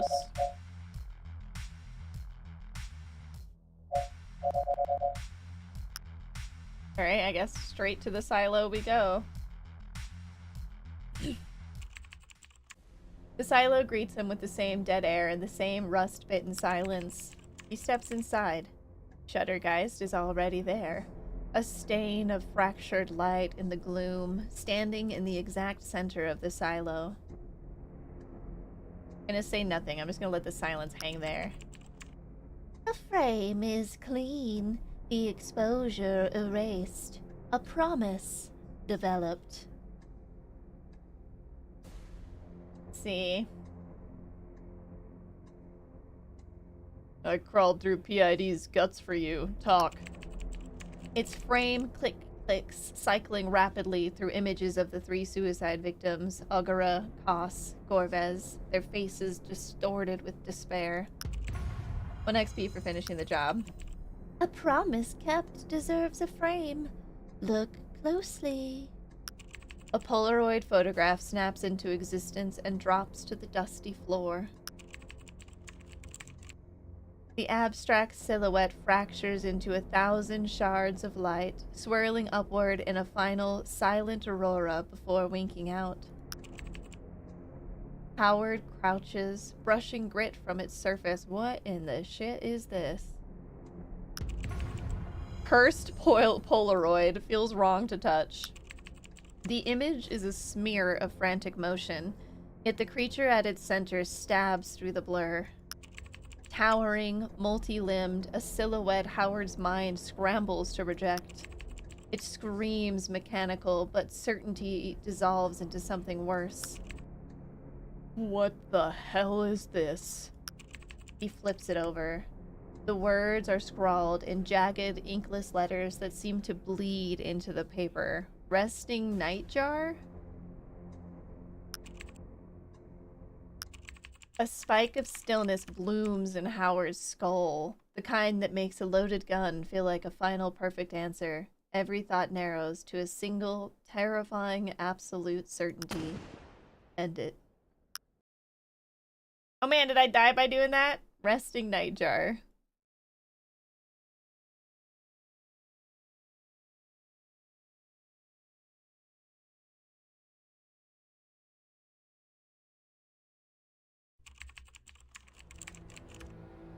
Howard blinks awake at his desk, his throat on fire. A ring of rope burn circles around his neck like a brand.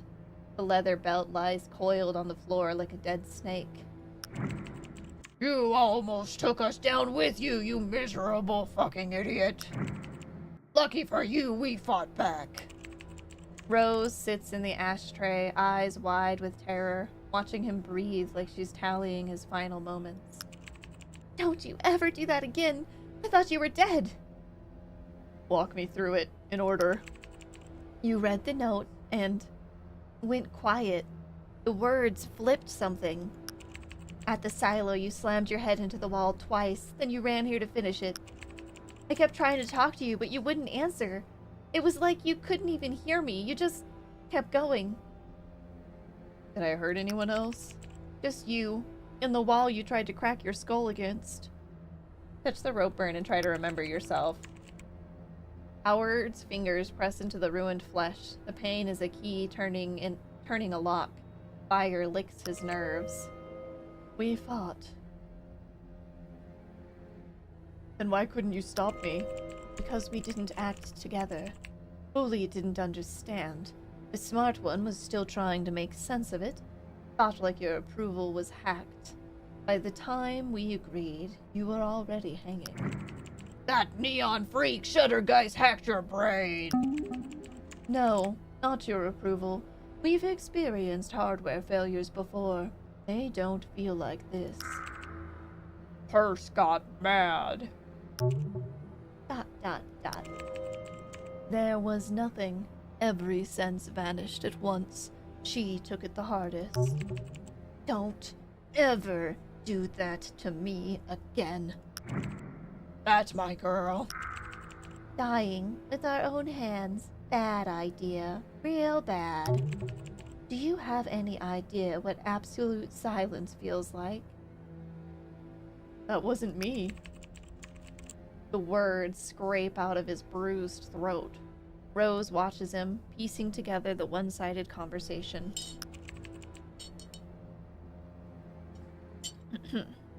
You're talking to them again. What are they saying? They fought it. So they're working together now? Great! Your hallucinations finally learned teamwork. The sarcasm fades before it fully forms. She stares at him, replaying everything she witnessed, processing the inconsistency. Think, Howard. If Shuddergeist wanted you dead, why did it let you walk out of there? I think just knowing the name of that abstract is what put me in danger. Like, it's like one of those things where it's just like, once you know it exists, it knows you exist. She's right. That abstract was a level 3. The photograph, it woke something that was already there. It's like there was a war fought in my head. Then it wasn't you against yourself. Let's think about it. There's another hostile and silent voice in my head. It wants me dead. If there was an intruder here, Hearst would sense it immediately. There's no one else. It's not a hardware issue either, which leaves only one possibility. Stop searching your head for strangers. Search for who might have taught your body to obey. What's the committee saying? They don't think there's another voice. Okay, that narrows it down. It wasn't my decision. Someone planted it. Who had that kind of access to your head? Howard's pulse spikes. The room tilts. A face swims up from the black water of memory. Neural Archive, Dr. Harris. The man we sat across from every Tuesday for months.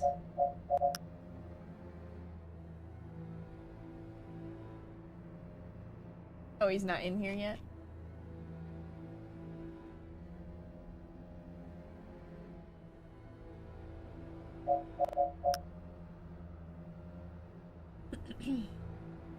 Okay.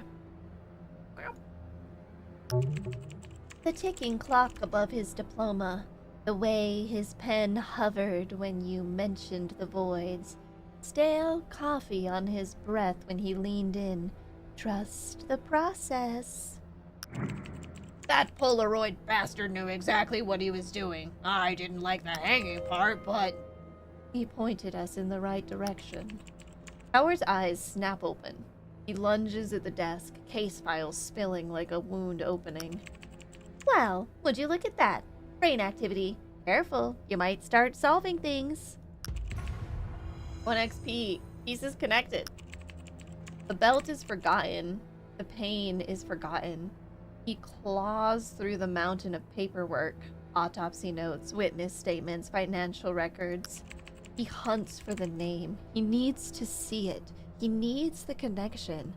But instead stares at the empty spaces where the truth should be. The link isn't in the folder. You have to go find it yourself. Okay. I think for this one we can call Reynolds. DK needs a break. The line picks up after a couple of rings. I need access to the victim's medical histories. Medical histories? You know I just can't hand those over. I thought you wanted this case solved. I do, but the second I go digging through New Genesis records without authorization, I'm done and so is this investigation. The moment an approval is registered, medical records become New Genesis property. Hospitals, insurance, mental health, neural scans. Let's see. Alright, I guess we're hitting up DK again. Fine, I'll handle it another way. Just keep your head down and try not to be foolish. Great. Capitalism 1, Howard 0. Call the Nethfinder. Howard taps Data Kraken's contact, watching the city lights as he waits. Finally, her voice comes through, faintly buzzing with the background noise of her setup. Oh, this better not be another 5 minutes job that eats my whole night. Think you can pull some appointment records for me? Alright, 5-minute job it is. What's got you crawling to me this time? Psychiatrist might be a serial killer, need his patient list.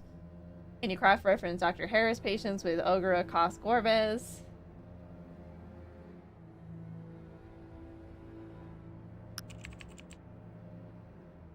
Name searches? That's how they nailed Snowden. Pass.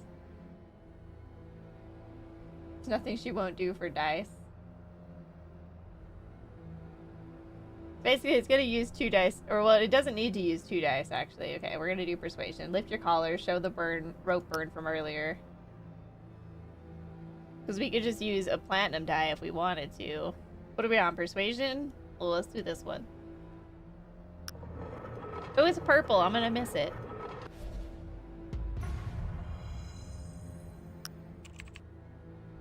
Fuck, Howard, what happened? I don't know yet, but I think whatever happened to my victims might have happened to me too. Ogura Kos Gorvez. Check Harris's appointment logs. Keys clack on her end, then a screenshot pings into Howard's neural archive. All 3 names highlighted. Reception calendar confirms it. All 3 saw Dr. Harris. So, guess you're heading to his office next? Want backup? Backup sounds good. Alright then, give me the specs. Building, access points, whatever you got. There used to be 2 alternateds at the main entrance. 24/7 reception. Cameras in every corridor and elevator. Reception. Do they know you? Morning shift does. Night shift, not really. Why? Perfect. I'll ghost you a fake ID. Someone forgettable. Logistics clerk, maybe? Now, what else you got? Think details. Sending you visual data from my neural archive. It's a few years old. The line fills with the sound of furious rhythmic keystrokes as DK parses the data. Got it. Let's see what the old eyeballs picked up. Hello there. Floor ports. Nice catch. What the hell's a floor port? Maintenance hubs. If I can jack in, it's a backstage pass. Unlock doors, loop or kill cameras.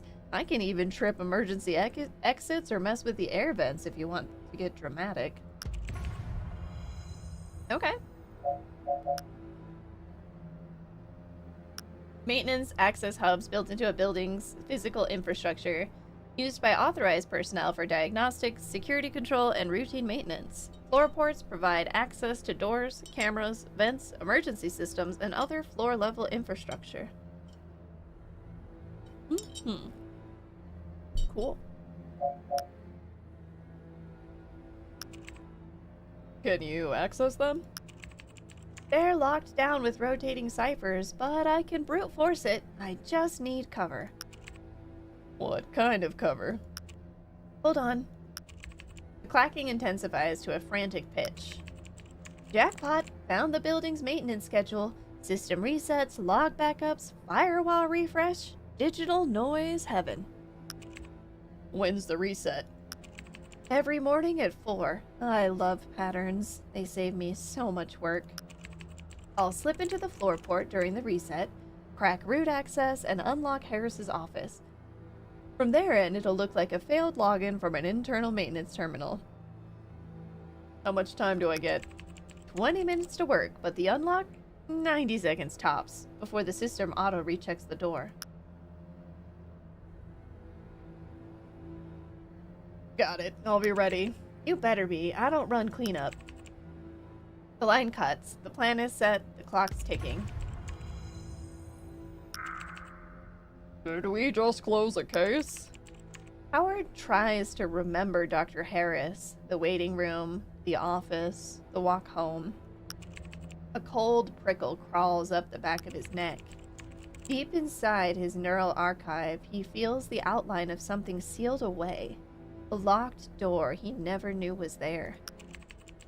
Have I seen more than I knew? He closes his eyes, but the darkness behind his eyelids doesn't feel empty anymore. Loud!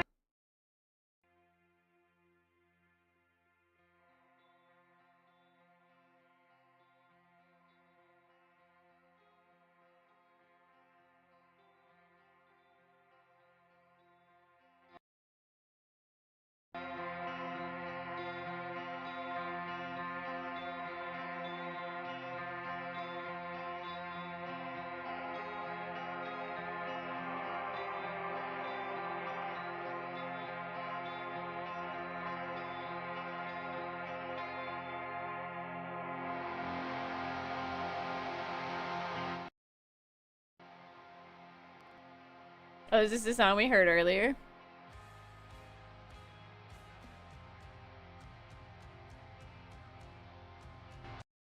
Sorry, just trying to adjust the volume on the fly here. It's not going well.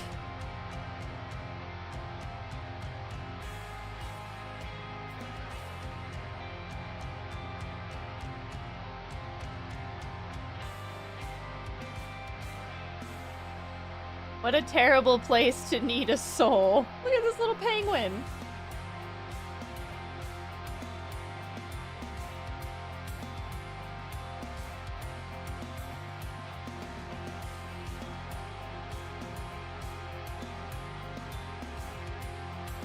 The music at the end of the chapter is so Alan Wake. Ugh. Love it.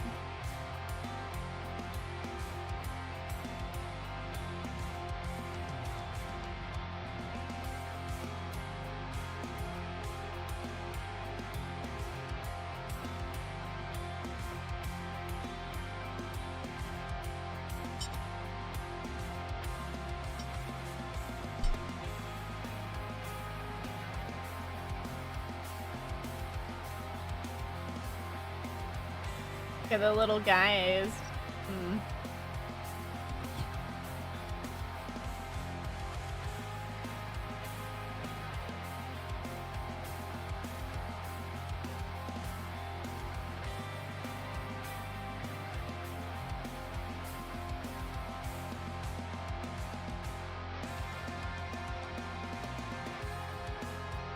I like it.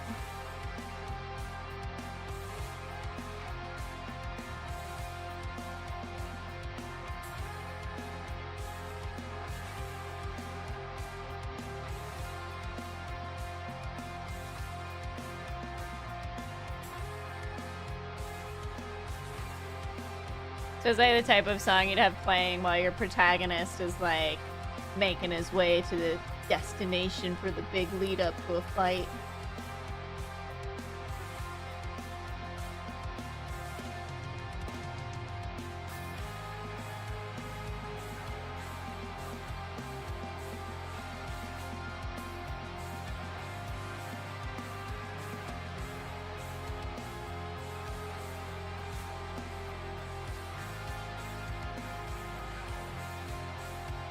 mesmerized by the little guys switching between the screens. I mean, okay, gonna lurk. Have a good lurk.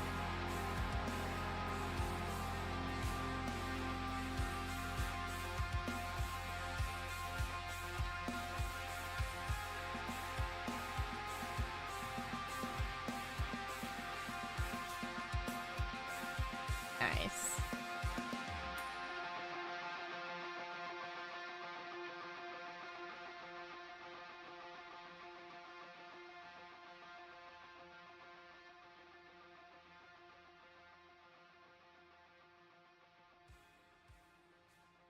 Okay.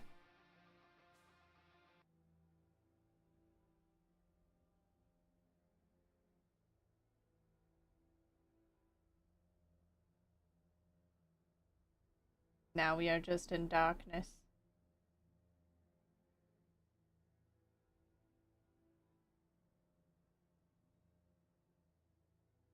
This whole deck's to skip. I don't know if much is happening here.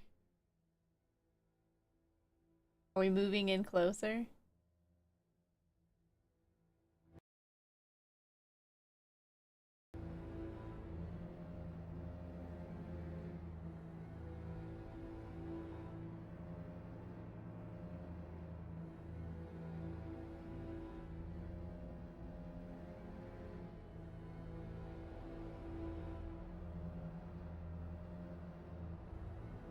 Like, did something break? I feel like something broke.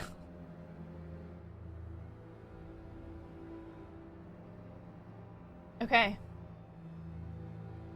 Next we have Chapter 2, well, Book 2, Beneath the Concrete Skin.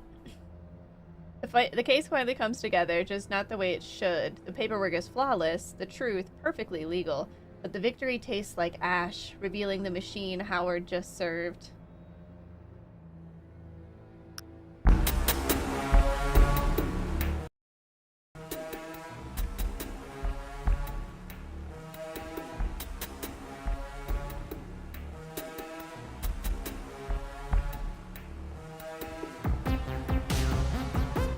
Oh god, turn it down again.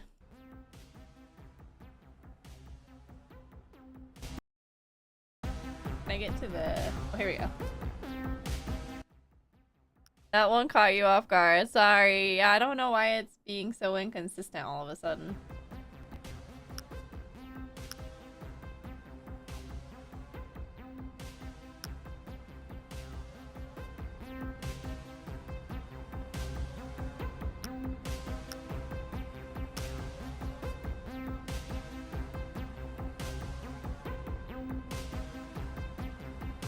Oh, we got server stuff happening. We're in it now, boys.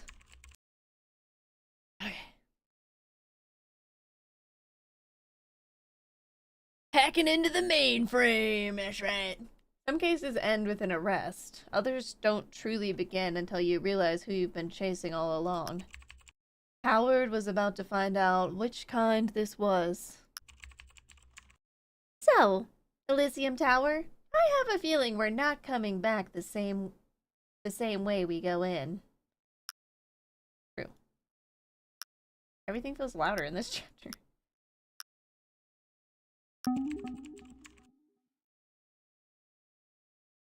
If there's anything else you want to do in Nethervale, I'd do it first.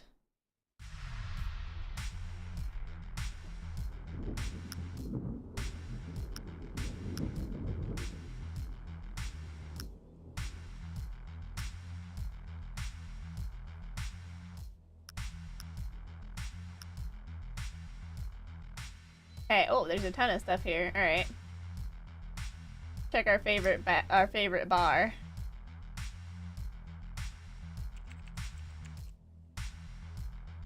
Although I've been drinking a ton of water because I'm reading so much, so I'll be back in just a minute.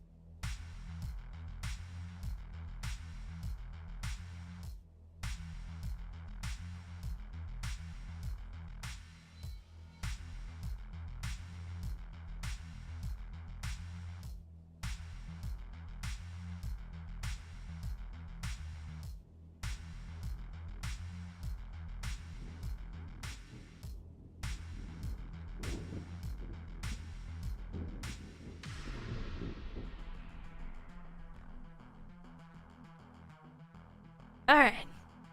There we go. Okay. The scaffolding is down. The Crow Jazz Bar isn't a hole in the wall anymore. It's a statement. You're staring at the door like it insulted your mother. It's just a renovation. It's not a renovation, it's an execution. New facade means higher prices.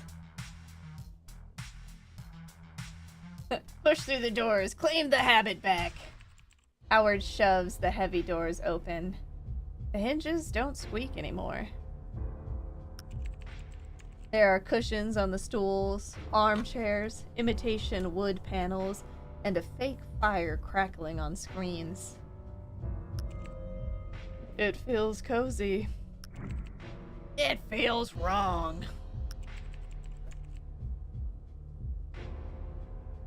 My dive bar isn't a dive bar anymore. The bar is more crowded than usual. That is, more than 3 people are inside at any given time. The bartender finishes an order and slides it across to an eager palm. She looks up and gives a knowing nod to Howard. Ah, the regular returns, so... She spreads her arms, gesturing to the room, and looks back to Howard. What do you think? Bars are for drowning things, not decorating them. Looks shiny. Cocktail, please. We'll say it's warmer. Maybe that's not a bad thing. The bartender smiles. A genuine smile, not the kind you get as a foreplay before a sale. Surviving and living aren't the same, Howard. You can enjoy things once in a while. She turns to the liquor wall, her hands moving like a hyper-focused octopus. A blur of rye, vermouth, and bitters. She places the glass in front of him. Enjoy. The drink is cold, smooth, and perfect. It slides down his throat, leaving a trail of warmth. With the passing of time, the chatter of patrons, booze, and the new ambiance lulls him into a state of smooth euphoria. For a second, the world feels manageable. Hey, don't go drifting on me, big guy.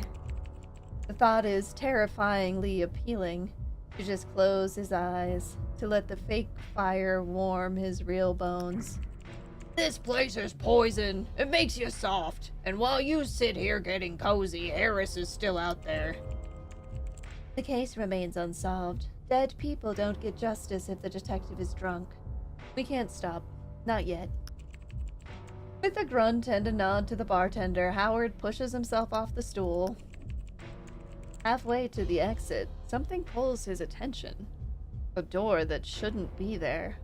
Dark wood, a bronze plaque etched with a single feather. Oh, good. This is the interesting timeline. Try not to rush it. You're not imagining it. It's real. It was waiting for you. My penis is so long. It is a long penis. It was waiting for you, lying in the dust of the old bar. Just waiting for you to bring it back to the new one. The geometry matches, the symbol, the object, a lock and a key.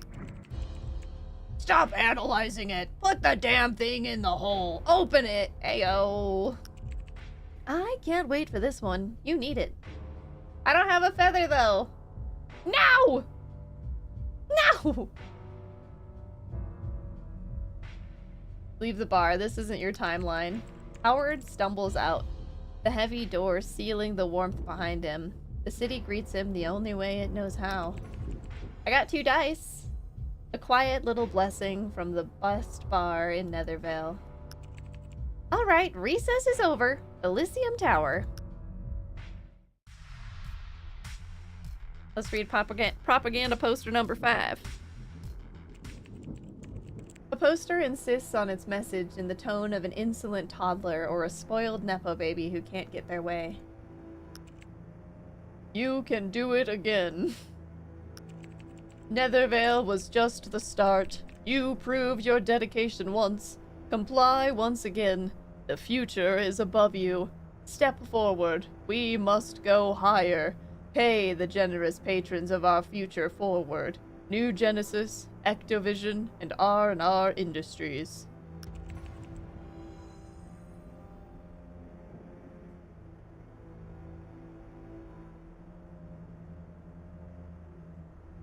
See.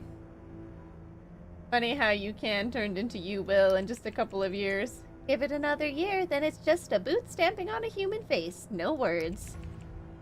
This city made a little more sense. As time went on and progress on the Scribe Breach construction slowed, the powers that be grew more and more agitated. Their promises of a better future and prosperity gave way to veiled threats of violence and oppression. Work harder, toil longer, lose more, and receive less. Promises have been replaced with nothing but demands. You got a pillar. That's the way we going, so let's go to this pillar real quick.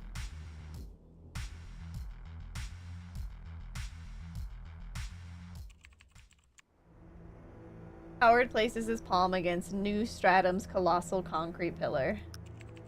Oh, again, we're romanticizing columns. Okay, take your time. It's cold, brutal, and purely functional. Then the recognition settles in. Hairline cracks vanish beneath the clean geometry. Little failures buried inside lines that look perfect from the outside. New Stratum was built to endure, built to hold, built with no ambition beyond surviving its own weight. Ugly is what remains when usefulness strangles every other possibility. Howard looks up towards Sky Breach, then down, as if he could see through the floor to the foundation below. Above, polished scale. Below, buried strain. Between them, this thing. A structural compromise pretending to be permanence. And suddenly he understands it. Wasted potential has a shape. Sometimes it is a man. Sometimes it is architecture. He pulls his hand away. The illusion breaks. Concrete returns to concrete. Street soldiers? Oh.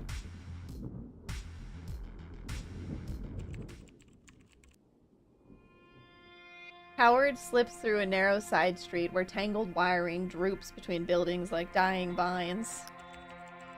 He finds the shop tucked behind a shuttered arcade, its entrance patched together with scrap and stubbornness. A fortress for the desperate. They don't fight the system here.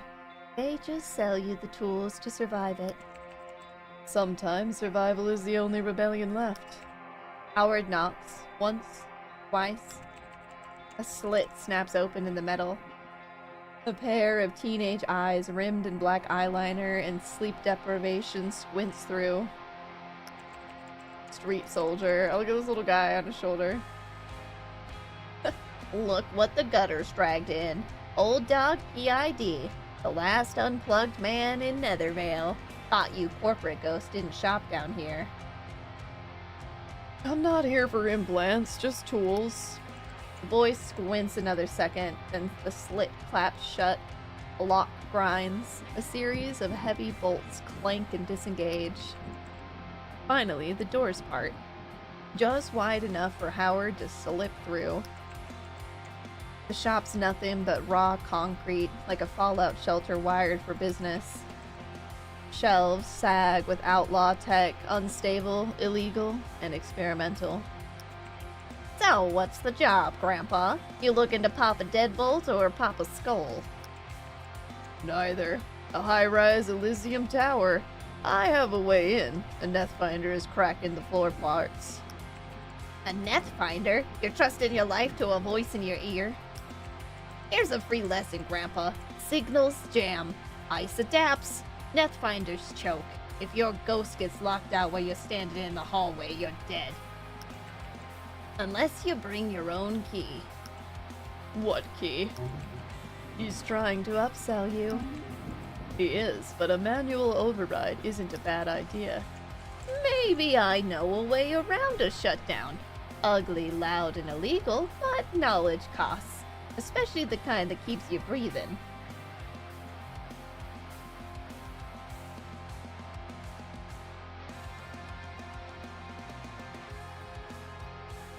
You know what? Ethics V. Let's bribe him. This seems worth it. Do I have any shitty dice? Yeah, get rid of these sponsor dice.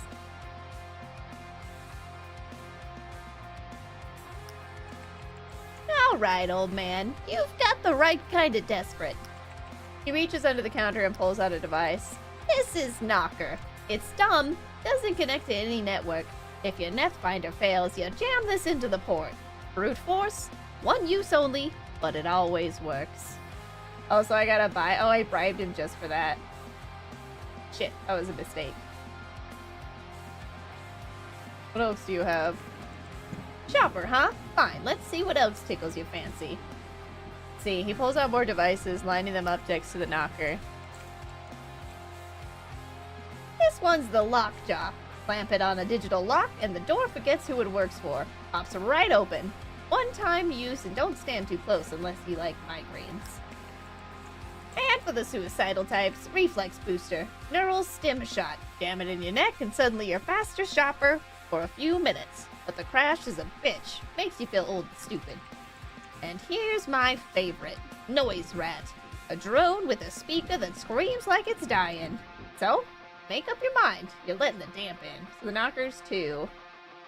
The others are only 1.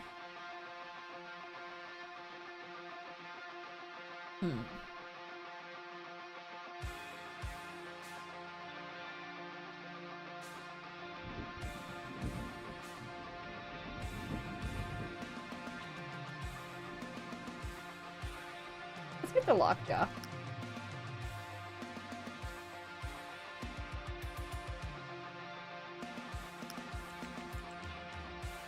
Enjoy the migraine. That it, or you want to keep shopping? That's all. Pleasure doing business, Grandpa. And try not to die with my gear on you. Bad for advertising. The kid slams the case shut, metal echoing through the shop as Howard pushes out. All right, let's go crash a therapy session. Okay. Go to Cyber Sashimi first. Maybe he found my dogs. The shattered window has been replaced with a temporary plastic sheet that rattles with the wind. Inside, the restaurant is back in order. Behind the counter, Hiro works in silence. Chop, fold, reset. He doesn't look up. Salt, rice, vinegar, old oil soaked into wood. Most tables are empty, a couple of late-night regulars hunched over bowls eating in the quiet. At the far end, tucked into the last booth near the back wall, a woman sits alone. She's draped in leather, her black hair falling in messy layers over her shoulders. That's her. She dresses better than her puppet, I'll give her that. Let's walk her for a moment. Hey, let's check in with. Should we check in with Hiro? Howard approaches the counter. Hiro's blade never stops moving, but his eyes lift. How you holding up, Hiro? Place looks patched. Hiro shrugs without looking up. Glass is replaceable. Hands are not. Your table's waiting. Back booth. She's been patient. Watch her for a moment. She takes a slow sip from the teacup in front of her, eyes distance. She's not performing. I like her outfit. For a moment, she looks hollowed out. Her jaw tightens as she bites the inside of her cheeks. Then she senses his stare, her gaze snapping towards him.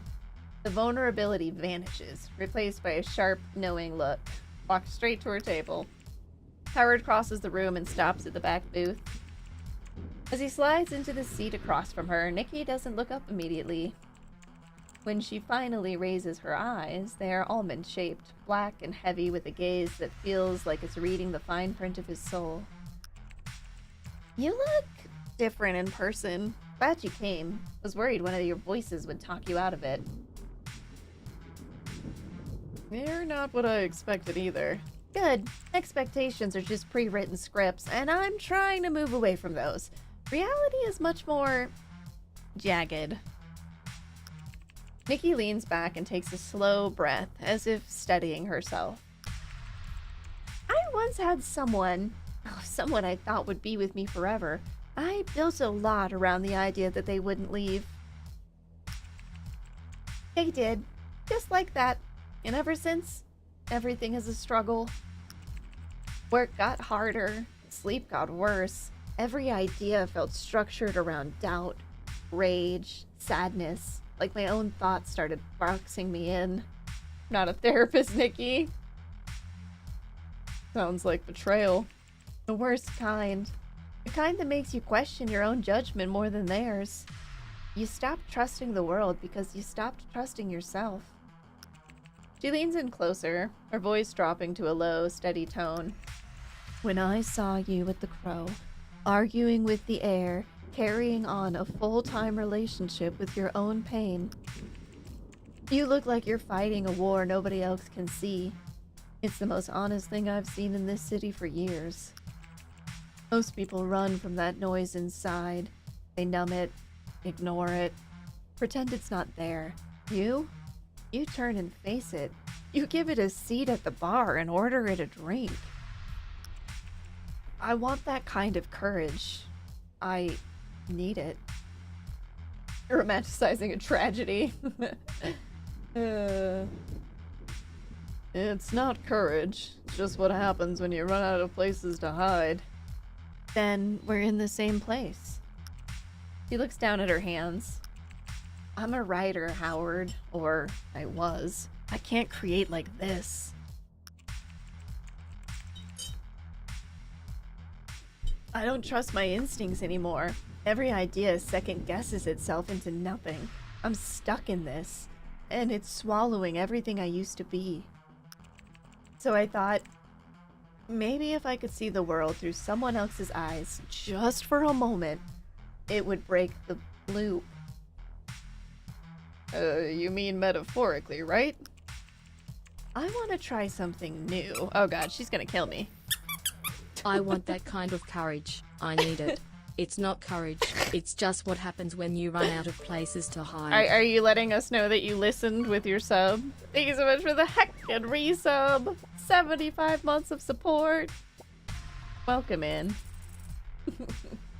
I'm listening! Give me a treat!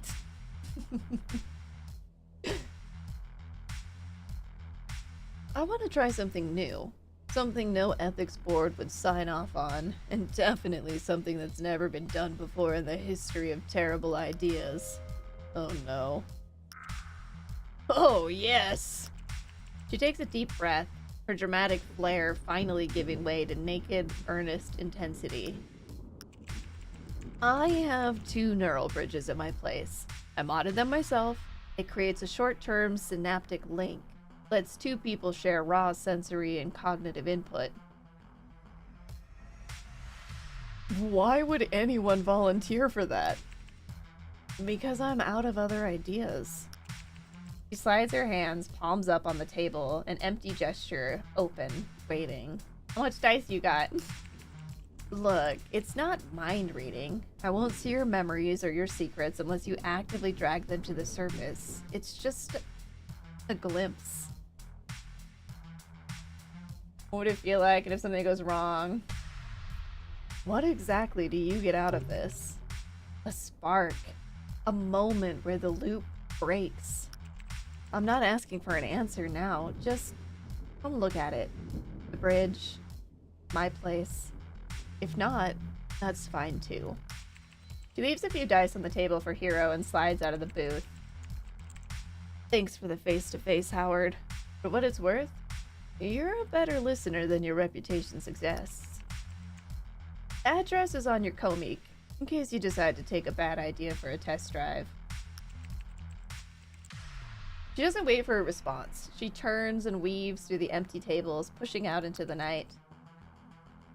You attract interesting disasters. Okay, well, I'm kind of interested, though. Dearest, very large update that I did not know existed until, like, 2 minutes before stream start. Why you? Why you? What are you trying to play? Okay, well, I can't go to her house right now, so that must be a later thing.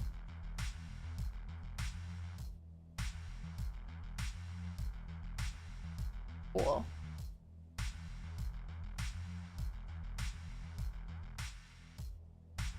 The Animo Beta. Oh.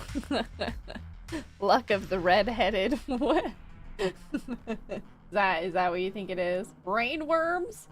Call 555 worms. I like that there's multiple pew-pews, fun, and guns.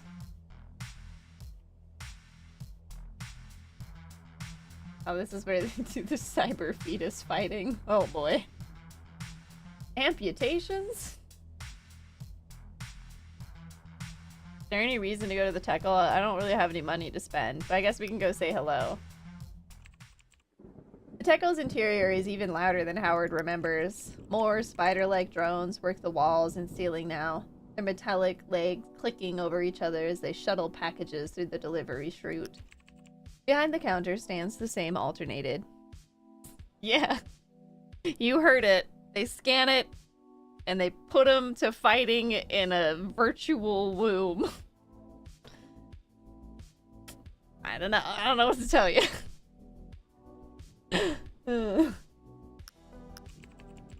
You're either the luckiest idiot in Nethervale, or the city keeps rejecting your corpse on principle.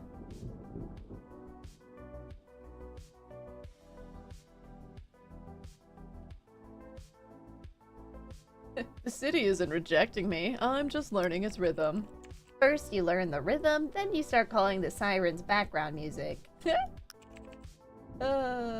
This time he's got a stim stick, reflex booster, cheap cologne, Needle beer, and bottled water. Alright. Okay, good luck out there, and don't be a stranger.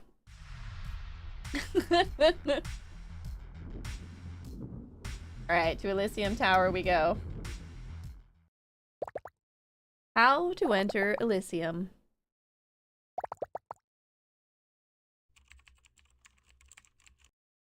Howard observes Elysium Tower from across the street, watching the two alternated standing like decorative furniture, expensive, useless, smug. Now you have to wait, delay stream, or by 10 minutes or so, but you do have shitternet and bad 6.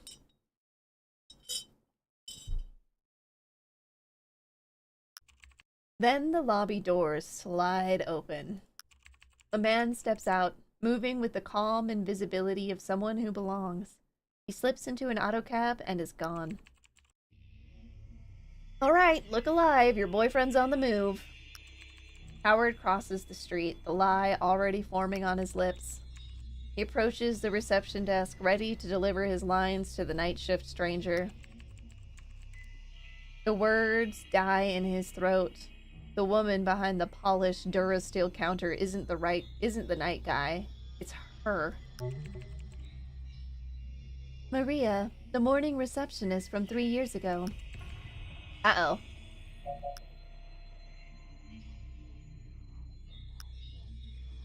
The receptionist at Elysium Tower, despite her personal history with Howard, she is a diligent worker who is hesitant to bypass security protocols or allow unauthorized access after hours. Do we have a history? Howard. Howard Thornfield, is that you? Oh, you have got to be kidding me. Shit. It's too late. Walking away now is more suspicious than staying. Overlord. Harris booked me in for a late slot, said it was urgent. Throw a distraction, use the chaos to slip. Perception, scan the lobby, spot anything that could pass for a distraction. It's a 6. You stood her up that one time. That's what I feel like happened.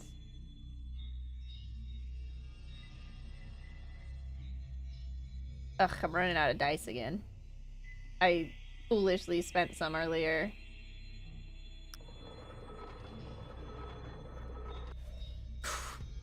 Barely made it out. We could have gotten 2 zeros and I would have been screwed. Howard's eyes dart across the lobby, cutting through the polished bullshit. He's not looking for systems to hack. He's looking for a moment of chaos. And he finds it. A janitor's cart, laden with cleaning supplies and a full bucket of murky water, sits unattended near a pillar. A servitor drone hovers toward reception, balancing a precarious tower of coffee cups. And Maria's half-eaten bowl of fish soup, steaming dangerously close to her console. They're all perfect. Beautifully, stupidly simple. So we can bump that. They're all 6. Ah! Stupid little gnat. I'm gonna murder it.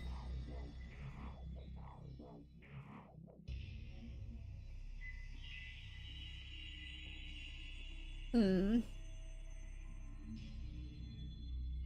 think making it rain espresso is our best course of action here. I guess we use our final platinum dye, which I probably shouldn't, but we're gonna. Wow! Harold shifts back, clean, precise, right into the drone's path. The collision is perfect. The servitor wobbles, then dumps a rain of scalding espresso across the floor. Oh, come on! She jumps from her chair to contain the mess. The alternated's optics snap toward the spill, sensors scrambling over the liquid hazard. In the stolen seconds of chaos, Howard is already at the elevator. The doors part. He slips inside and jams the button for the 36th floor. Oh, this is already starting out poorly.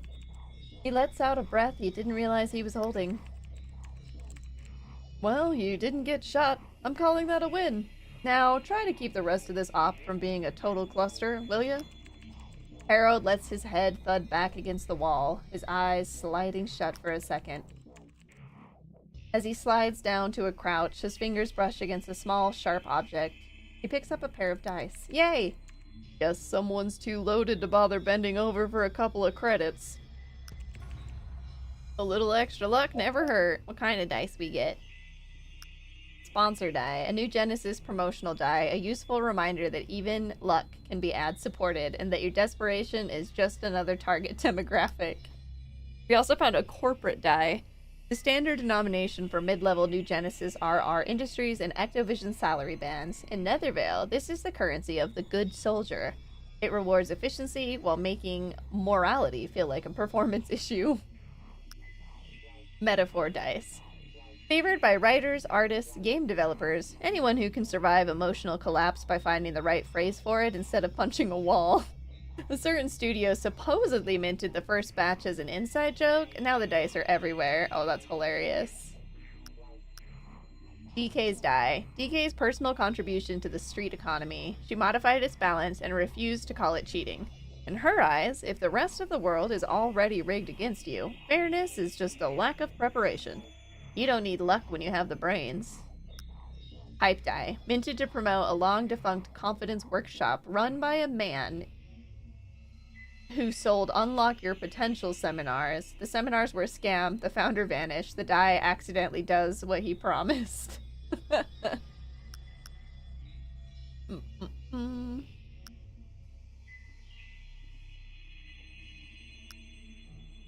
We have +1 to anger issue, but that's a single use.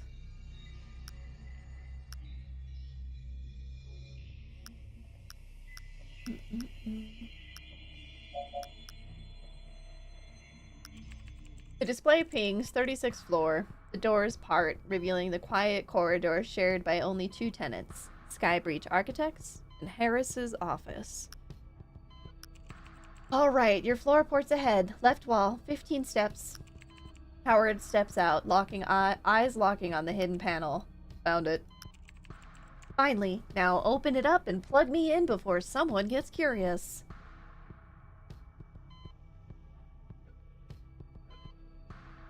Yeah, let's plug DK in and let her work her magic. Howard pulls the link spool from his comic and snaps it into the floor port's recessed jack. A quiet link confirms the connection. Alright, I'm in. Bypassing the maglock on Harris's door first.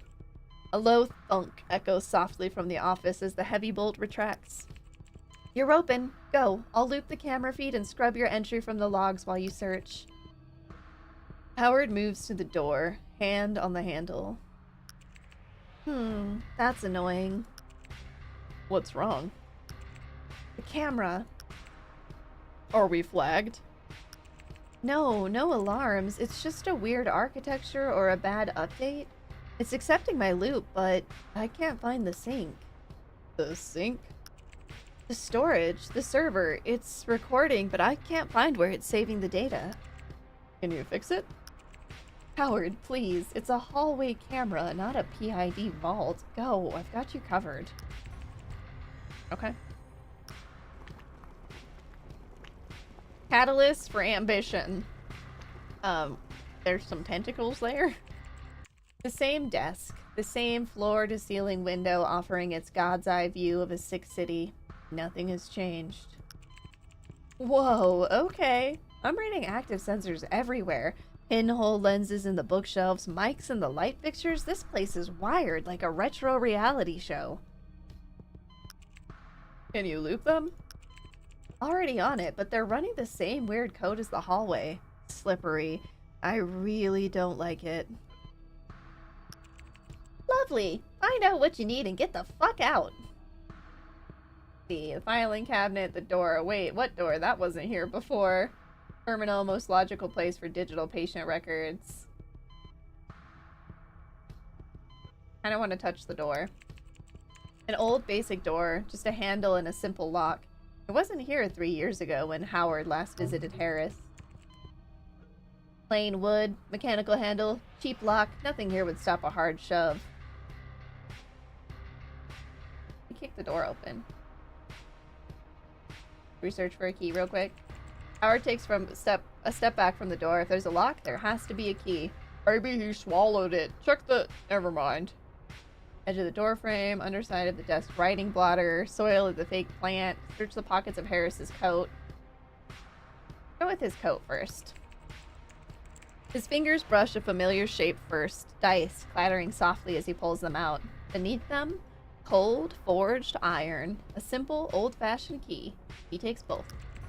Yes! 3 dice! I like how it says stolen.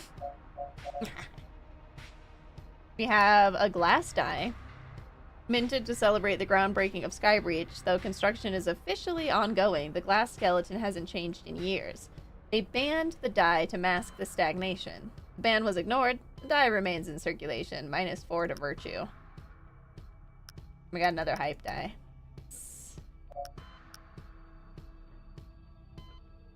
Alright, try the key on the mysterious door. Howard slides the key into the lock. One turn, a soft click. He pushes the door open. Dust, stale air, and masks? Rows of them. Golden, expressionless faces staring back from the dark. Wait, is he the one making masks for those cultists?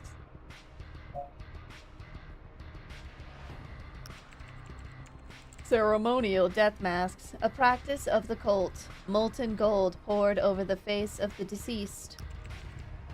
The golden ritual. Yeah, because we heard about that when we were in the sewers. We've been around today.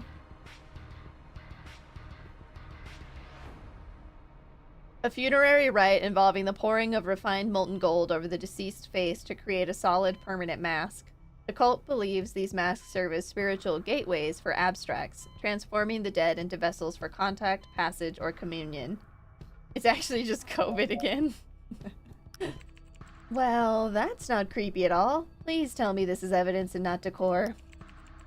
They were camouflage. Harris used them as cover, borrowing the cult's mark to shift suspicion from his chair to their altars. There's more. Something you've missed. Keep looking.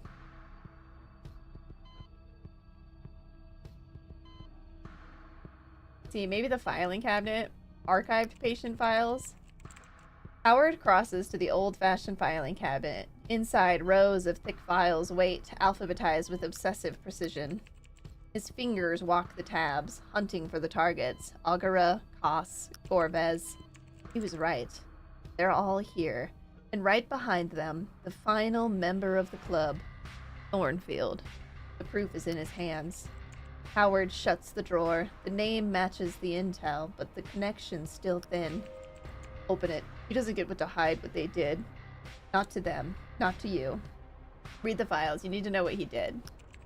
Howard flips open the folder. Sterile intake forms, benign session notes, and the truth bleeds through. Ogura blackmailed a family, ruined them, kept the cash, lived with the guilt. Koss approved faulty boosts, customers died, she buried the evidence. Gorvez sold illegal tech, one malfunction caused a massacre, he never admitted it. The folders are full of sins, and Harris decided damnation was the only cure. He didn't choose them at random. He chose the guilty. They were suffering. They wanted help, and he used that. So what? They deserved death. End of case. The system has a method for punishing crime. He was not that system. You've only scratched the surface. Keep your eyes open. Something's off. Right under your nose. The desk drawer is most likely placed for his personal notes on patients. Howard slides open the top drawer. Beneath the clutter of stationery, a slim black notebook hides. Its pages are scrawled, unfiltered screed. Words jump out at him. Parasites, hopeless, they deserve death. The evidence is no longer circumstantial. Harris didn't just enable their deaths, he desired them. Holy shit. Yeah, right? What? No, Howard. Listen to me. The cameras. It's not saving to the building server. It's not saving anywhere. So it's a dummy cam? Fake? No, it's a ghost stream. The data is being encrypted and beamed out in real time. Direct feed. No storage, no cache, no backups. Someone is watching this office live, right now. A cold shiver crawls up Howard's spine. He feels the weight of an invisible gaze pressing against the back of his neck. Then, the impossible. His spectral sight sears to life. Abstracts don't exist this high up, yet its target lock blazes, unmistakably branding a simple pen. A glitch. It can't be an abstract. Howard's stomach tightens. The boost has never misfired before. The signal is clear. It's real. Harris must have used it without knowing what it was. Just as Rose looks like a flower, This looks like a pen. Perfectly ordinary. Perfectly hidden. If Rose can speak, maybe this one can too. foolishness scribble with it, see what it writes. Try to communicate with the pen. Howard opens his mouth to speak. Do you understand me? The pen stays silent, just a cold, lifeless cylinder. Ugh, let me. A thin green stem stretches from her petals and wraps around the pen's barrel. The pen shudders violently. Its form blurs, elongating and shifting. Metal flows like liquid for a split second before solidifying anew. Standing on the desk is a bipedal figure with the body of a fountain pen.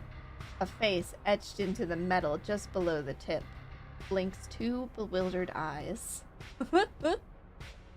This is a wild design. I love it. Look at those little tiny arms. He's just like, I'll wear a shirt, but only for looks.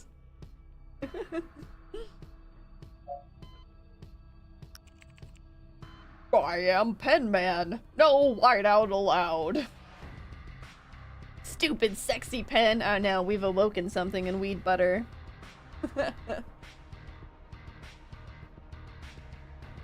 See, what did Harris use you for? Are you a weapon? Did you help him kill his patients? That's what Harris used him for.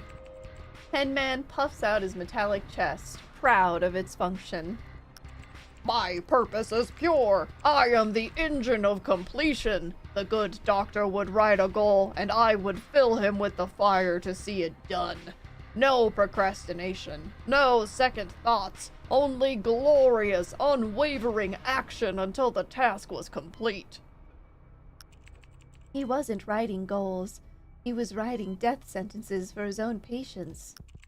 Indeed, he was most meticulous. He would write their names and their prescribed outcomes. And then, oh, the ambition that would fill him. Such brilliant, relentless focus to make the words become real. He didn't write find peace, you stupid nib. He wrote die. The phrasing belongs to the author. My function is simply the ambition to achieve it. He thought they were bad, so he wrote it down, and the abstract made him act on every dark thought as if it was divine command. The tool is neutral, the hand that wields it is not. So what? Hand, pen, who cares? These people were trash. System let them walk. Harris gave them what they earned. That's justice. Let's ask, are you a weapon? A weapon? Such a crude term. I am a catalyst, a focus. I turn intention into action. A scalpel is not a weapon until it is wielded to harm. The definition of a weapon is an object used to inflict harm. By that metric, the answer is yes. The doctor believed they were guilty. The system failed. He became the system. Plenty of people got harmed, not just Ogara, Koss, and Gorbez. There were more. You speak of harm to them, but what of the harm they caused? He wrote an end to that. My ambition ensured it. But if the real judge and jury are broken, does that justify a substitute? A flawed, dangerous, monstrous substitute? No, it just creates another monster. He didn't cure their guilt. He became guilty himself. They deserved death. Harris did what cowards in court wouldn't. Alright, let's call Kiri. Report the abstract, contain it. He taps his comic. The line rings once, twice. Kiri says nothing. Kiri, it's me. I'm at Elysium Tower. I've got a I've got a confirmed abstract. Class unknown. It's a pen. Elysium Tower? You can't be serious, Howard. You need to leave. Now, get the hell out of there. What? I need a containment team. I can't. Howard, please, just leave before... The line cuts abruptly. She's not scared of the abstract. She's scared of you knowing it's here. Howard stares at the dead Komik. Before he can process Kiri's panic, DK's voice cuts through the silence. Howard, I traced it. Traced what? I don't have time, DK. Something's going on. The ghost stream. I managed to catch a fragment of the handshake protocol right before the receiver cut the connection. It's a PID signature. Howard feels the blood drain from his face. The room suddenly feels very small. They knew about the abstract. They knew what Harris was doing. If they saw it, why didn't they stop it? Because stopping it would have ended the data stream. Is your roommate still working? I don't know. I can't see.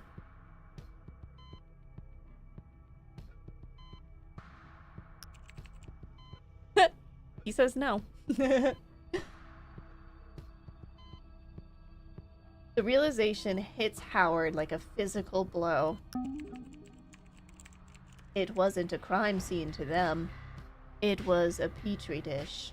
They knew Harris had an abstract, and instead of containing it, they sat back to see what it would do to a human mind. They were testing it. That's the only logical explanation. Harris wasn't a doctor. He was a lab rat, and his patients were just biomass. Howard leans against the desk, his breath coming short. And what about you, Howard? Who did you work for 5 years? Who gave you your badge? Who gave you your orders? Who sent you to Harris? You were a field agent. You were just another rat in a slightly bigger maze. Howard's hands begin to shake. The pieces click into place. What are you hungry for, nuggies? Or are you trying to get him to game with you and he said he had to make dinner?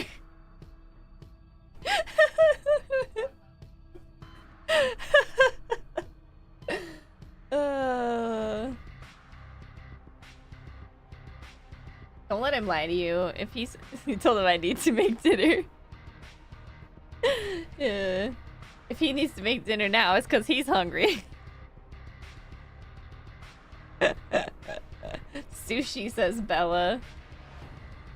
We have to expose this. We can't let them. With what? It's a ghost stream. There are no logs, no recordings. If we go to the press, PID will just deny it. Of course they'll deny it. That's the point. They built it that way. You had a chimkin burger? Nice. We had burgers for lunch. He feels humiliated, used, all those years believing he was a part of the solution, and he was just part of the experiment. We can't just let them get away with it. Justice. Fuck your justice! No! No more! We need to. Shut your fucking mouth! All of you! Uh-oh. Howard, your vitals are spiking. You need to calm down. Oh no, the rage is taking over. I'm gonna become the Hulk. Still waiting on this update. Damn. Howard's jaw aches from clenching, his throat raw with words he can't force out.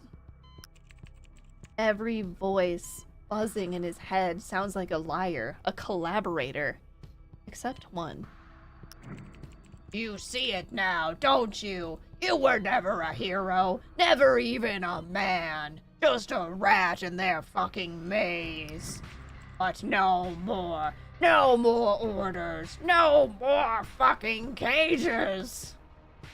Let's see. All of them say don't let the anger control you, but I don't know if I have a choice. The other voices are just noise now.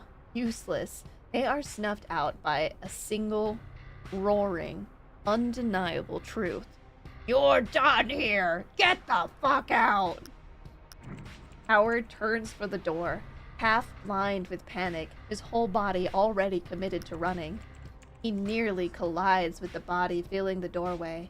He jerks to a halt, heart hammering against his ribs. Eris is standing there, watching him. I must say, I'm disappointed. After all our sessions, this is what you resort to, breaking and entering. He blocks the doorway, standing with the casual confidence of a man who believes he is untouchable. But we both know why you're really here, don't we? And we both know how this ends. Whatever you're doing, make it fast. PID is on the way, and this isn't a containment op for the pen. It's for you. Same badge, same bullets, new target. Howard takes a step back, but Harris matches him, a cold, knowing smile touching his lips. I made sure you could never be a threat. All I have to do is say the word. Should Cesare do a cooking stream? A, yes. B, no.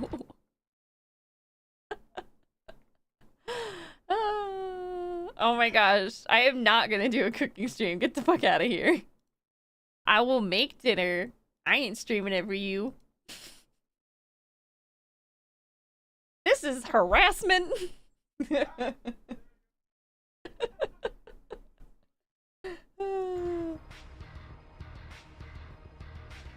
Absolute menacery.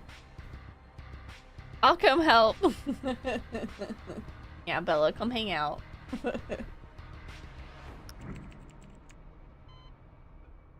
Harassment. Very good, Cal. Very good. Okay, so the trigger word. He opens that mouth, we die. Shut him up. We can put a bullet through his mouth. Say the word and PID takes you. They've been watching all of this. Should we use our intelligence and reveal? Distracted with a talking flower.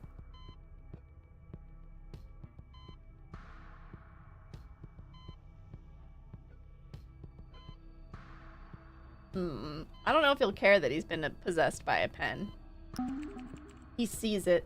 The perfect psychological strike, if he can just say it. It's right there. The analysis is complete. The words are loaded, aimed, ready to fire. But they won't come. His throat is a furnace. His teeth are grinding so hard his jaw aches. Every fiber of his being is screaming for one thing: pull the trigger. And the part of his brain trying to be smart is being drowned out by the red tide. Who cares why he did it? He did it! Shut him up forever! Alright, we gotta beast mode through some persuasion.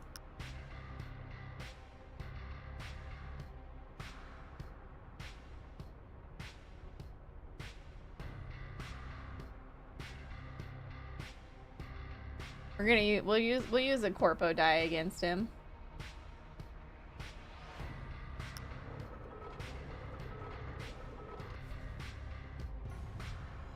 Woo! Can't even see what the numbers are here. It's so bright. For a terrifying second, Harris's lips part, the word hovering on his tongue. But Howard's words land first, sharp and precise, aimed at the survival instinct beneath the therapist's calm. You weren't wrong, system's broken, you're the only one willing to get your hands dirty, fix it. Death is too easy, you're gonna live, and you're gonna be the evidence that burns the PID to the ground. You're innocent, and you only wrote opinions, that's not a crime. It was the abstract that turned your thoughts into blood.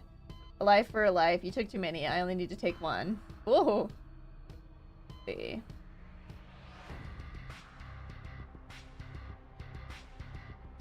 Try this one. Death is too easy, you're gonna live, and you're gonna be the evidence that burns the PID to the ground.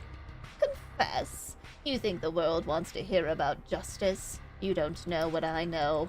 Coss. She knew the safety ratings were falsified.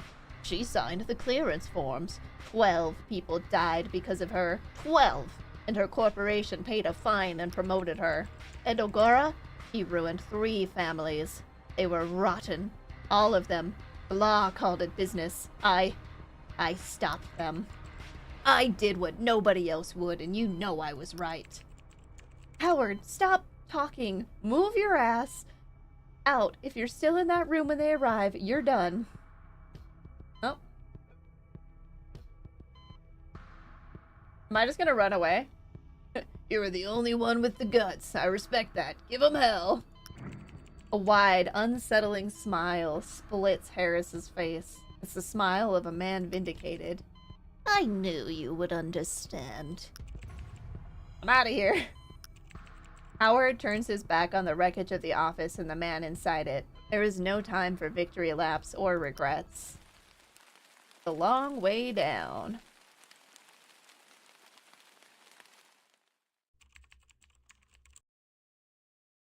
Okay, we'll get to a stopping point pretty soon here.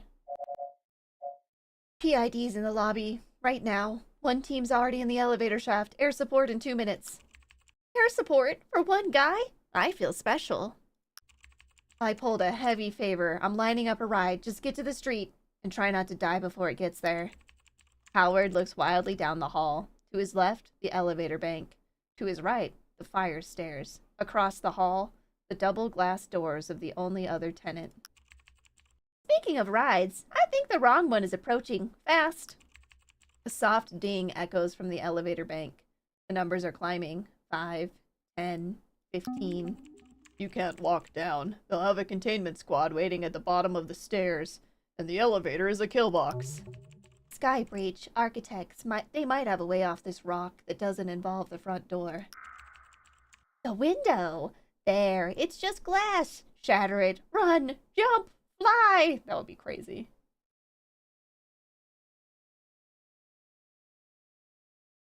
Oh, I should have opened the Sky Breach doors.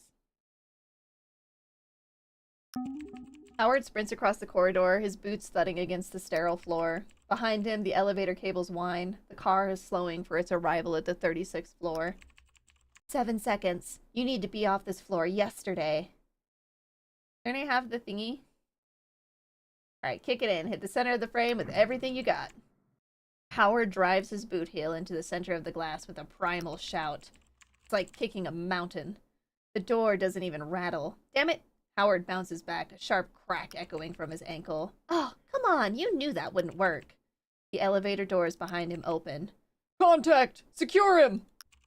Howard spins around, hobbling, but 3 tasers fire in unison. No! The world dissolves into a white static and spasms. He hits the floor before he can even reach for his gun. Heck! Oh, did we just die? NVPD, Central Booking, case 48316. Charge, attempted burglary, 3rd degree, public disturbance. Arresting officer note. Suspect was apprehended while attempting to physically fight a blast-proof door. Suspect lost.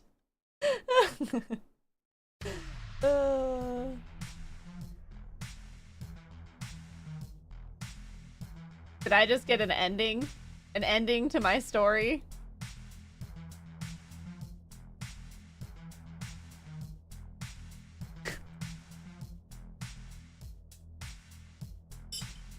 I'm in jail now.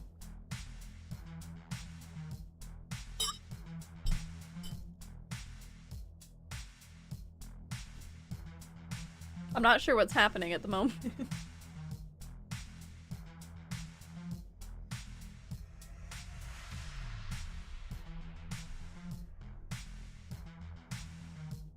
Oh, snail, no. Like, I don't know if something's supposed to be happening. Am I supposed to be seeing credits? I don't know. Apparently I'm just getting here. No, it's because it like resets after 6 hours. Okay, well I can't seem to do anything. I think we just failed.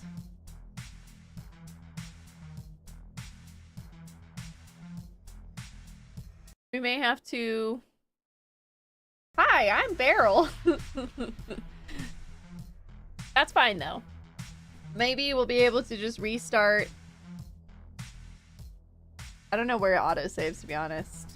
We'll see.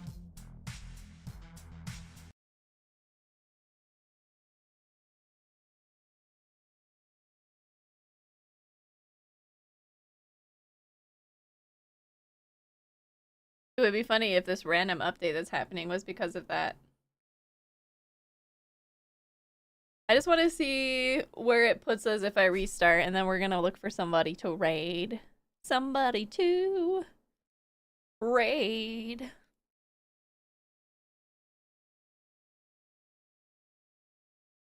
Oh, and your fail roll. Nice. Oh, very good, Bella. I wonder what this patch that just happened was for. A hot fix.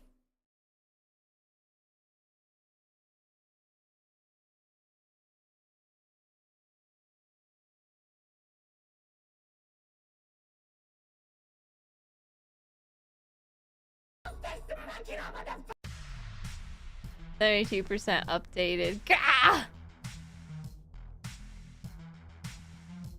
Okay, where does it put me?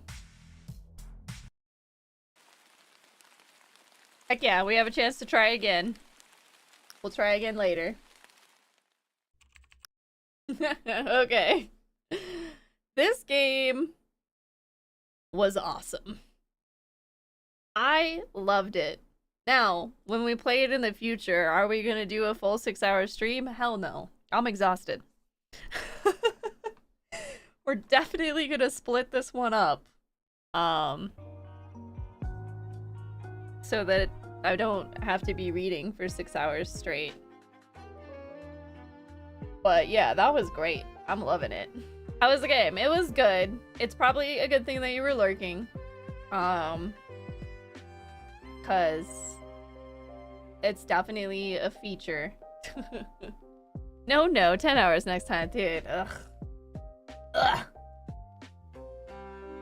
That was fun though. I really, really liked it. I'm excited to continue it. I thought it was kind of interesting because, like I said, I hadn't actually heard of this game until a couple days ago. It popped up in my email. And then today, I got an email from the Duskpunk developer because I'm on their, like, email list. I got an email from them, and they were just talking about what they're up to. And they're like, yeah, these are a couple games you should check out. And so this one was on there, which I thought was was kind of fun. What happened to the 4 dogs? I have no fucking idea. I have no idea. I was trying to take them home. They ran away from me, and we haven't seen them again yet. I'm hoping we'll see them again later. They chased an anomaly or something. I don't know. 5 more hours of chatting. Maybe after I take a break. Alright, if you're not a regular here, I stream Monday through Friday, starting at 11:30 a.m. Mountain Daylight Time, and generally ending about 6 hours after that. We play a variety here, with an emphasis on all things indie. So if that's something you're into, make sure you're following. Or subscribed if you're on YouTube. This song is weird. Freaking me out, man. Can't wait for the cooking stream. Alright, YouTube, we're gonna say goodnight to you. Twitch, stick around. We're gonna raid somebody. Good night, YouTube.